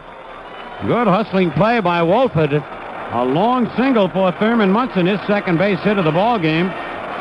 The first hit off Littell in the 7th for the Yankees. It brings up Carlos May.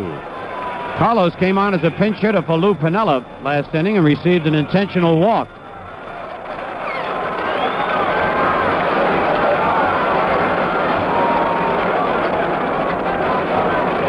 Chris Chambliss on deck. Mayberry holding the bag against Munson. 1 man out. Yanks in front, 5-3. We're in the bottom of the 7th inning.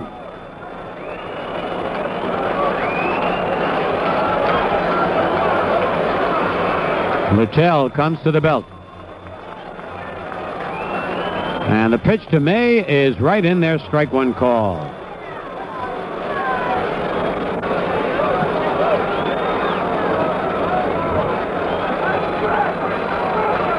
They give Carlos a lot of room down the left field line. Choking way up on that bat. Munson leads away. And the pitch is high, 1-1.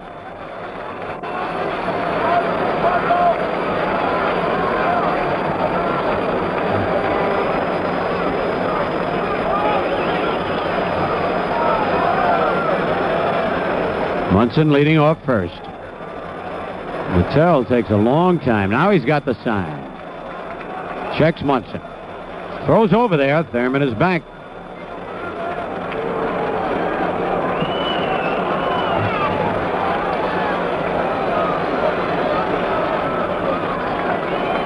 All right, Littell ready again. And the pitch to May on the corner. 1 ball, 2 strikes.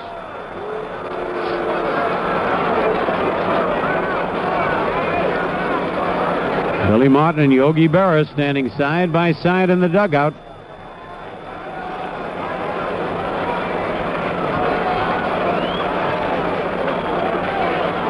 Last time the Yankees were in any kind of postseason play, Yogi was the manager in 1964. World Series against the Cardinals. He struck out, couldn't check his swing, went after a bad pitch. So Littell picks up his second strikeout since coming in the ballgame, and here's Chris Chambliss.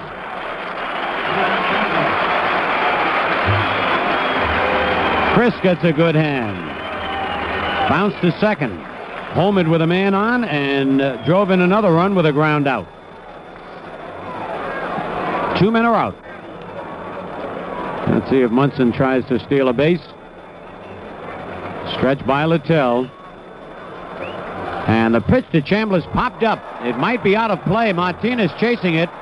And it will be. Bounces on top of the Royals dugout back into the crowd.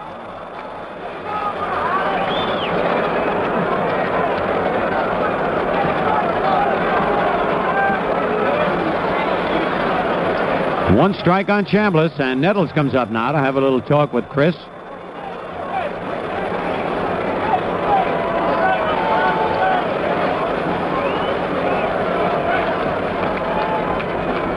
Two out in the bottom of the 7th. The Yankees in front 5-3.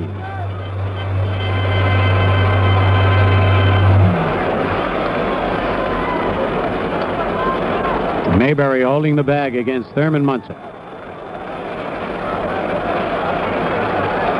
Poquette is shading Chambliss over to right center field. A lot of room right down the line for Chris. Here's the stretch by the right-hander. And there goes Munson. And the ball is foul tipped at the plate. Thurm had an excellent jump and pounds his fist into the palm of his other hand. He really had a good jump, but he has to come back. It's 0-2 to Chris Chambliss.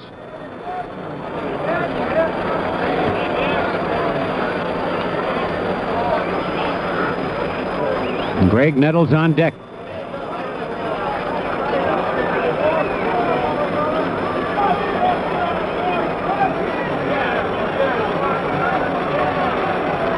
All right, Littell on the rubber.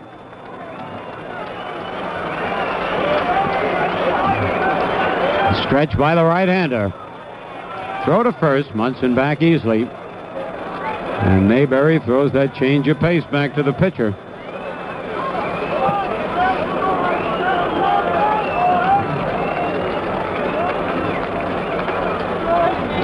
0-2 on Chris. And Littell sets. And the pitch to Chambliss, ground ball, base hit, right field. Munson's going to go to third. He'll make it easily. And Chambliss gets his second base hit, and what a series he's having. Chris Chambliss now has 7 base hits in this series. A bouncing single by Mayberry. Munson at third, Chambliss at first. Here's Greg Nettles. Greg is 1 for 2. He's walked, struck out, singled, and Greg has driven in a run.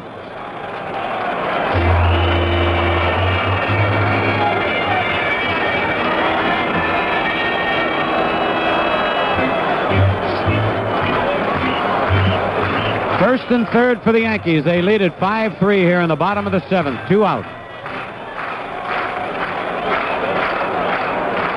On deck, Elliott Maddox. And now Littell wants to talk with his catcher Martinez, and time is called. So Nettles has a little chat with George Maloney, the plate umpire.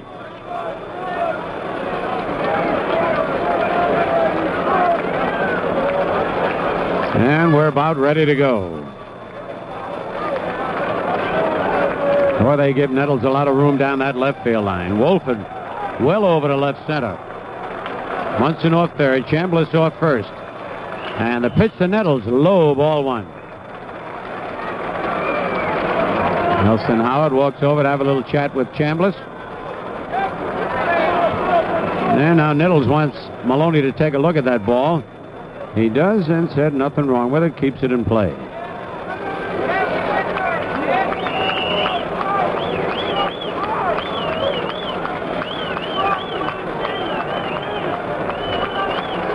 One ball, no strikes, the count. Littell to the belt. And the pitch is a check swing down, low, ball 2-0.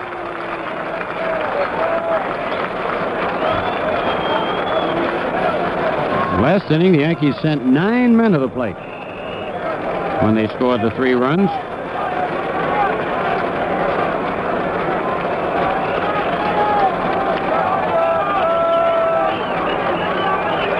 Littell sets. And the pitch, foul off his foot again. That's the second time tonight that Nettles has fouled the ball down off his foot or ankle. And Gene Monahan out there quickly. I tell you keep hitting yourself in the same spot. Remember Eddie Robinson, who was an outstanding first baseman, fouled so many pitches down off the inner part of his leg between the ankle and the knee that he came up with an awful infection. Very serious. So Nettles is sitting on the ground while Gene Monahan applies a little ethyl chloride to numb the spot. Looks like it's right about on the ankle area. And Nettles gets up.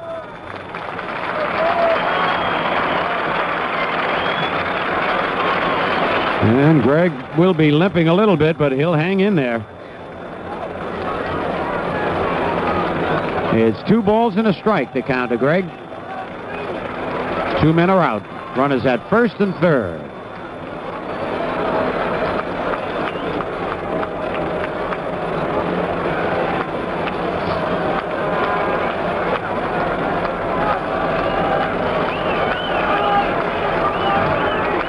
All right, we're ready to go. Stretch by Littell. And the pitch. Foul just to our left and in the upper deck.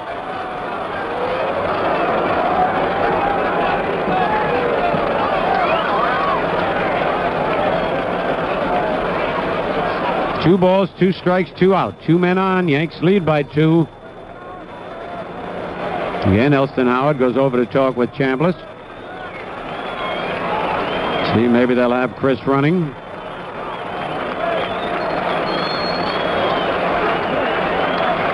The stretch. There goes Chambliss. Foul back to the screen. What a cut Nettles had on that fastball. Fouled it right back to the screen. And Chambliss had a good jump.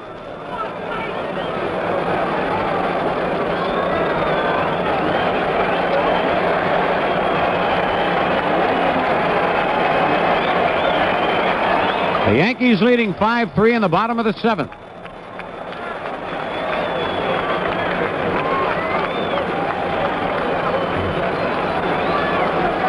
Elliott Maddox on deck. Chambliss walks off first. Munson cruising off third. And Littell sets. Chambliss going again, and the pitch is fouled back on the screen. Chambliss will have to come back. And a big hand for one of the luxury box holders who grabbed that with their fishnet.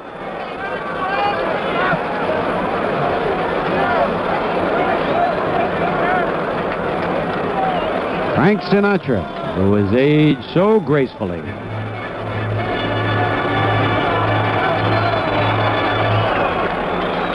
Still 2-2 on Nettles. How about Cary Grant? And he's still in great shape. Again, the 2-2 delivery. Bouncer foul. Past Elston Howard. And the ball boy booted it. 2 errors on that play on the foul ball. So Nettles hanging tough in there.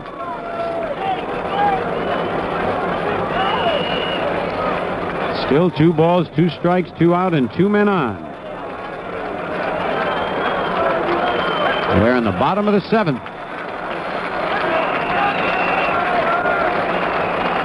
Littell sets. There goes Chambliss. The pitch is high. They don't throw to second, throw to third, but Munson back. Stolen base for Chambliss. That was almost a good play by the Royals. Martinez bluffed to throw to second.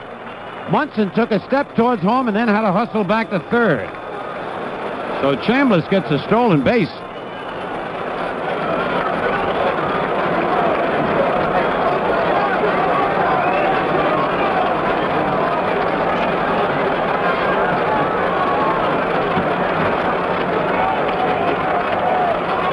And time is called with runners at second and third. Let's see, they might walk Nettles intentionally.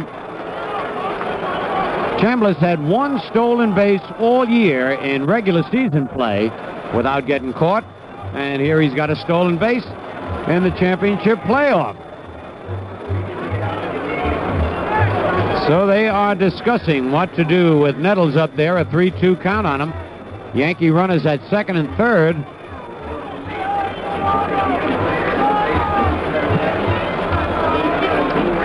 And looks like they're going to pitch to Nettles. Now Chambliss leads off second, Munson off third. A windup by Littell. The pitch, ground ball, and Mayberry one-hands it. Runs to the bag and beats Nettles there. So the Yankees come up with no runs, 2 hits, no errors, 2 men left. And at the end of 7, it's the Yankees 5 and the Royals 3.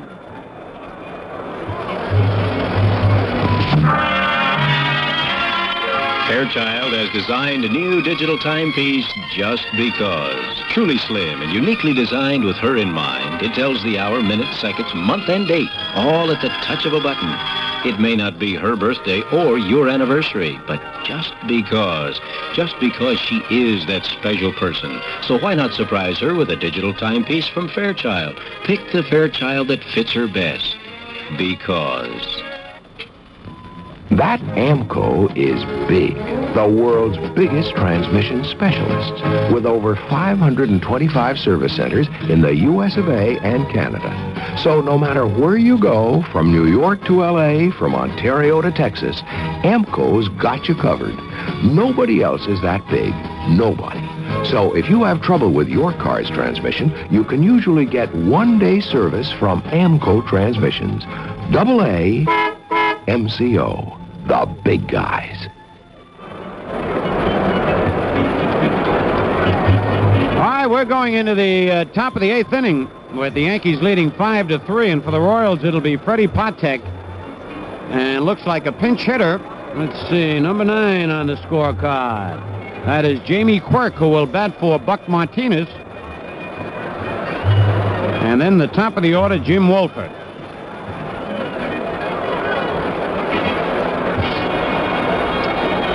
All right, now let's pause for station identification on the New York Yankee Home of Champions Radio Network. WMCA, Strauss Communications in New York. This is Mel Allen. Don't ship a package with an air freight company. Ship it with an air freight system. Emery, the shortest distance between 2 points.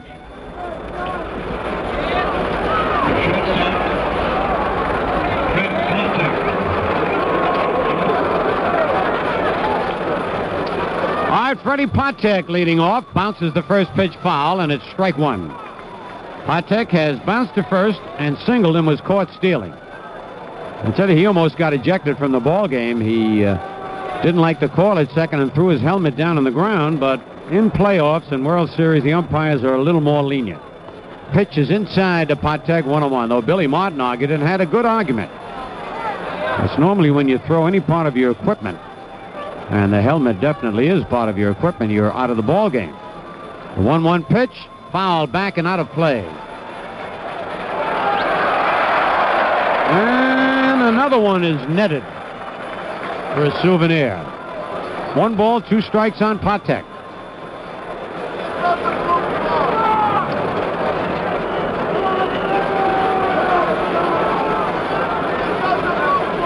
Little shortstop's had a busy night for the Royals at short. Come up with some sparkling plays. The 1-2 pitch. Line. Oh, what a play by Nettles. Holy cow, and he throws him out. I want to tell you, Greg Nettles got one on a short hop that was hit like a bullet and stayed with it. And Nettles has made 3 sparkling plays tonight. And Jamie Quirk now will bat for Buck Martinez. Number 9. Quirk has not been a bat in this playoff series so far.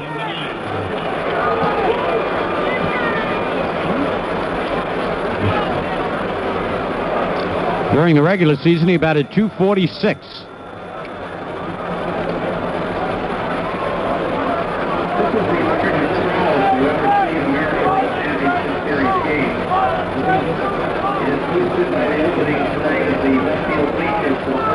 The pitch to Quirk is pop foul. That'll be back and out of play. The count is 1-1.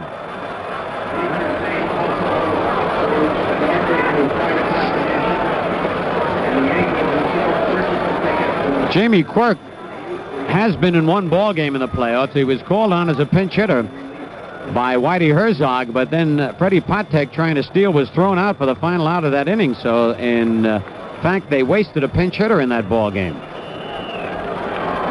That was the game the Yankees won with Catfish Hunter pitching that brilliant win over the Royals. Here's the 1-1 pitch. Inside to a mark.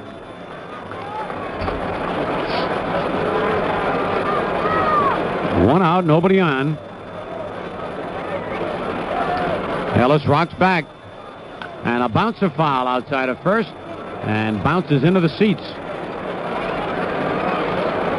It's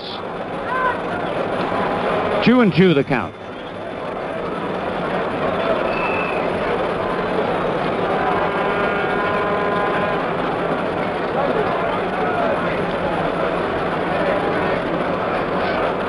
Quirk, a left-hand batter. Doc Ellis gets the sign from Munson. And the pitch high off Munson's glove all the way back to the wall. And it's a full count, 3-2.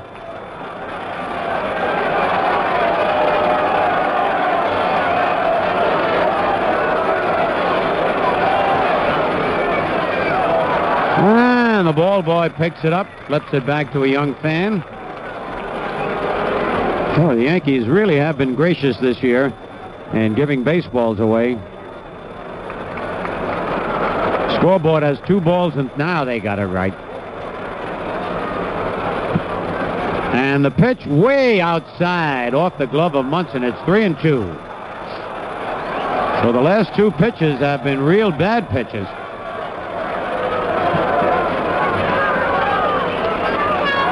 Quirk thinks he's walked. Because the scoreboard had 3-3. Whitey Herzog is coming out now to double check. Scoreboard did make it confusing. They had 3 balls and 3 strikes up there at one point. And now Whitey is asking the plate umpire George Maloney, but Maloney's got that little clicker in his pocket that tabulates the balls and the strikes. It's a full count on Quirk. The payoff pitch. Foul back. A kid dove out of the stands to get that ball, and a cop right after him. Now that...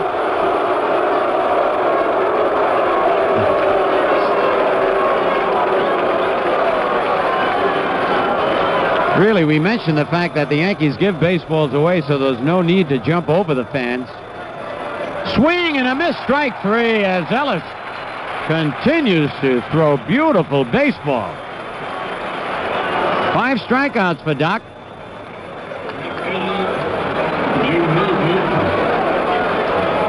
And now Jim Wolford, and Billy Martin's going out to the mound. Wants to make sure Ellis is not tiring. Wolford has walked, stolen a base, and scored a run. Bounced to short, fly to center. All right, Billy has a quick chat with Doc Ellis, then goes back.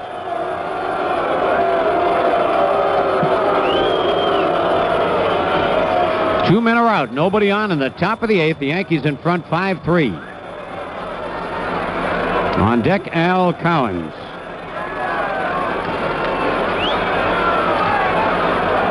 And the pitch on the outside corner, strike one call.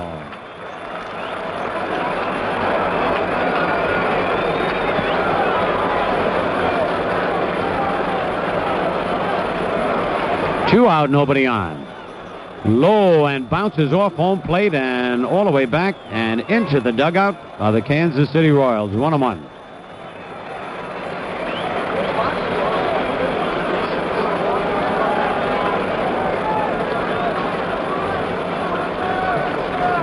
The 1-1 delivery. High, 2-1.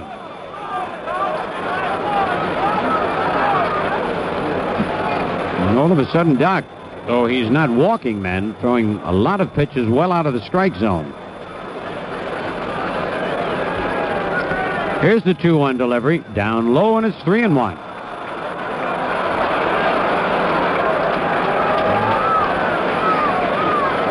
The Yankees are leading 5-3. And Billy Martin doesn't want to see any runners on base. The 3-1 pitch. Wolford taking all the way, and it's ball 4. Now, that's only the second man that Doc Ellis has walked. He walked the leadoff man, Wolford, and then he walks Wolford again with 2 out here in the top of the 8th. It brings up Al Cowens, who has struck out singled and was robbed of a base hit on another pretty play by Greg Nettles.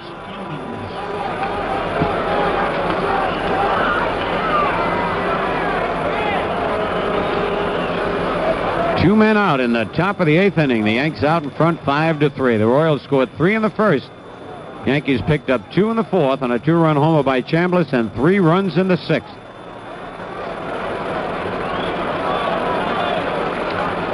Ellis kicks, delivers. It's inside, ball 1. And now the Yankee fans getting a little restless. So is Billy Martin, walking around in the Yankee dugout. Next pitch, swing and a miss, and he went after a bad pitch. He really helped Doc out there. Pitch well out of the strike zone, 1-1.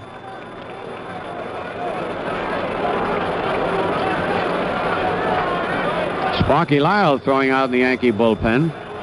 And foul back on another breaking pitch. It's a ball and 2 strikes. Dick Tidrow is also out there. They're not throwing real hard right now.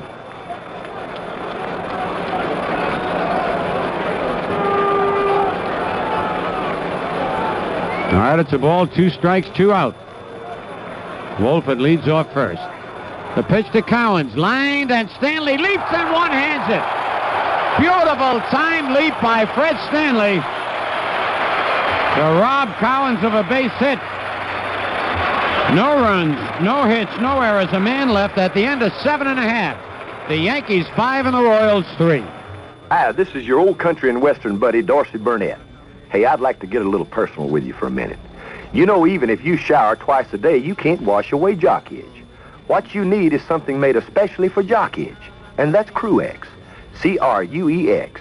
Cruex medicated powder relieves the itching, the chafing, the rash. And because it's medicated, it can fight the cause of that itch. So if you suffer from chafing, rash, or jock itch, get Cruex. C-R-U-E-X, and get relief. Sears is where America shops for the gifts we give. It's still not too late to enjoy the early shopper's discount of $5 on purchases totaling $50 or more from Sears' new Christmas Wish Book. But hurry, shop by phone from home or see a Wish Book at Sears Catalog Order Desk. The early shopper's discount from Sears' Christmas Wish Book. Sears, where America shops.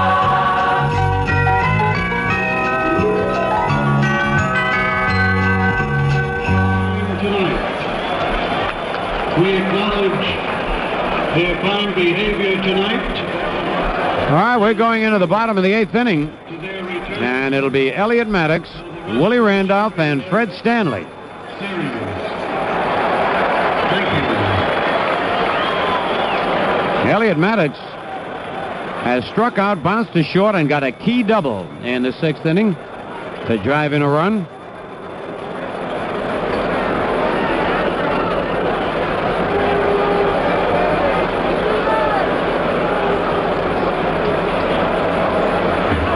Mark Littell is the 5th Kansas City Royal pitcher of the night.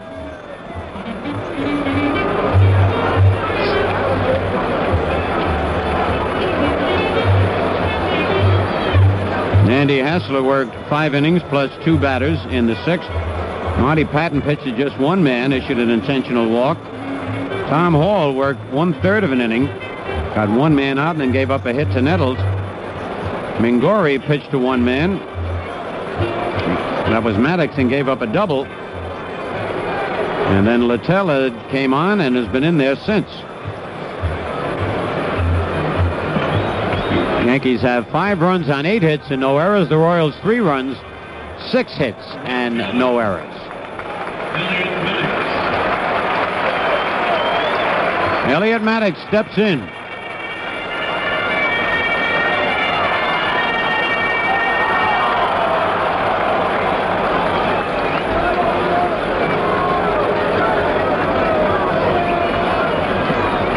Littell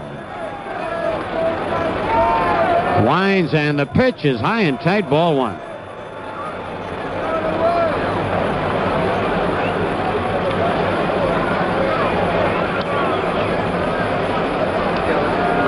They play Elliott as a right field hitter, and he hits one down the right field line, but foul and back in the upper deck. Got good wood on that high foul ball. 1 ball, 1 strike.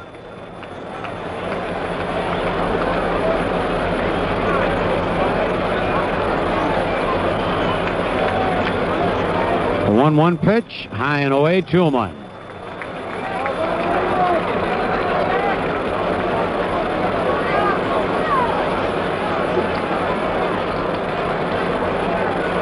The 2-1 delivery is over the outside corner, a breaking pitch, 2-2.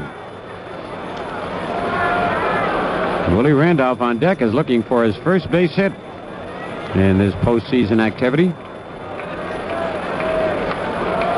But he has played some kind of second base. The 2-2 pitch.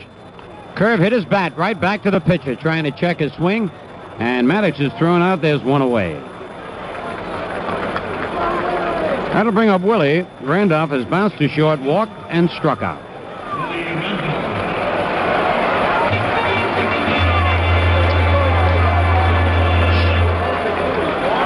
Willie is 0 for 9 so far. And this the 3rd game of the championship playoff.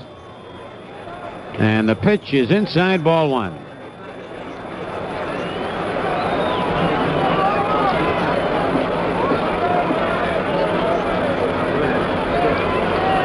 The 1-0 delivery, a ground ball up the middle. That's going to be the first hit for Willie Randolph.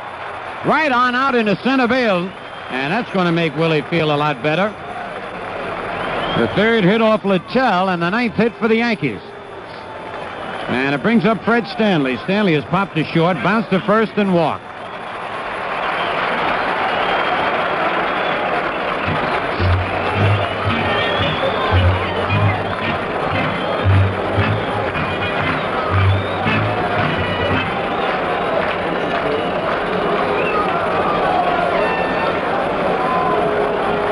One man out, and the Yanks in front, 5-3 in the bottom of the 8th.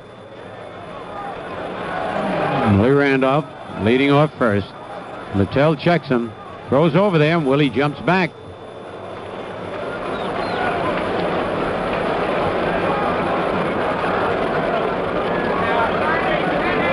All right, Stanley ready. The right-hander sets. Pitch out, but he was not going, ball 1.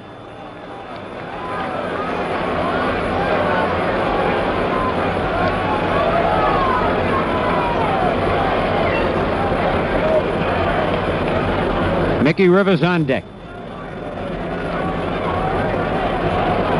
Randolph leading at first. There goes Willie, And the ball is taken to throw to second. Not in time, and Randolph is safe. Beautiful head-first slide right under the tag. Stolen base for Willie Randolph.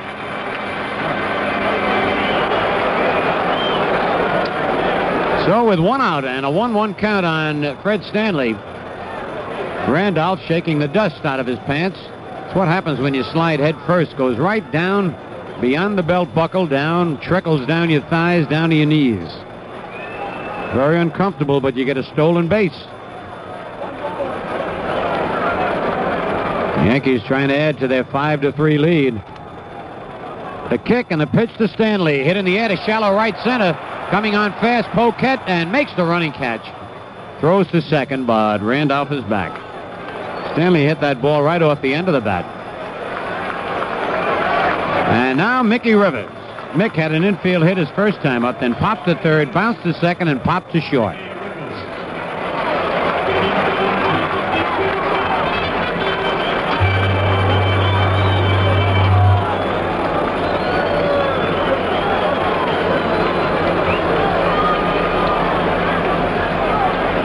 Randolph at second with 2 out.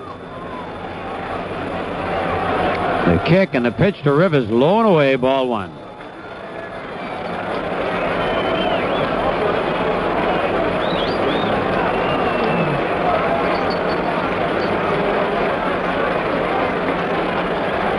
The right-hander sets.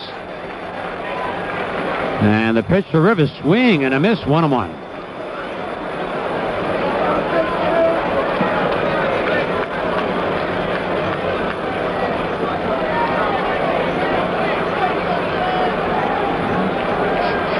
Shading Mickey towards left field.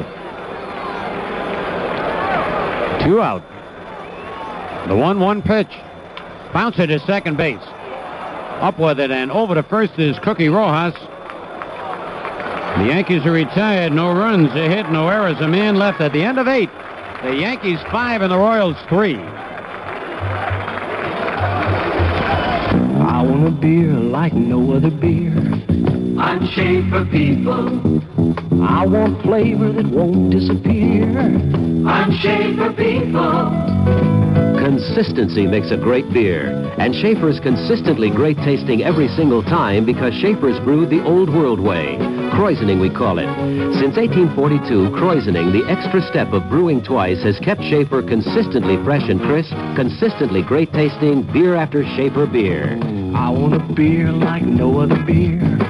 I'm Schaefer, people. I want flavor that won't disappear. I'm Schaefer, people. A Schaefer beer goes straight to your thirst. Your last one tastes as good as your first. Go out and get a Schaefer and be Schaefer, people too. Go out and get a Schaefer and be Schaefer, people too.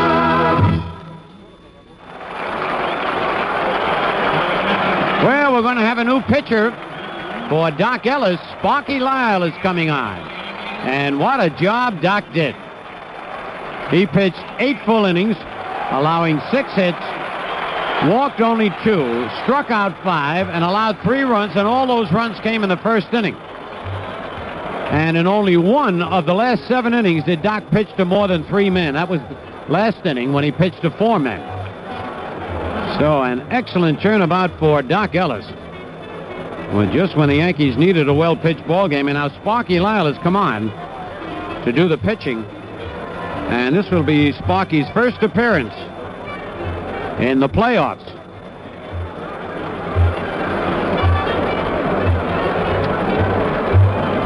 So Sparky will be working to George Brett, John Mayberry, and Hal McRae.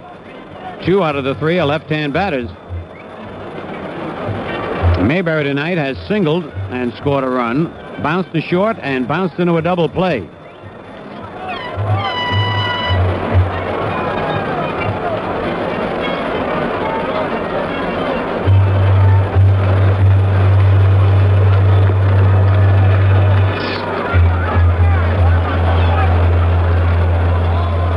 All right, Sparky concluding his warm-ups.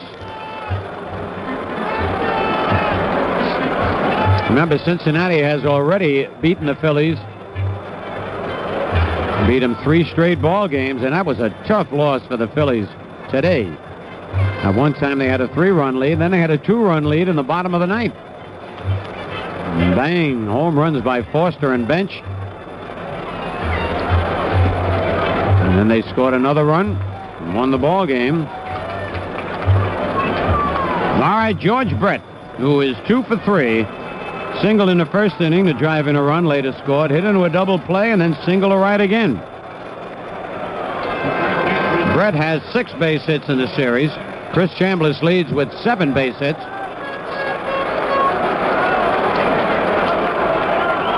Brett has been a tough out all year, not only for the Yankees, but all the other clubs.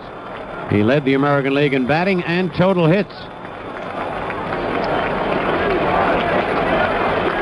All right, Brett steps in. Sparky Lyle walks up to the mound. Now feet together, gets the sign from Munson. And here's his first pitch to Brett. Inside, ball 1. Looked like a pretty good pitch.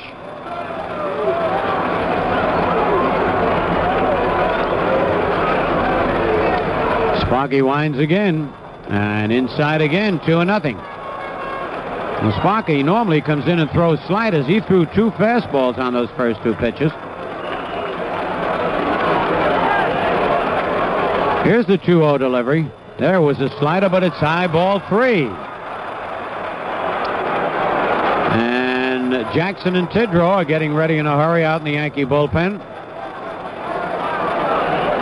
The 3-0 pitch is ball 4 on 4 straight pitches. Brett walks.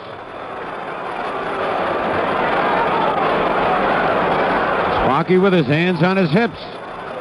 Can't believe it. Normally he comes in and throws nothing but strikes, but he hasn't worked in so long. Here's Mayberry, who singled and scored, bounced to short, and hit into a double play. Yankees lead 5-3. We're in the top of the 9th inning.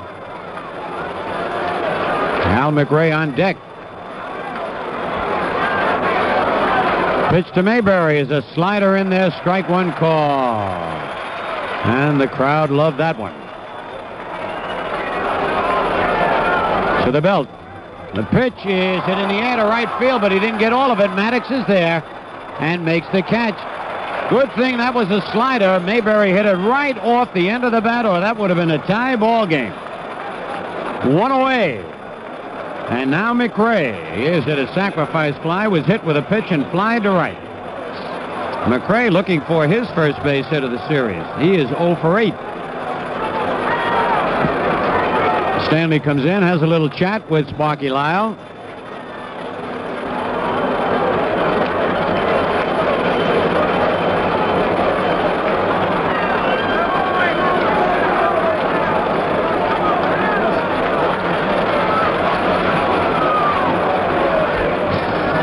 McRae takes a pitch high, ball 1.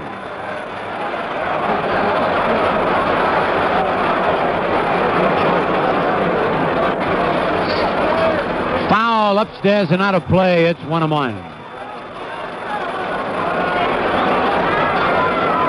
Well, we just had some good news. Frank Torre's wife had a baby boy last night. It's the first boy after 4 girls.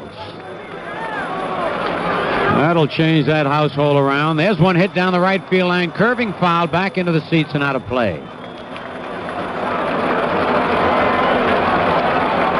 So it's a ball and 2 strikes. Sparky doesn't like the feel of that baseball. Wants another one.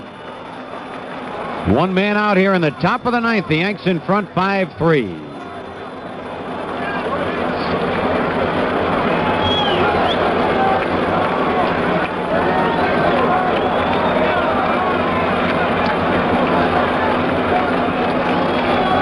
Outfield really playing deep. They'll give up a single, but they don't want an extra base hit here. Nettles deep at third, guarding the line. Chambliss right in back of first base. The 1-2 pitch, little bit high, 2-2.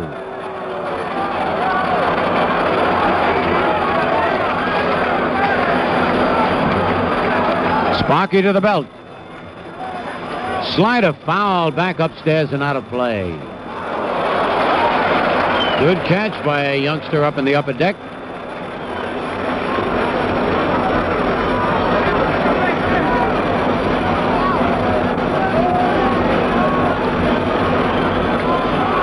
Still 2-2 on Hal McRae. Brett at first base. Here's the kick and the pitch. Check swing foul. Just barely got a piece of it. Sparky's slider was breaking down and in.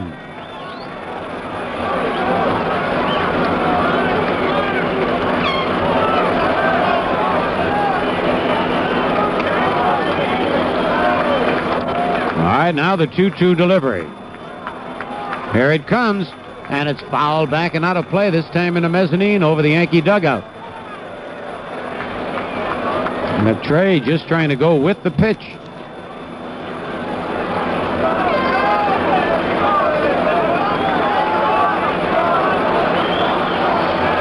Once again, the 2-2 delivery. And it's hit in the air to right field, but Maddox got a beat on it to his left.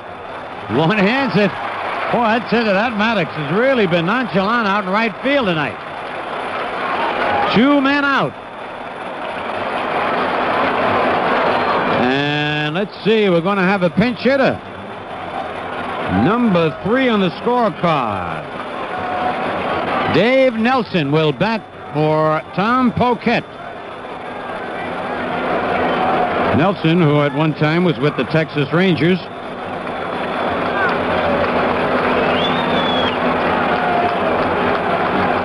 He has not been. This is his first appearance in the playoffs. Davey Nelson. 2 men are out. We're in the top of the 9th, and the Yankees are leading 5-3 in this, the 3rd game of the playoff series. Each team has won 1 game up till tonight.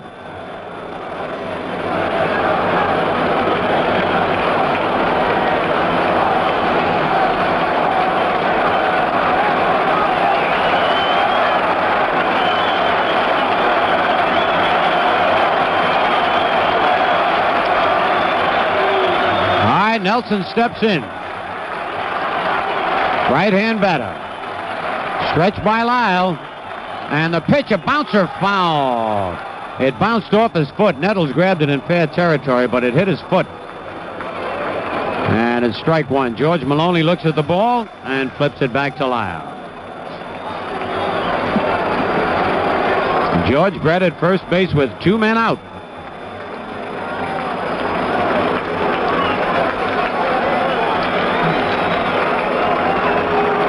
Sparky toes the rubber. Big shorter back against the sign. Comes to the belt. His pitch foul back and out of play. Strike 2. Good hands in the upper deck again.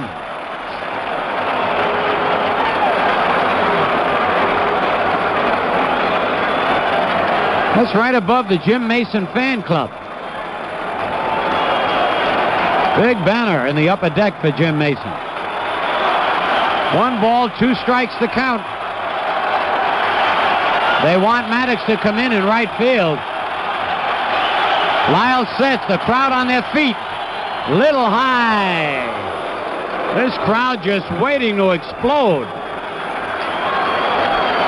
Chanting, we're number 1, we're number 1. They got to wait till that 3rd out. Here's the stretch. And the pitch. The foul ball might. Chambliss, can he reach it? No, just barely out of his reach as he was leaning into the stands. A break for Nelson and the Royals. It's still a ball and 2 strikes, 2 out. Yankees leading 5-3, top of the 9th. Listen to the volume swell.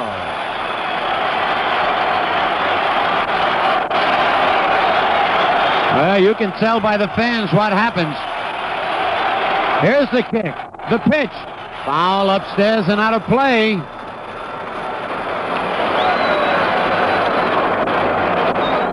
Oh, man. The tension is tremendous. This crowd just waiting to explode. There they go again. And now Nelson wants time. I tell you, this really something for the home team to have this kind of backing. Here's the pitch. Check swing foul outside of first.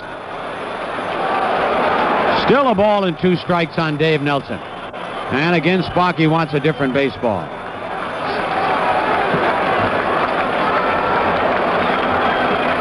The largest crowd ever to see a game here at New Yankee Stadium. 56,808.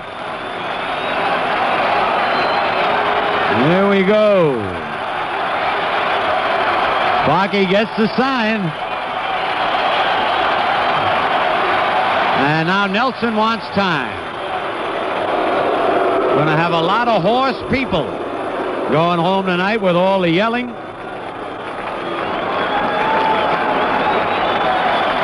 All right, once again, Sparky gets on the rubber.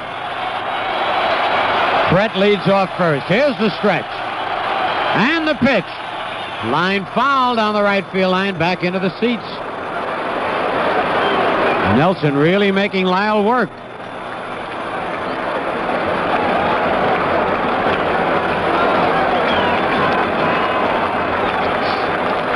One ball, 2 strikes, 2 out.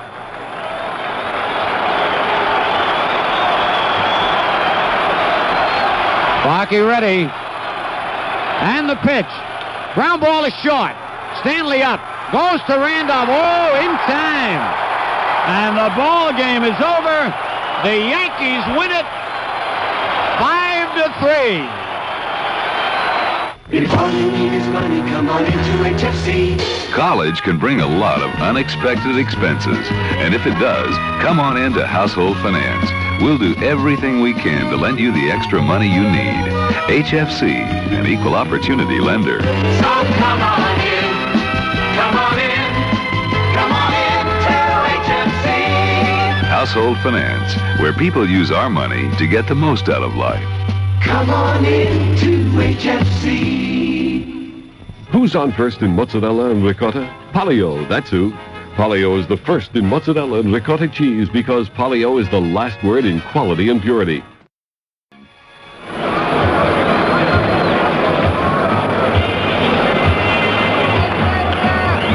Right now, let's pause for station identification on the New York Yankee Home of Champions Radio Network. This is WMCA, Strauss Communications in New York. Hi, I'm John Sterling, and I've got sports for you. New York Yankees baseball, New York Nets basketball, New York Islanders hockey, NFL football, Notre Dame football, New York, New Jersey college basketball. WMCA, sports for all seasons. All right, the totals in the ball game for the Yankees: 5 runs, 9 hits, no errors. For the Royals, 3 runs, 6 hits, no errors. The winning pitcher, Doc Ellis, and the loser, Andy Hassler. I tell you, it was some kind of a ball game. The Royals broke on top in the first inning. Wolford walked, stole a base after Cowan struck out. Brett singled Wolford home. Then Mayberry singled. Hal McRae hit a sacrifice fly to drive in Brett. And Poquette doubled to drive in Mayberry. But that happened to be all the scoring for the Royals as Doc Ellis tightened his belt and really pitched some kind of a ball game through the 8th inning. Sparky Lyle came on in the 9th inning to shut the door, and the Yankees win it 5-3 for the Yankees. So many heroes. Chris Chambliss with a 2-run homer, a single, even a stolen base, drove in 3 runs. Greg Nettles drove in what proved to be the winning run with his single in the 6th. And Elliot Maddox with a double drove in another run. Thurman Munson had himself a couple of base hits. Great defensive plays, 3 by Greg Nettles, and 1 outstanding play by Fred Stanley. So the Yankees win a big ball game 5-3, and we'll be back right after this.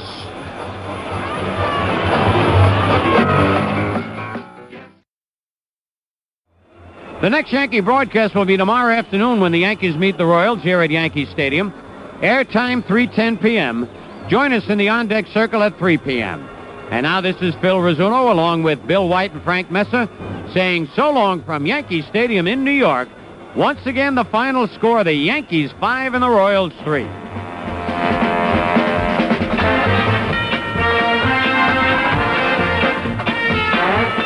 Today's game has been brought to you by Chrysler Plymouth. It's the year to say yes to Motor Trend's Car of the Year, Chrysler Plymouth Volare. By Gabriel. No matter what you drive, no matter how you drive, there's a Gabriel shock for you. Gabriel, King of the Road. By Colonial Yankee Franks. The only Franks sold at Yankee Stadium are now available at supermarkets everywhere. By Schaefer Beer. Go out and get a Schaefer and be Schaefer people too. By Household Finance. A good place to borrow money. By Getty Premium and new Getty Unleaded Regular. the higher octane gasoline with the lower prices. And by Lincoln Savings Bank, the bank who makes friends for life. The Lincoln Savings Bank in Brooklyn, Queens, Nassau, and Manhattan.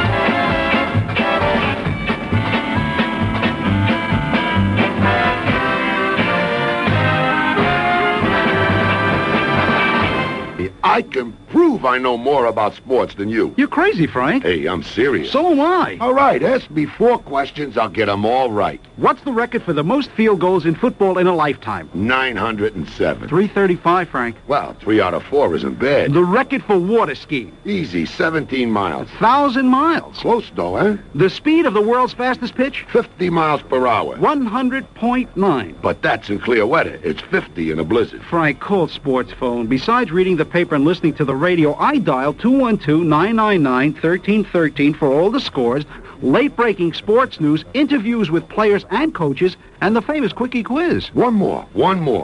Who stole the most bases in a lifetime? Babe Ruth. Ty Cobb. Right. Babe Ruth was his stage name. Oh, Frank.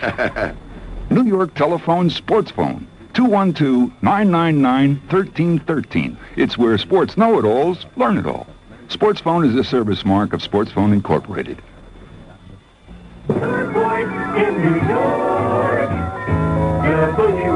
Rouse Communications in New York. Hey, what do you say? WMCA. WMCA. We listen to you. Hello there, everybody. This is Mel Allen with some post-game chatter and patter brought to you by that great gasoline, Getty Premium. If you're like most buyers of regular gasoline, you probably think unleaded gasolines just don't perform. Sure, unleaded gives you a nice, clean engine, but it just doesn't have the pep of your regular, or for that matter, the low price. Well, you regular buyers are in for a little surprise. Introducing Getty Unleaded Regular.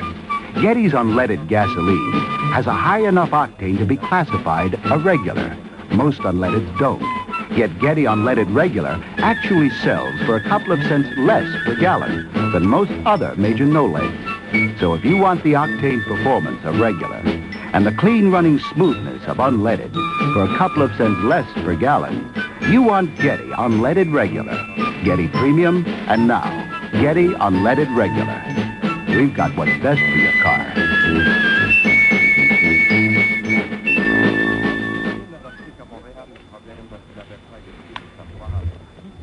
Tonight before 56,808 at new Yankee Stadium, the first time a championship game was played in that ballpark since way back in 1964. Game 5 of the World Series, which also happened to be the 73rd World Series game to have been played in Yankee Stadium. Let's hope there'll be some more starting Saturday. The game tonight, how can you describe it? Except to say, how about that? After dividing the first 2 games, the Yankees winning the opener 4-1 behind the great pitching of Catfish Hunter, Kansas City roared back by winning the second game at Royals Stadium by a score of 7-3. And so in this best 3 out of 5 game series for the American League pennant, the scene shifted tonight to new Yankee Stadium. Doc Ellis went to the mound for New York, and before the fans were hardly seated, it looked as if the Royals were really out to take it all, because they jumped on Doc Ellis, a veteran of postseason play, by getting all of their 3 runs in the first inning. This summary, of course, is mostly for the benefit of those of you who might have been in other places and did not get the beginning or any part of the ball game, or may have just tuned in. In the first inning, Doc Ellis, a right-hander, walked Wolford. After working the count to 3-2, Wolford stole second, but then he came right back and struck out Cowens. So things didn't look too bad, but then up came the American League batting champion, George Brett, and he got himself a single to center. And Mayberry blooped a single to left to put the Royals out in front by a score of 1-0, with Brett racing on to third on that base hit. Hal McRae then hit a long fly ball to right field, a sacrifice fly that scored Brett and made it 2-0 in favor of the Royals. Poquette poked a double to right field, scoring Mayberry, and that made it 3-0. The fans, of course, thought that the selection by Billy Martin of Doc Ellis to start the first game of this playoff series at Yankee Stadium might not have been a good one. After all, there was Kenny Holtzman. There was Grant Jackson that possibly he might have started. But Billy is the manager, and he made no move toward getting Doc Ellis out of there. It was just that the Royals punched the ball where they, as they say, where the open spots were. And they came up with 3 big runs in the first inning on 3 hits. And as later events proved, Doc Ellis did a magnificent job. The Yankees, in the last half of the first inning, didn't do very much with the starter for Kansas City, Andy Hassler. He was sort of a throwaway, as they say, by the California Angels. But I tell you, at the end of the season, after having lost some 18 consecutive games, he finally became a winner for Kansas City when they weren't going too well, and he finished up strongly. And being a left-hander, he was naturally Whitey Herzog's choice. They like to throw left-handers at the Yankees to try and neutralize the Yankees' power. And in the last half of the first inning, the Yankees started out nicely when Mickey Rivers utilized his speed and beat out an infield hit. But it didn't go much further than that. Up came Roy White, and a double play ensued when Rivers broke for second as White struck out, and Rivers was thrown out at second on a beautiful peg, and there were 2 away. Munson ended the inning by lining out to right. And so at the end of the first inning of play, it was 3-0 in Kansas City, and the jam-packed new Yankee Stadium sat back in silence. In the second inning, Doc Ellis then showed the fans that he had gotten his feet wet. He began to settle down. He got the first man who came to bat in the second inning, Freddie Paddock. He got Martinez by striking him out, and he got Wolford out on a grounder to short. So he got them out in order in the second inning. In fact, he had quite a stretch in there where he wasn't bothered very much at all by the Kansas City Royals. But then, of course, one couldn't look into a crystal ball after that first inning when the Royals got themselves 3 runs. Then in the last half of the second, the Yankees again tried to get to Hassler, who showed periods of wildness, but he still managed to get that ball in there when he had to. And in the last half of the second inning, Piniella grounded out to short, Chambliss grounded out to second, Nettles worked Hassler for a walk, and Elliott Maddox struck out. And so at the end of 2 innings of play, it was still 3-0 in favor of Kansas City. Then in the third inning, Doc Ellis continued to hold the Royals at bay.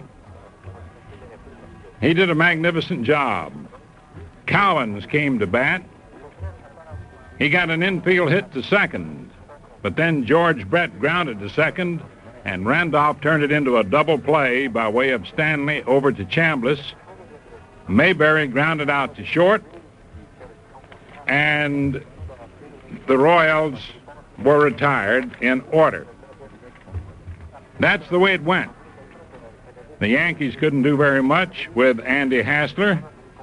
They did the best they could, but it wasn't very much.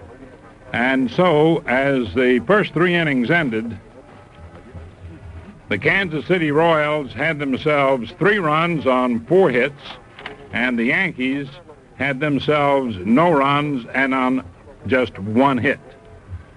Then came the top half of the 4th inning. McCray was hit by a pitched ball, but then was out trying to steal on a beautiful peg by Munson to Stanley on the very first pitch. Poquette took a 3rd strike, and White grounded out the 3rd. In the last half of the 4th, White came up for the Yankees, tried to get on base, but without success. Munson came to the plate, and he grounded out to short, as White had done. Piniella gave the Yankee fans some hope when he doubled to left. Up to the plate stepped Chris Chambliss. The Yankees were trailing 3-0 in the 4th inning, 2 away. And Chris Chambliss found a pitch to his liking and slammed it into the right field seats for a home run, to the delight of the 56,808 partisans. And the score suddenly became 3-2, and we had ourselves a real ball game. Kansas City 3 and New York 2 at the end of 4 innings of play. Chambliss really teed off on that ball. Then in the 5th inning, Doc Ellis continued his magnificent performance, even though Freddie Patek led off in the 5th with a single to center, but he immediately was thrown out stealing. The Yankees had their eye on him.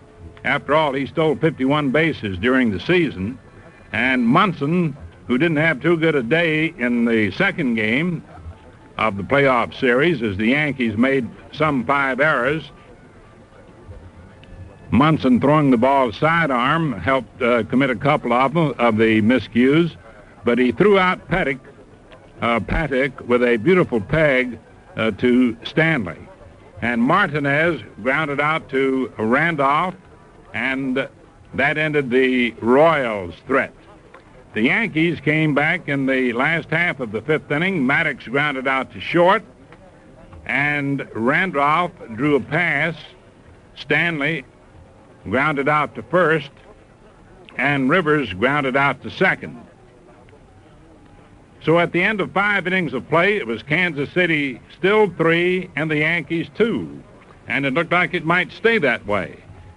Hassler had settled down. But the thing that interested us most was the way that Doc Ellis had begun to settle down. After that first inning, you'd have thought he might have lost all hope after giving up 3 runs and 3 hits. But for example, in the 2nd inning, he pitched only 3 men. In the 3rd inning, he pitched only 3 men. He gave up a hit, but there was a double play. In the 4th inning, he hit a batsman, but that batsman was out stealing, so he only faced 3 men in that inning. And then came the 5th inning. He gave up a base hit to Patek, as I told you, and he was out stealing, and he only faced 3 men in that inning.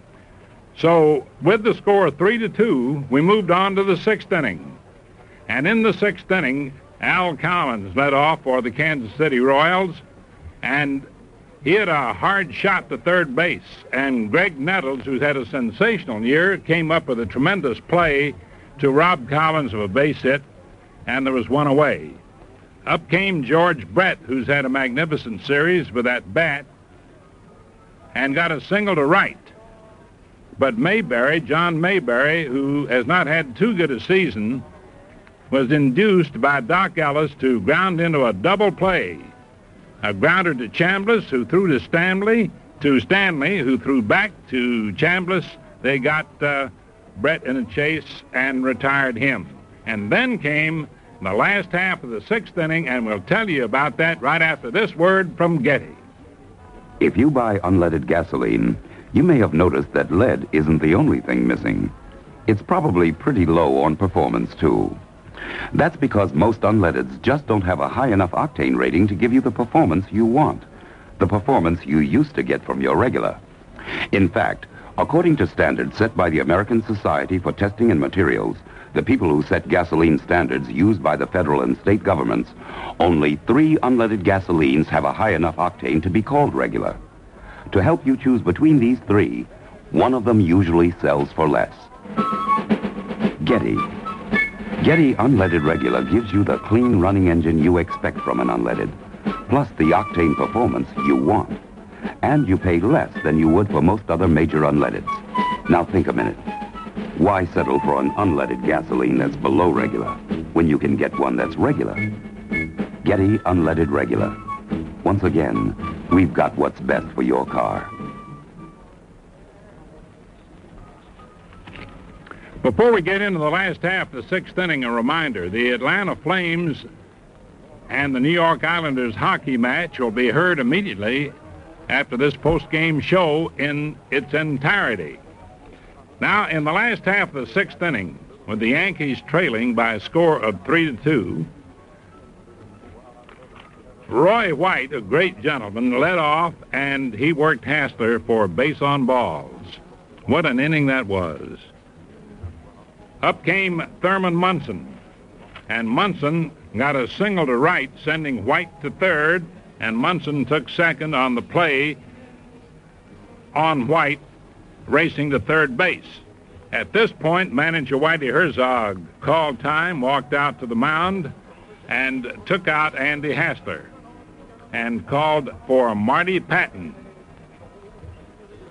Hassler had worked 5 innings plus and had given up just 3 hits. He'd pitched magnificent ball, but it was obvious that he was tiring, and the Yankees were beginning to get to him. Patton then walked Carlos May, whom Billy Martin sent up to hit for Lou Piniella. That left the bases loaded. 3 men on, nobody out. The score, Kansas City 3, the Yankees 2. At this point, once again, a pitching change by the Royals. In a short series, you throw everybody in there. And Tom Hall was called in to replace Patton in order to pitch to Chris Chambliss. Chambliss hit a ground ball to second, but it resulted in only a force-out at second, and that scored White. Munson went to third, Chambliss was safe at first, and the score was tied at 3-all. Greg Nettles then singled to left center, scoring Munson. Putting the Yankees out in front 4-3, Chambliss went to second. Hassler, of course, was the pitcher of record. All those runs were charged to him. And again, Whitey Herzog called time, made a pitching change, and brought in Steve Mingiori, a left-hander, even though a right-hander was coming to bat. Maddox came to the plate, and he delivered with a double to right center, scoring Chambliss, sending Nettles to third, and putting the Yankees out in front by a score of 5-3. Once again, Herzog made a pitching change and brought in right-hander Mark Littell, the 5th pitcher of the inning. And if memory serves me correctly, that tied a record. First man that he faced was Randolph, whom he struck out. Randolph was the 8th man to bat, or the 7th man to bat. Stanley became the 8th man to come to bat in the inning. He drew a walk, and the bases once again were loaded. At this point, Galen Cisco was sent out to the mound to talk to Mark Littell. The batter was Mickey Rivers. Rivers had beaten out an infield hit in the first inning, but hadn't done much since then, hadn't gotten the ball out of the infield. There were 3 men on, 2 out. The Yankees, of course, delighted the roaring throng by going out in front of the Royals. Bases loaded, 2 out, and Mickey Rivers ended that sensational inning by going out and leaving the Yankees out in front by a score of 5-3. We still had 3 innings left to go.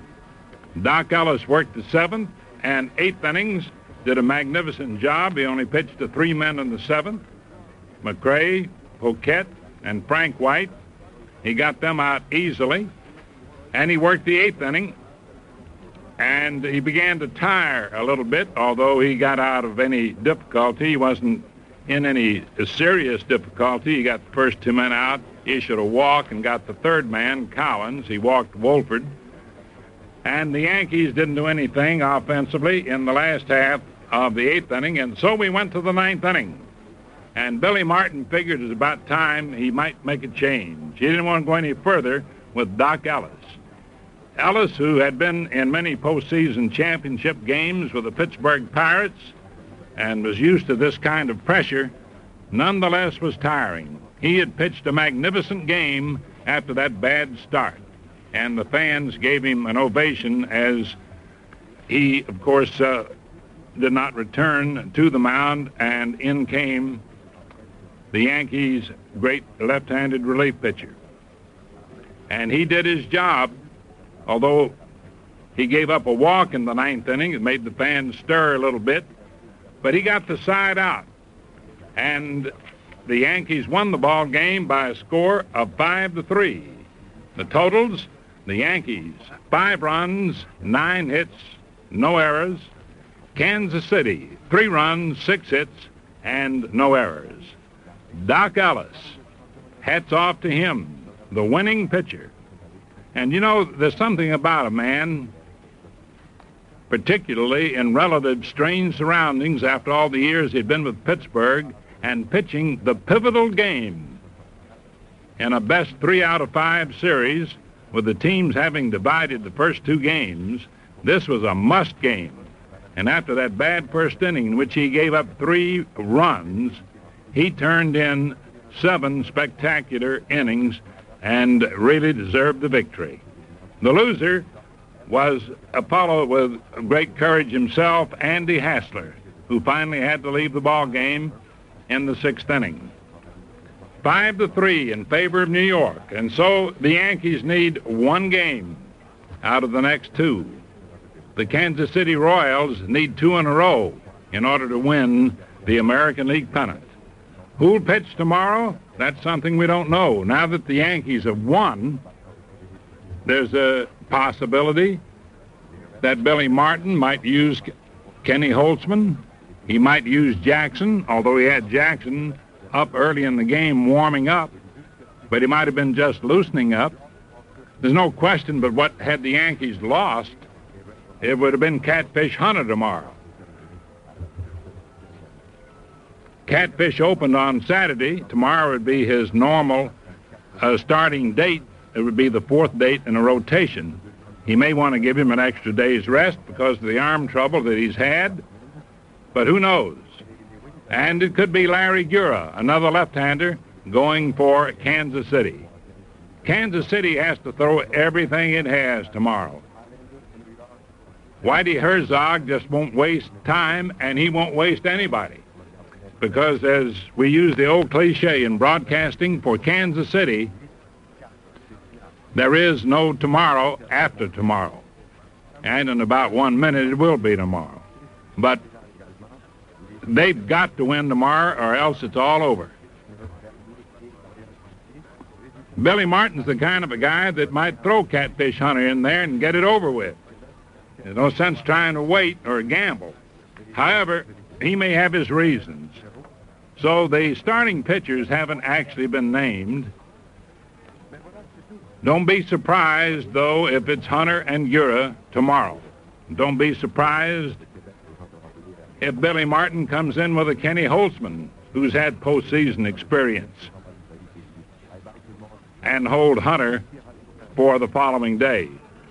But you can be sure that whatever Kansas City has, they're going to throw them all in there if they need them. You were aware, of course, of what happened this afternoon in the National League. Cincinnati won its first game in Cincinnati, and after having taken the 2 in Philadelphia, they won the National League pennant. And we'll tell you a little bit about that right after this word from Getty. Recently, a survey was taken of the prices of premium gasoline. The survey covered hundreds of service stations in the northeastern United States. Virtually every major oil company was included. Right now, I'd like to tell you the results of that survey. In Portland, Maine, Getty Premium sold for less per gallon. In Boston, Getty Premium sold for less. In northern New Jersey, Philadelphia, and New York, Getty Premium sold for less. In fact, in every state where Getty gasoline is sold, the survey showed Getty Premium sold for less per gallon than most major premiums. More premium gas for your money. That has to be the best mileage ingredient you can buy. So the next time you pull in for gas, pull in for Getty Premium gasoline. Getty. Once again, we've got what's best for your car. This is WMCA, Strauss Communications in New York. Hi, I'm John Sterling, and I've got sports for you. My own talk show Monday through Friday, 7 to 10, and Saturday afternoons, 1 to 4, plus play-by-play, day-by-day of baseball, basketball, hockey, and football. And don't forget, you'll be hearing John Sterling with the Atlanta Flames New York Islanders hockey match right after this little post-game chatter in its entirety. This afternoon in Cincinnati, the Reds came from behind after trailing 1-0 for 6 innings as Jim Cott pitched magnificent ball. In fact, they trailed 3-0 at the end of 6.5 innings and then came back with 4 big runs. The Big Red Machine unleashed its power with 4 in the last half of the 7th. But most dramatically was the fact that Philadelphia added 2 in the 8th and 1 in the 9th and led the ball game by a score of 6-4 when the first 2 men up for Cincinnati hit home runs, George Foster and Johnny Bench. And that, of course, tied the score, and they went on to win it. Cincinnati, 7 runs, 9 hits and 2 errors. Philadelphia, 6 runs, 11 hits, and no errors.